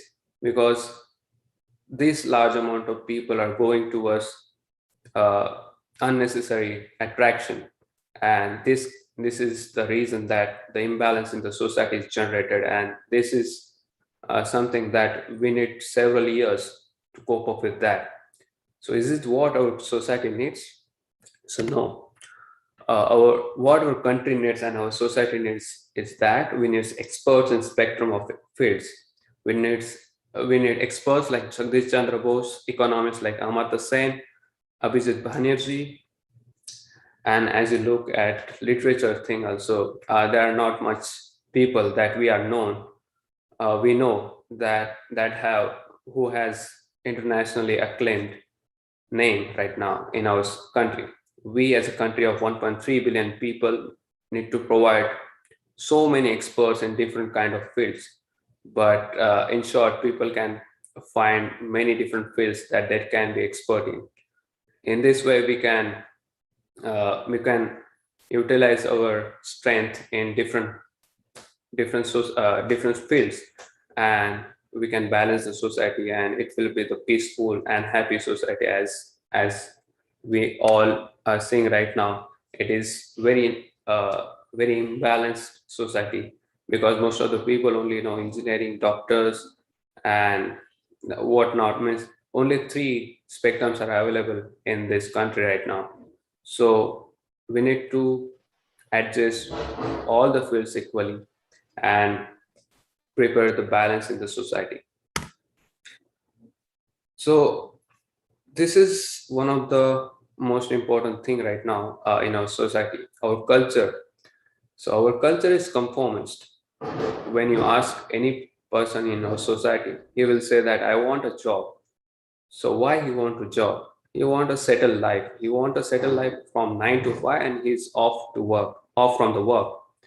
So this is not what our society and what our country needs. Our country needs reformists and transformists. So we have a history of Lokmanya Tilak and all the great leaders who are transformists, who were reformists at that time.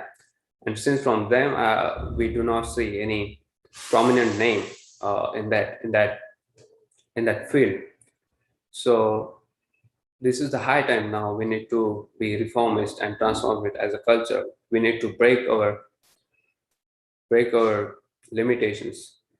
So this is what I think about that can possibly overcome the stresses in society. Also, this new technologies, lack of knowledge of new technologies can lead to be dangerous situation for our society. So we need to be updated about what new technologies are there in the world. So as you all know, most of the people haven't heard about artificial intelligence. So due to AI, all the traditional jobs are going to get replaced in some coming several years, and new opportunities are also going to be developed. India is also known as IT superpower, but I think the myth of IT superpower needs to be break right now, because we are only generating the computer clerks, not the innovative people right now. So it is high time now we need to develop a new generation that would be reformist, that would be transformist, and that would be a innovative generation for the next coming years. And that can possibly lead to be balanced society, and it will possibly reduce the stress among the society. So my main topic is yoga for stress management. So yogic way to deal with stresses. Most of the delegates have addressed this issue, but I have something different for this yogic way. So we have tapa, karma yoga, then vairagya, that is renunciation, and bhakti yoga. So first is tapa. So tapa is the austerities, that is the way to control your mind. So simplicity, no luxurious things, giving up something you like, skipping dinner, silence, less sleep, avoiding sweets are kind of tapa that will reduce. This is the lifestyle, I think. We need to understand yoga is not only about asanas, pranayamas, because in Patanjali Yoga Sutra, there is only 4 chapters for yoga asanas, and rest of the chapters are for this lifestyle. So when you are learning yoga as asanas, you're only learning one tenth of yoga that has been published from 2000 years ago. So one need to understand this. Yoga is not only about asanas, pranayamas. This is lifestyle you need to understand. Karma yoga is the learn to be happy by working for others. Karma yoga teaches us to connect with others, that joy, pain, suffering becomes your own. Share pain and suffering and share happiness. So right now we are doing karma yoga as we are developing this international conference for all the students as well as professors, so that they can be peace, they can feel peace in their life, and their coming generation will be happy for what we have been teaching them.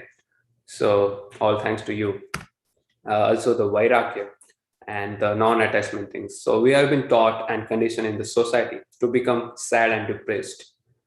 Parents give a child a toy when he's crying and tell him that he should become happy because he has a toy.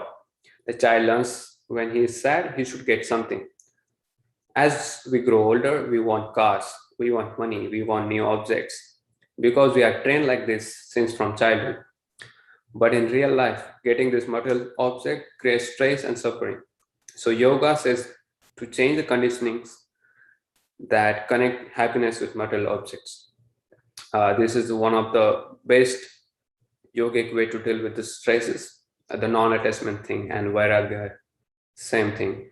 I personally believe that non-attachment would be great to lead a peaceful and happy life. Also the bhakti yoga, learn to channelize the emotions. Faith is the result of bhakti. Devotion is the result of bhakti. It makes one optimistic. And as a bhakti yoga, teaches us to surrender to the greatest power. Bhakti yoga has a positive effect on depression through the mantras and kirtanas also.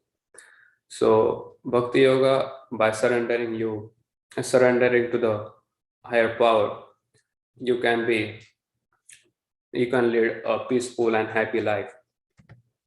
Also yoga as a solution. I think one of our delegates spoke about the solution from yoga.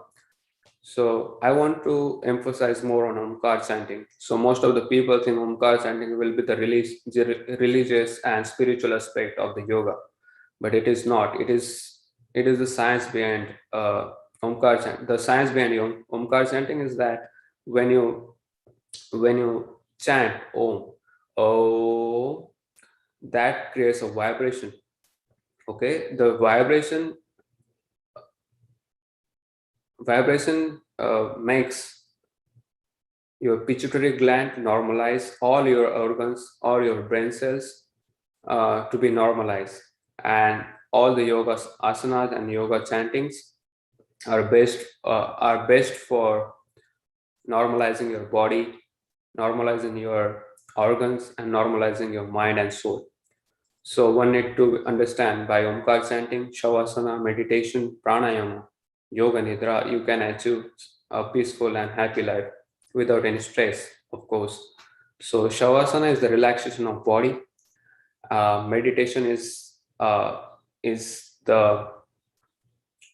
way to spiritual realization. Pranayama is prana means vital energy, and ayama is the practice.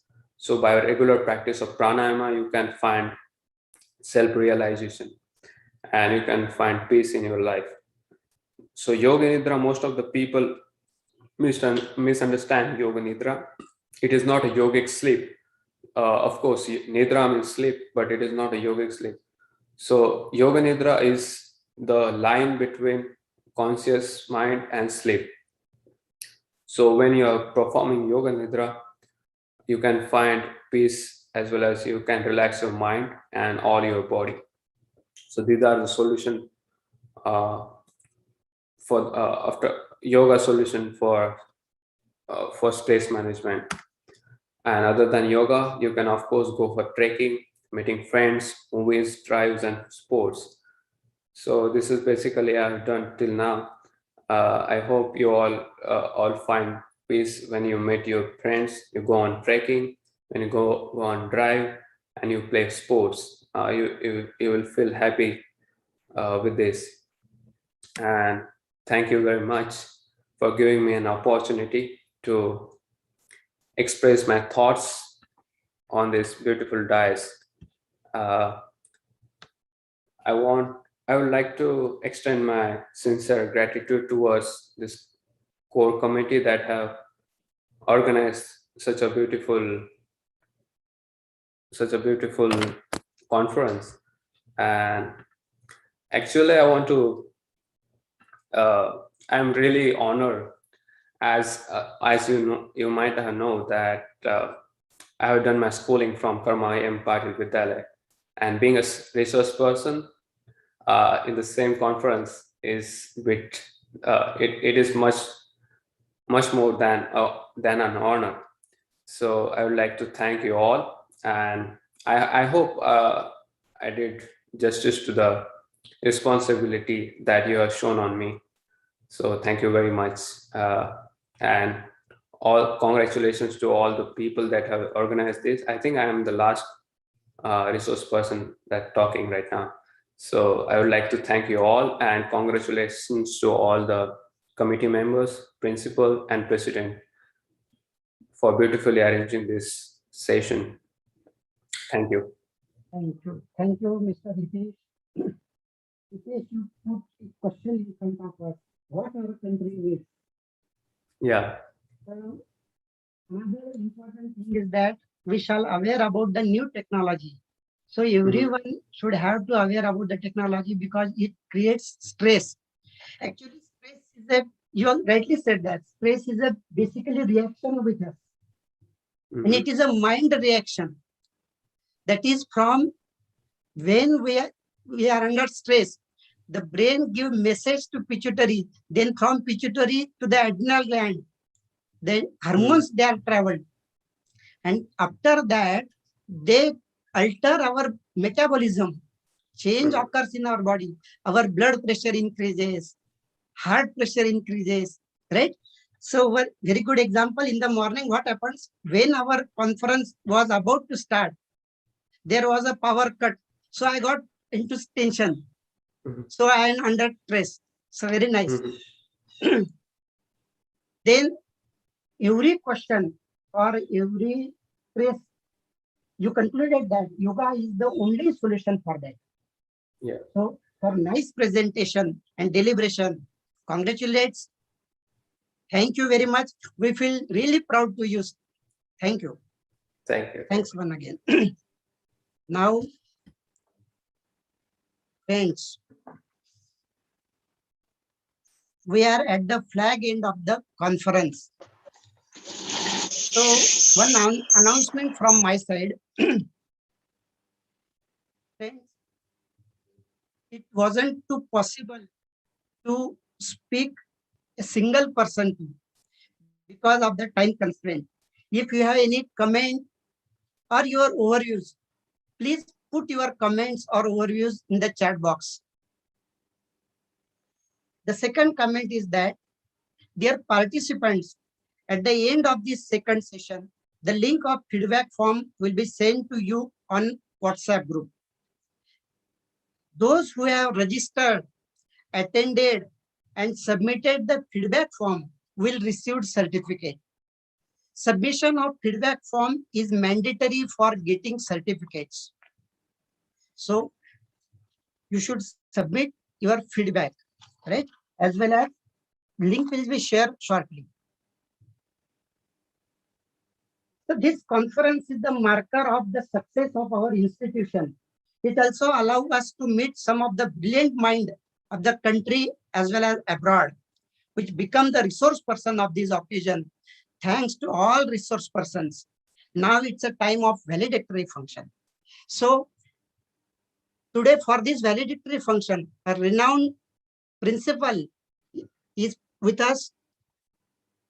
Honorable Principal Dr. A.P. Kharnar sir is with us, and who is valedictory speaker. So first of all, I call upon Professor Dr. W.B. Shirsat sir to introduce Principal Dr. A.P. Kharnar.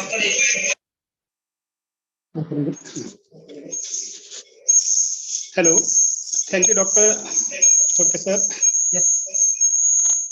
Am I audible? Yes, sir. Good evening to all of you. Respected virtual dais, all dignitaries, guests, delegates, with great joy and immense exultations, it gives me great pleasure to introduce and welcome today's guest as valedictory speaker, Honorable Principal Dr. A.P. Kharnar Sirji. In current position, Sir is act as principal at J.K. Shah Adarshe Art College, Nizampur. Before joining Nizampur College, Sir has associate professor in English at GTP College, Nandurbar. Sir having 32 years teaching experience in undergraduate levels, 30 years postgraduate levels, and 17 years research experience. Area of research interest in innovative work of Indian dialects.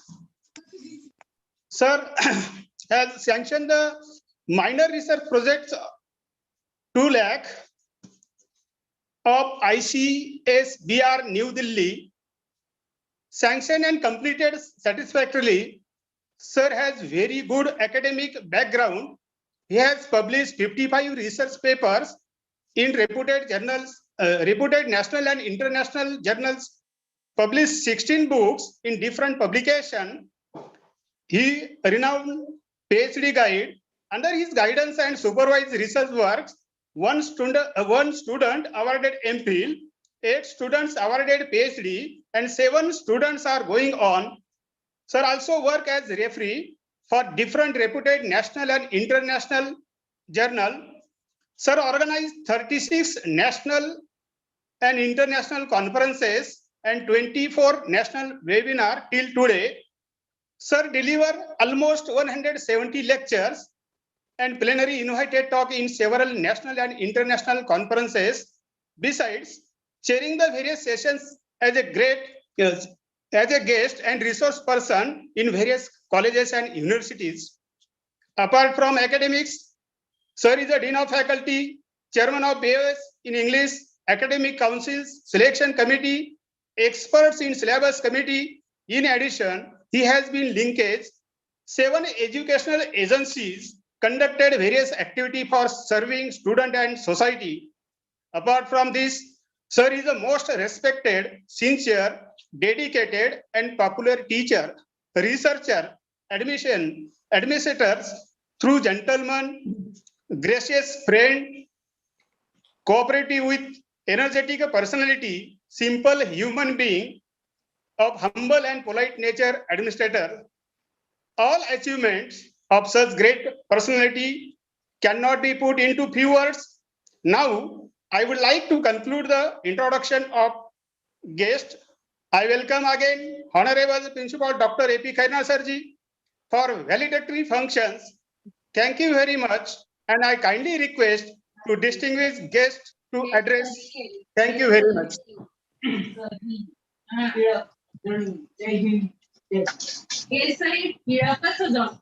Jai Bhim Maharashtra. Am I audible, sir? Yes, yes, sir.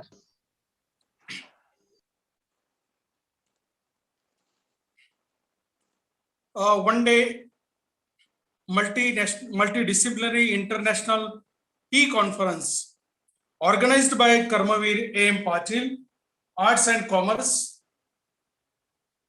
and Anna Sahib ANKP Patil, Science College, Pimpalner.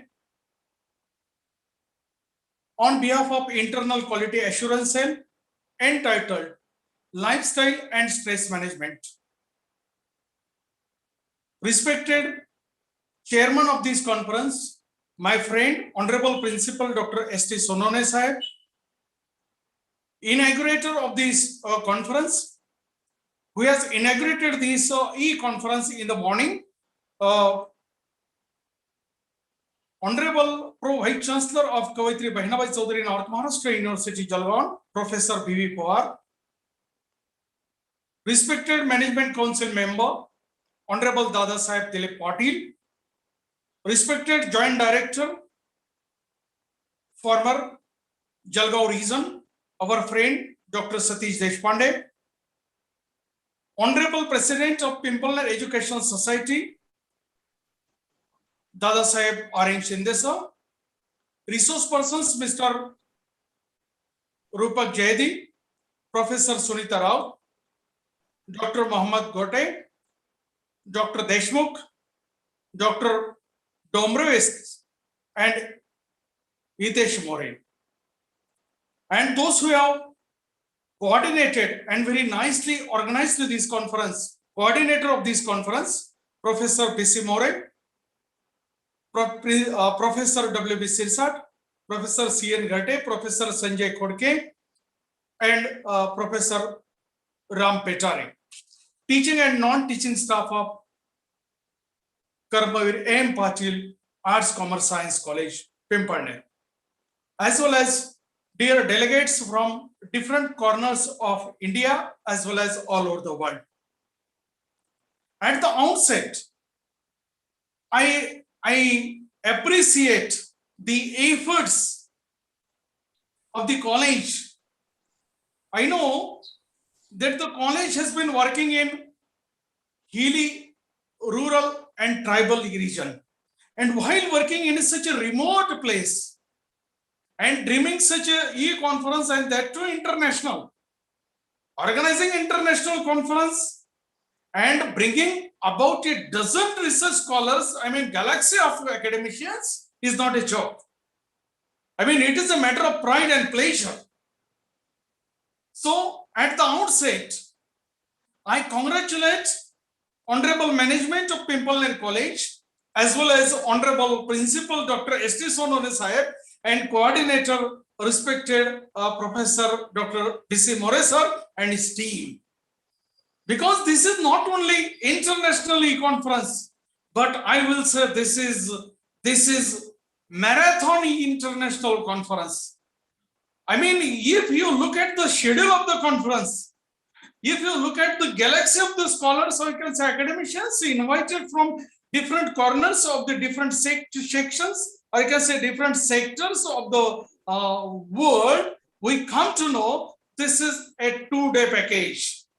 But this 2-day package is converted into 1-day package, and this package is given very fruitfully, very nicely, and this conference has proved very successful, and not only successful, but very model conference, I will say, the best conference, e-conference, I will say. That's why at the outset, I congratulate all the members of Pimpalner Education Society, as well as the college team, as well as administration. I mean, in the morning, honorable guests have inaugurated and graced this e-conference. And while gracing this e-conference, I mean, they have put on record, I mean, the journey as well as contribution of this college, I mean, Pimpalner Education Society and the senior college. And I have been the witness at several times that, sir, your college has organized very innovative, very different and unique programs. I mean, let there be activities, let there be conferences, international conferences, all programs, all activities and all conferences are very innovative, are very unique. So this is This is, I will say, a kind of specialty of your college. This is the identity of your college, and this is the strength of your college. I mean, while talking about the strength of your college, I have been witness. I mean, the last year when pandemic started, I mean, it was the pandemic of COVID-19. I mean, you invited the scholars, those who deliberated, those who put forward their opinions about this pandemic and the effect of the pandemic on different sections of society, different walks of life. And today, exactly after 1 year, you are taking a review of the pandemic. I mean, pandemic occurred. I mean, pandemic is not in our hands. Pandemic is the consequences of nature. I mean, this is the natural calamity that is not in our hands.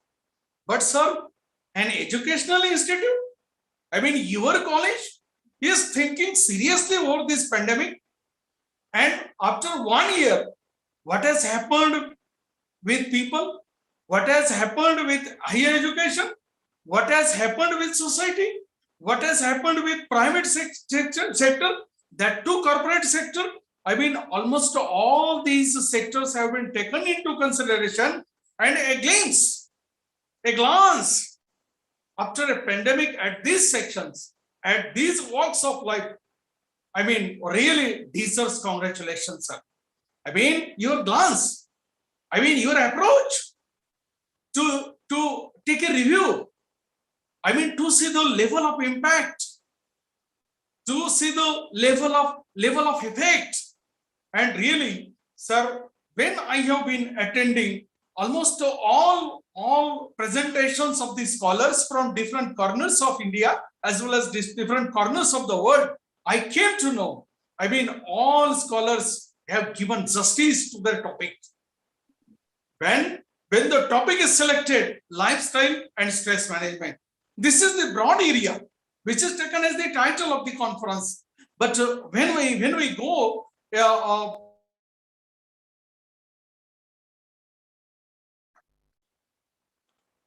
I audible, sir? Yes, sir. Yes, sir. When we go in detail, we find that all resource persons have given justice to their topics. I mean, in the morning, Professor Rupal Jedi, I mean, talked on stress in corporate section. And while talking on stress in corporate section, I mean, he discussed in such a nice way, in such a wonderful way, that COVID-19 brought stress. No field is an exception to it, not even higher education. I mean, corporate section, private section, almost all sections, almost all fields, all walks have affected. But he has rightly pointed out the causes of stress. Causes of stress. What are the causes of stress? I mean, who are the sufferers of this stress? I mean, he started his presentation. I mean, quite from the bottom of the society, and that is housewife, and came to the corporate section. I mean, when he talked, he rightly presented. I mean, this COVID-19 affected corporate sector. I mean, what are the symptoms do we see? Do we come across among the people of corporate section? He said that due to overwork. I mean, it is said that work at home is convenient. I mean, is very good. It was said in the beginning, I mean, in April 2020, it was said when lockdown started. I mean, work from home is good. Work from home is convenient, but not today. I mean, when we see, I mean, this work from home has created a lot of stress. Generally, the relationship which you see between employer and employee. Employee is at home. That's why he has to he has to work hard, he has to work more because he's at home. I mean, he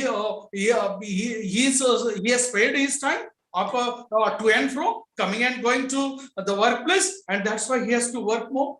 See, while working more, while working for overtime, what has happened? That the problems of stress, the problems of headache, appetite, acidity, exhaustion, as well as back aching, waist aching, muscle aching, all those problems started. I mean, what was convenient, what was considered as good and convenient, that converted into adversity. Rightly pointed out by Jaideep. Dr. Manmohan Ghate talked on yoga and stress. I mean, why stress occurs? He has very nicely presented the point, and the point was the gap between expectation and achievement. I mean, why stress occurs? Whatever is our expectation and whatever is our achievement, there we find a big gap, and that big gap creates a stress. When Dr. Sunita Jadhav talked of stress in higher education, I mean, she has identified the problems, and the problems are, I mean, poor concentration, I mean, getting angry, getting upset easily, feeling depressed, or considering himself or herself very low, I mean, lack of confidence, all those problems he has identified. And at the same time, she did not only identify the problems, but at the same time, she gave the solutions. Sir, your credit lies in the resource persons you invited. I mean, she has given very right solution. I mean, there should be the list of the, the priorities. I mean, if we want to reduce the stress, there should be the list of the priorities. I mean, planning is important, goal setting is important, and that goal setting should be long-term as well as short-term goal setting. Sir, the topics which you have covered and the way you have invited your guests, I mean, when Dr. Narendra Deshmukh was talking on stress in higher education, I mean, he talked of financial stress, I mean, job stress, academic stress, and financial stress. I mean, almost all aspects he covered. And we know that, I mean, our culture, work culture changed. I mean, our traditional work style changed, lifestyle changed, and it brought a great change that he covered very nicely. And when Dr. Avis Domorowski talked on stress in the private sector, Honorable Principal Dr. Sonone Sahib and Professor Dr. More Sahib, I congratulate you and your team for inviting such resource persons. This is not only e-conference on lifestyle and stress management, but beyond that. I mean, a lot can be gained, a lot can be learned from this conference. I mean, when we listen the presentation of Avis Domorowski, we came to know that how can be the presentation, what can be the content of the presentation, what should be the system and way of presentation. I mean, see, he not only presented a theoretical material, but he not only studied, but with objectives, with hypothesis, and he made a survey of it. And through graphs and charts, the way he presented, I mean, what was the satisfaction level? And what was the stress level? The way he presented and the findings and conclusions which he has presented, I am deeply impressed by the findings and conclusions of these international scholars. I mean, he has gained knowledge in different subjects. A number of degrees are to his credit. but at the same time, we people, we Indians, we academicians, we scholars have come to know that how should be the presentation? I mean, what standard of presentation should be? I mean, a kind of marking, a kind of model is being presented by Honorable Professor Dr. Avis Domrovskis. His presentation was really excellent. In this way, all resource persons have given justice, not only given justice, but enlightened, have given insight, foresight to the participants, to the academicians, to the students, and to the people of private sector, corporate sector, and almost all those who have joined and those who will be online. In future also, those who will see your conference through either YouTube or your YouTube channel, all will be benefited. Sir, once again, I congratulate you, your management, and your team for this. Sir, and the last speaker was Mr. Hitesh B. More. Sir, Hitesh B. More, I think he's your alumni. This is your pride. This is not your pride, sir. This is our pride. Pride of Khandesh, pride of our region, and not only region, but our India, sir. A civil engineers candidate, civil engineer scholar, talking on yoga and giving tips on yoga. That is really wonderful. What education can do, can bring miracle in the personality. A all-round person. Having knowledge of different walks of life and the knowledge of yoga, which makes our life very healthy, very sound. Which is the essence of time, which reduces the stress. Besides his study, besides his specialization, he goes beyond that and achieves the certificate of from the Prime Minister of that country. This is the pride of India, sir. That's why I congratulate Hitesh More for his achievements. And see, he is an iconic student, sir. Such a person, such a scholar should be presented before alumni, sir. A really good resource person, good scholar, and iconic person. Sir, Sonone Sahib, you have brought icons.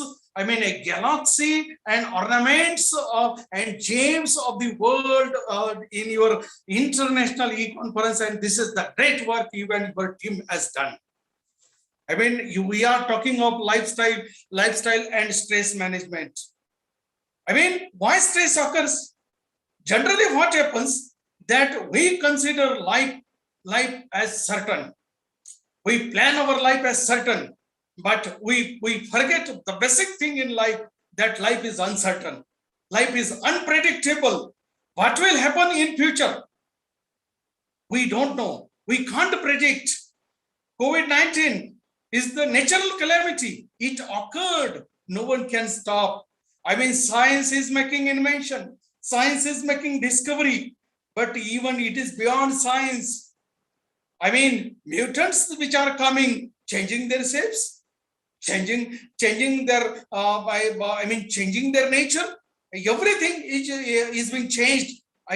As there is medicine, mutant is changed. This is the challenge. That's why life is unpredictable. Life is not certain. And that's why stress occurs. When this stress occurs, we come to know that life without planning and life without coordination leads to stress. Generally, what happens that we academicians since last year, since April 2020, have been witnessing that we were accustomed to traditional teaching and learning system, and directly we shifted to online education system. And while shifting to online education system, what happened? That some teachers, some students were well versed with technology, well versed with e-content and all those things, and that's why it brought stress in the month of August and September, and that's why a number of training courses were organized for teachers. Still, do you find, I mean, the result which is very satisfactory? It creates stress.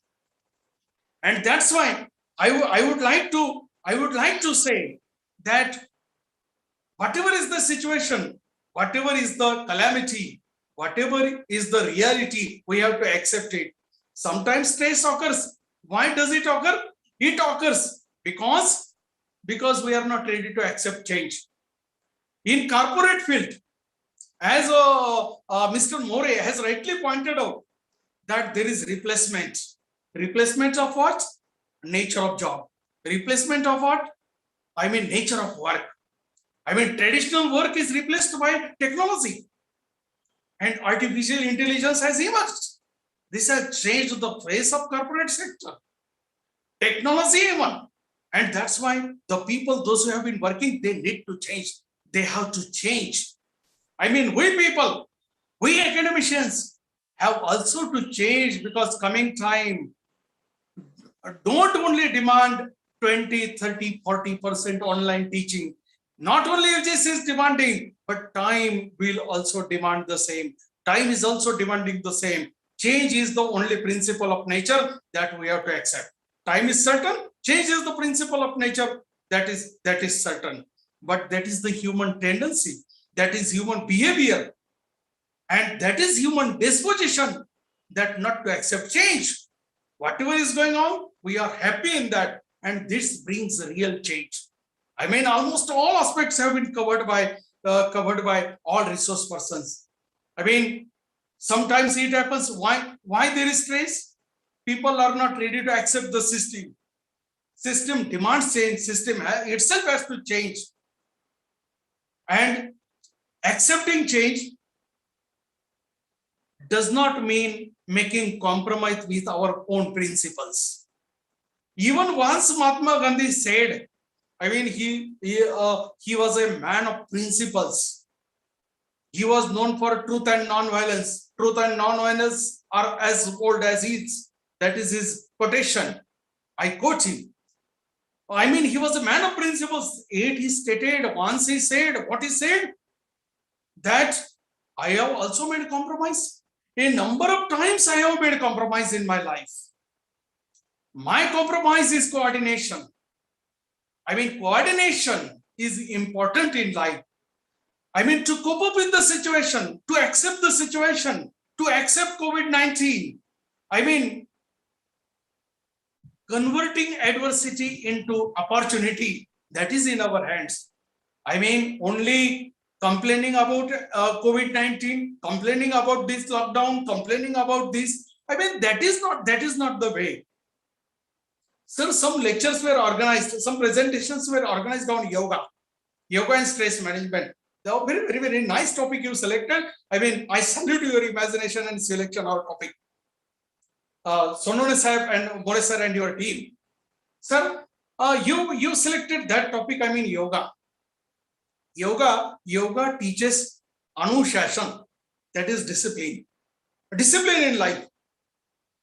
Yoga teaches simple principle of happiness. How to be happy. To be happy means to follow certain discipline.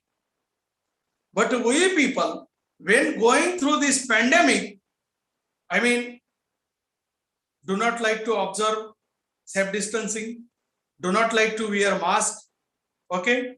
Do not, even in rural and tribal area, we find do not like vaccination also.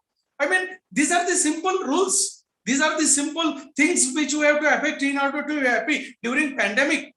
If we want to overcome this pandemic, or can say COVID-19, if we want to face this challenge, we have to follow these norms. We have to follow these rules, but we do not like to follow. And yoga tells that observe anushasana, observe discipline. This is the discipline of today. I mean, there is a discipline in a system, in higher education, in our college, in university, in private sector, in corporate sector. If we accept that discipline, then there won't be any stress. I mean, stress is generated because lack of planning. I mean, keeping everything certain in mind. and not ready to make change, not ready to make any behavioral modification. And due to such aspects, stress generates. And that's why we find irritation, we find headache, we find stomachache, and we find depression and all those aspects. I mean, in this way, stress can be overcome. I mean, try to be happy. To be happy is in our hands. I mean, life is very beautiful. We have to be very happy in life. We get life once. We have to enjoy life. Let there be COVID-19. Let there be any calamity which will come, but we will manage our stress. We academicians will teach to our students how to manage stress. We academicians will teach to the members of the society how to be happy. Because Mr. More, a resource person, rightly pointed out and has given very nice example. I liked it. He talked of Bhagavad Gita and dilemma of Arjuna. And when Arjuna saw his relatives and that two blood relatives on Kurukshetra on battlefield, and he was in dilemma. I mean, how to fight with my blood relatives? And as he was in dilemma, at that time, Lord Sri Krishna told him, Karmanyavadhikarestu mahaphaleshu kadachan. We people should have to fight. We people should have to fight against COVID-19. We people should have to accept the situation as challenge and convert this adversity into opportunity that is in our hands.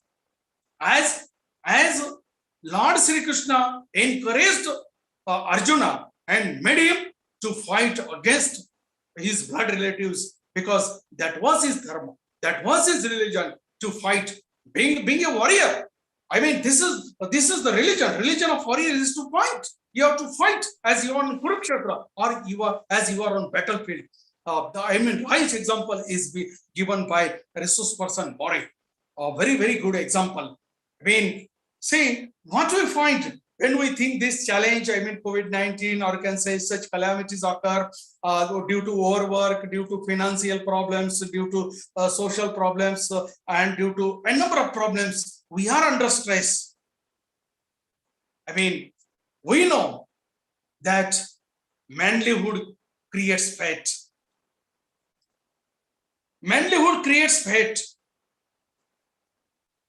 बिना पुरुषार्थ के प्रारब्ध निर्माण नहीं होता. बिना पुरुषार्थ के प्रारब्ध निर्माण नहीं होता. स्वयं को प्रज्वलित करना हमारे हाथ में है. स्वयं को प्रज्वलित करना हमारे हाथ में होता है. व्यक्ति को रोज अपना ही रिकॉर्ड तोड़ना चाहिए.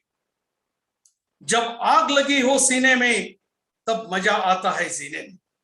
जब आग लगी है सीने में तब मजा आता है जीने में. Enjoy life, be happy, and don't think of stress and what generates the stress, what creates the stress. Stress will be created, is created because of some human elements, because of some corporate elements, because of some management elements, or can say some other elements. I mean, the stress will be created, but we have to enjoy life. In every sector, I mean, let there be corporate, let there be private, or let there be any walk of life. I mean, whatever is the system, whatever is the management is known as system, whatever is the system, I mean, due to the change, due to the work style, due to the lifestyle, change will be accepted. And if not accepted, it will generate stress. And naturally stress will be that, but we have to enjoy life. जब आग लगी हो सीने में तब मजा आता है जीने में. Enjoy life. Sonone Sahib and More Sahib and your team, I must congratulate you, and I must congratulate honorable management of Karmavir AM Patil Arts, Commerce, and late Anna Sahib ANKP Patil Science College, Pimpalner, for organizing this wonderful intellectual feast. I mean, you organize conference in a very, very, very systematic way, with a planning. I mean, the way you prepare your brochure, the way you select your resource persons, the way you make communication, and the way you gather audience, and the way you make that day very golden day. I mean, this is the golden day in the history of your in the history of your college, sir, in the history of your institution, because I have already said that this is a marathon international conference. I mean, this is actually a 2-day package, but you have covered this package in 1 day. So once again, I congratulate you. I congratulate your teaching and non-teaching staff. I congratulate your management, and I congratulate the hands, well-wishers and academicians and our friends, those who are with you. I congratulate Honorable Management, Honorable Principal Dr. Sonone Sahib, Honorable Professor Dr. Bisimore sir, Honorable Professor Ram Petare sir, Honorable Professor Sanjay Khudke sir, Professor W.B. Sirsat sir, and all your teaching and non-teaching sir. Once again, I congratulate you for giving us very beautiful, nice, and enlightening intellectual face. Sir, thank all on behalf of all guests from morning till this time. And I thank you. And not only thank, I would like to be grateful to you because I am with you. I'm a part of your institute. Being a friend, being a well-wisher, and being very much close to your institute and you, sir, I would like to be grateful to you to be the to invite me as valedictory speaker and to make me the part of this international e-conference. Thank you, sir. With these words, I stop. Thank you very much. Thank you, sir. Thank you, sir. What a wonderful valedictory speech, sir. Thank you, sir, for your overviews about this conference. Sir, you rightly said that this marathon conference, 2-day conference is converted into 1-day conference. Thank you, sir. Sir, you really boost our confidence, sir. Thank you very much, sir, for your words of appreciation. Thanks once again. Now it's time of presidential speech. May I invite our Honorable Principal Dr. S.T. Sonone, sir. Before to that, our Honorable Principal Dr. S.T. Sonone, sir, is MPhil PhD. He has published 12 books and several research papers in national and international referred journal. Sir is well administrator, senior most principal in our North Maharashtra University. Sir is very energetic at 64 plus. He has very enthusiasm. So due to this enthusiasm, under his able and guidance and support, we are conducting such type of conference, workshop, programs. Again, one important thing is that sir is very punctual with his work and commitment about the work. Thank you. Now I invite our principal, sir, for his presidential speech. Honorable Principal, sir. Am I audible? Yes, sir. Good evening, friends. Now we are last part of this 1-day multidisciplinary internationally conference on lifestyles and stress management. In the morning session, we enlightened by Honorable Professor B.V. Pawar, Pro-Vice Chancellor, KBCNU Jalgaon, Honorable Dadasaheb D.R. Patil, MC Member, KBCNU Jalgaon, Honorable former Joint Director, Dr. S.M. Deshpande, Sir, Jalgaon Region, Honorable Balasaheb Sri R.N. Shinde, Patrons and President of our Education Society, Honorable Dr. J.N. Marathe, former Civil Surgeon and also Director of this Education Society. And especially, I thanks and welcome to my loving and dear friends, Principal Dr. A.P. Kharinar, JK College, Nijampur, our invited speakers and for valedictory functions. On behalf of Karvi M. Patil Arts, Commerce and Kailash Anna Sahib NK Patil, Science College, Pimpalner, Taluka Sakri, Dist, Dhule, Maharashtra State, India.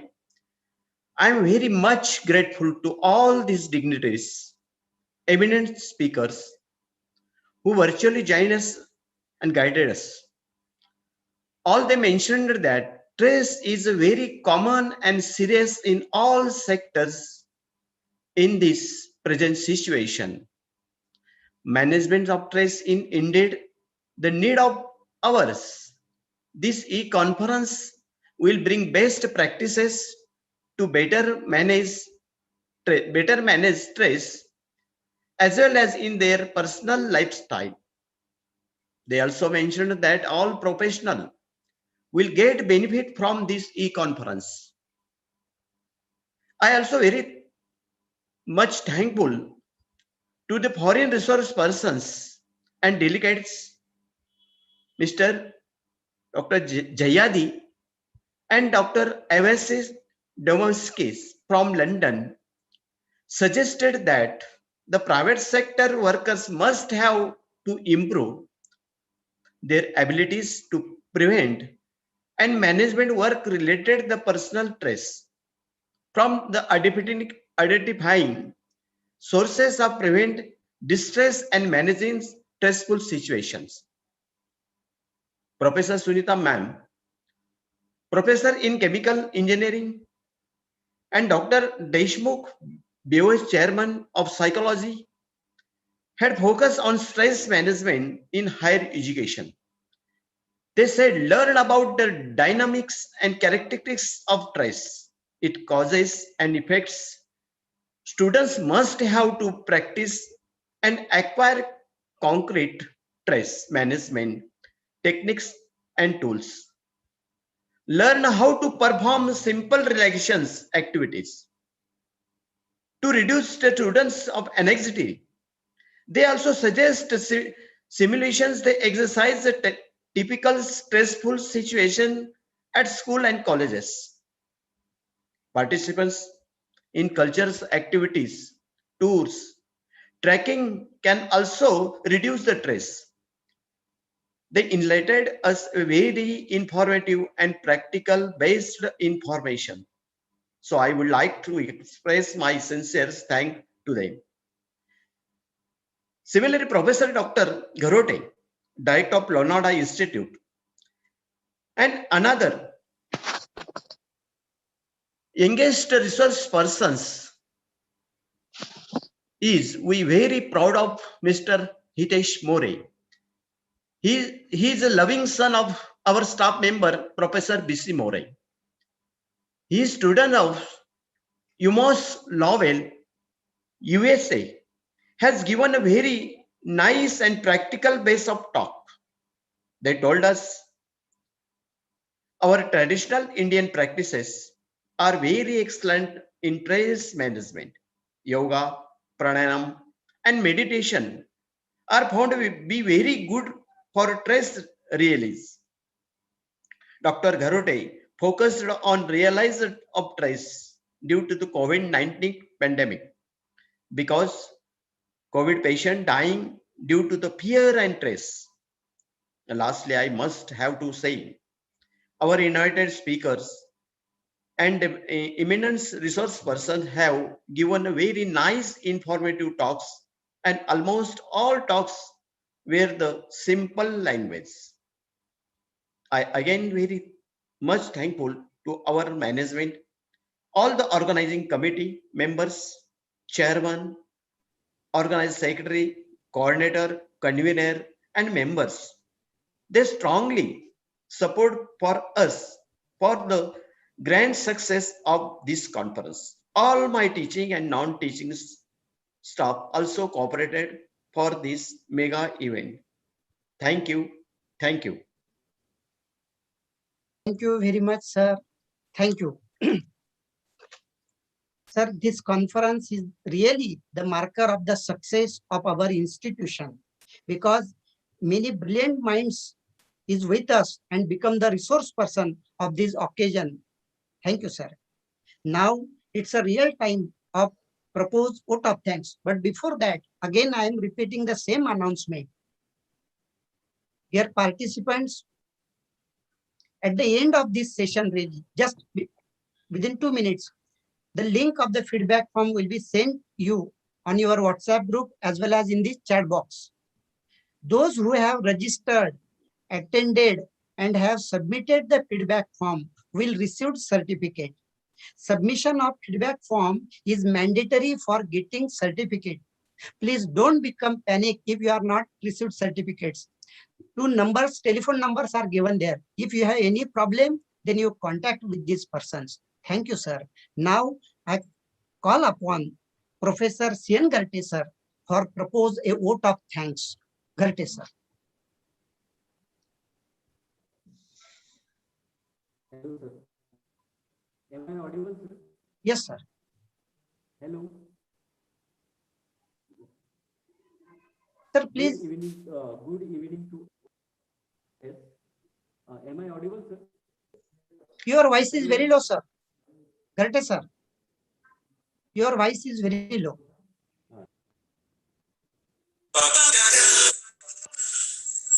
Hello. Yes, sir. Am I audible? Yes.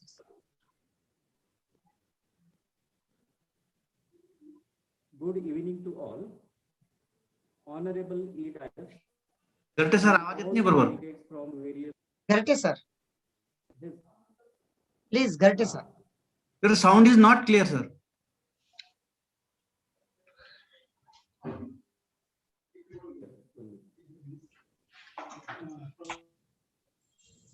Yeah. Am I audible, sir? Hello. Yes, sir. Good afternoon to all. Honorable E-Dias and all the delegates from various locations, not only from India, but also from abroad, who joined this conference virtually. It has been said that innovations are born out of cultural excellences. We experience the journey of new paths through today's conference. Respected Dias, in the morning session, we have eminent personalities. I am very glad to extend my sincere thanks to the eminent personalities in the morning session. We have Honorable Professor B.V. Pawar sir, Pro Vice Chancellor, KBC NMU Jalgaon. He inaugurated the function. And am I audible? Hello? Yes, sir, you are audible. Secondly, we have Honorable Sri D.R. Patil sir, Member of Management Council. I extend my sincere thanks for his presence in us and sparing his valuable time for us. We also have Honorable Dr. S.M. Deshpande sir, Joint Director, Joint Director, Higher Education, Jalgaon Region, Jalgaon. And we also have our President of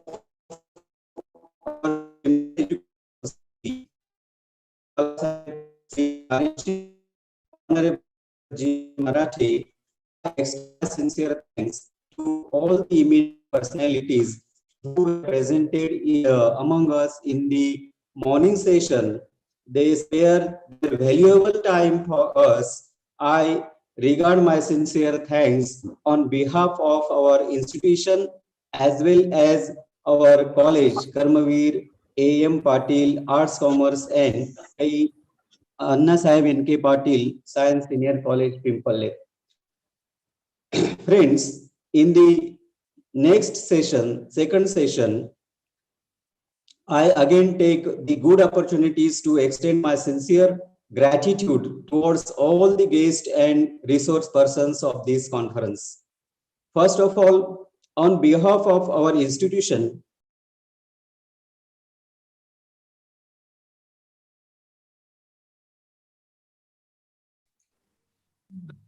mute झालाय sir, unmute करा sir.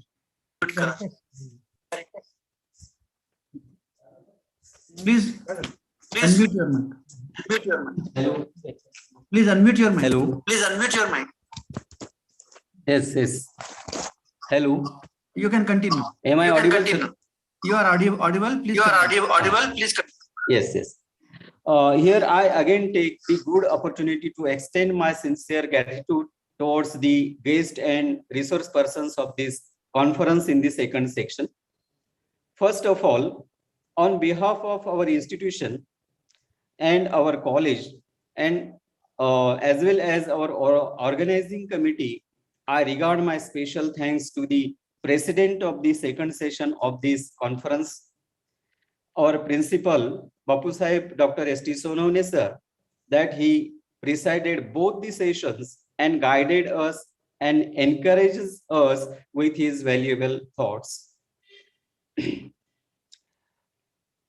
Then I regard my sincere thanks to all these resource persons, those who share their opinion, their thoughts, their experiences, and their precious thoughts in among us. On behalf of our institution, college, and organizing committee of this conference, I extend my special thanks to all the resource person. First of all, we listen Mr. Avis Dombrovskis, Senior Lecturer, Riga Studies, University, London, UK. He delivered his speech on the stress in the private sector. Secondly, Mr. Rupak Yamen Jaidi, President, IAPPD, South Asia. He delivered his speech, region Bangladesh, stress in company workers and corporate sectors. Then Professor Dr. Sunita Raut Jadhav from College of Engineering, Bharati Vidyapeeth, deemed to be University Pune. She delivered her speech, Stress in Higher Education and its Management. Then Dr. Yan V. Deshmukh, Chairman, Board of Studies in Psychology, Savitribai Phule University, Pune. He delivered his speech on stress in higher education. I also extend my sincere thanks to Dr. Manma Gharote, Director, Lola Yoga Institute. He delivered his speech on role of yoga to reduce stress in COVID-19 pandemic situation. And I also extend my sincere thanks, Mr. Hitesh B. More, who is from International Yoga Teacher, UMass Lowell, Boston, USA. He delivered his speech on yoga for stress management. Then I extend my heartily thanks to all these eminent personalities who guided and enlightened us. And there we are very much thankful for their speech. I would like to extend my special thanks to Honorable Principal Dr. A.P. Khairnar, Principal J.K. Shah Adarsh Arts College, Nijampur, for his valedictory speech, for sparing his valuable time for us, and for his precious thoughts, which always enlighten us very well. I extend my special thanks to the President, Vice President, Secretary, and members of our management and the principal of our college, Bapu Sahib Dr. S.T. Sonone, who always encourages us to something a grand success. I would like to extend my special thanks to the organizing committee for their great efforts for the grand success of this conference. I extend my special thanks to all the delegates who virtually present from various locations, not only from India, but abroad for this e-conference. I extend My special thanks to all the teaching and non-teaching staff of our college for their great support for the grand success of this conference. Thank you to all the students, professionals, and stakeholders. Lastly, I extend my special thanks to technical team for their uninterrupted support. We hope the same cooperation from all in future. Thank you very much. Over to Dr. Khot. Thank you very much, sir. With honorable principal of our college, I declare that the conference is over. Sir, may I declare this? Sir, honorable principal, sir.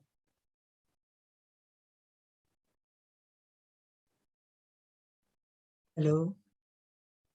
Hello. Garte, sir.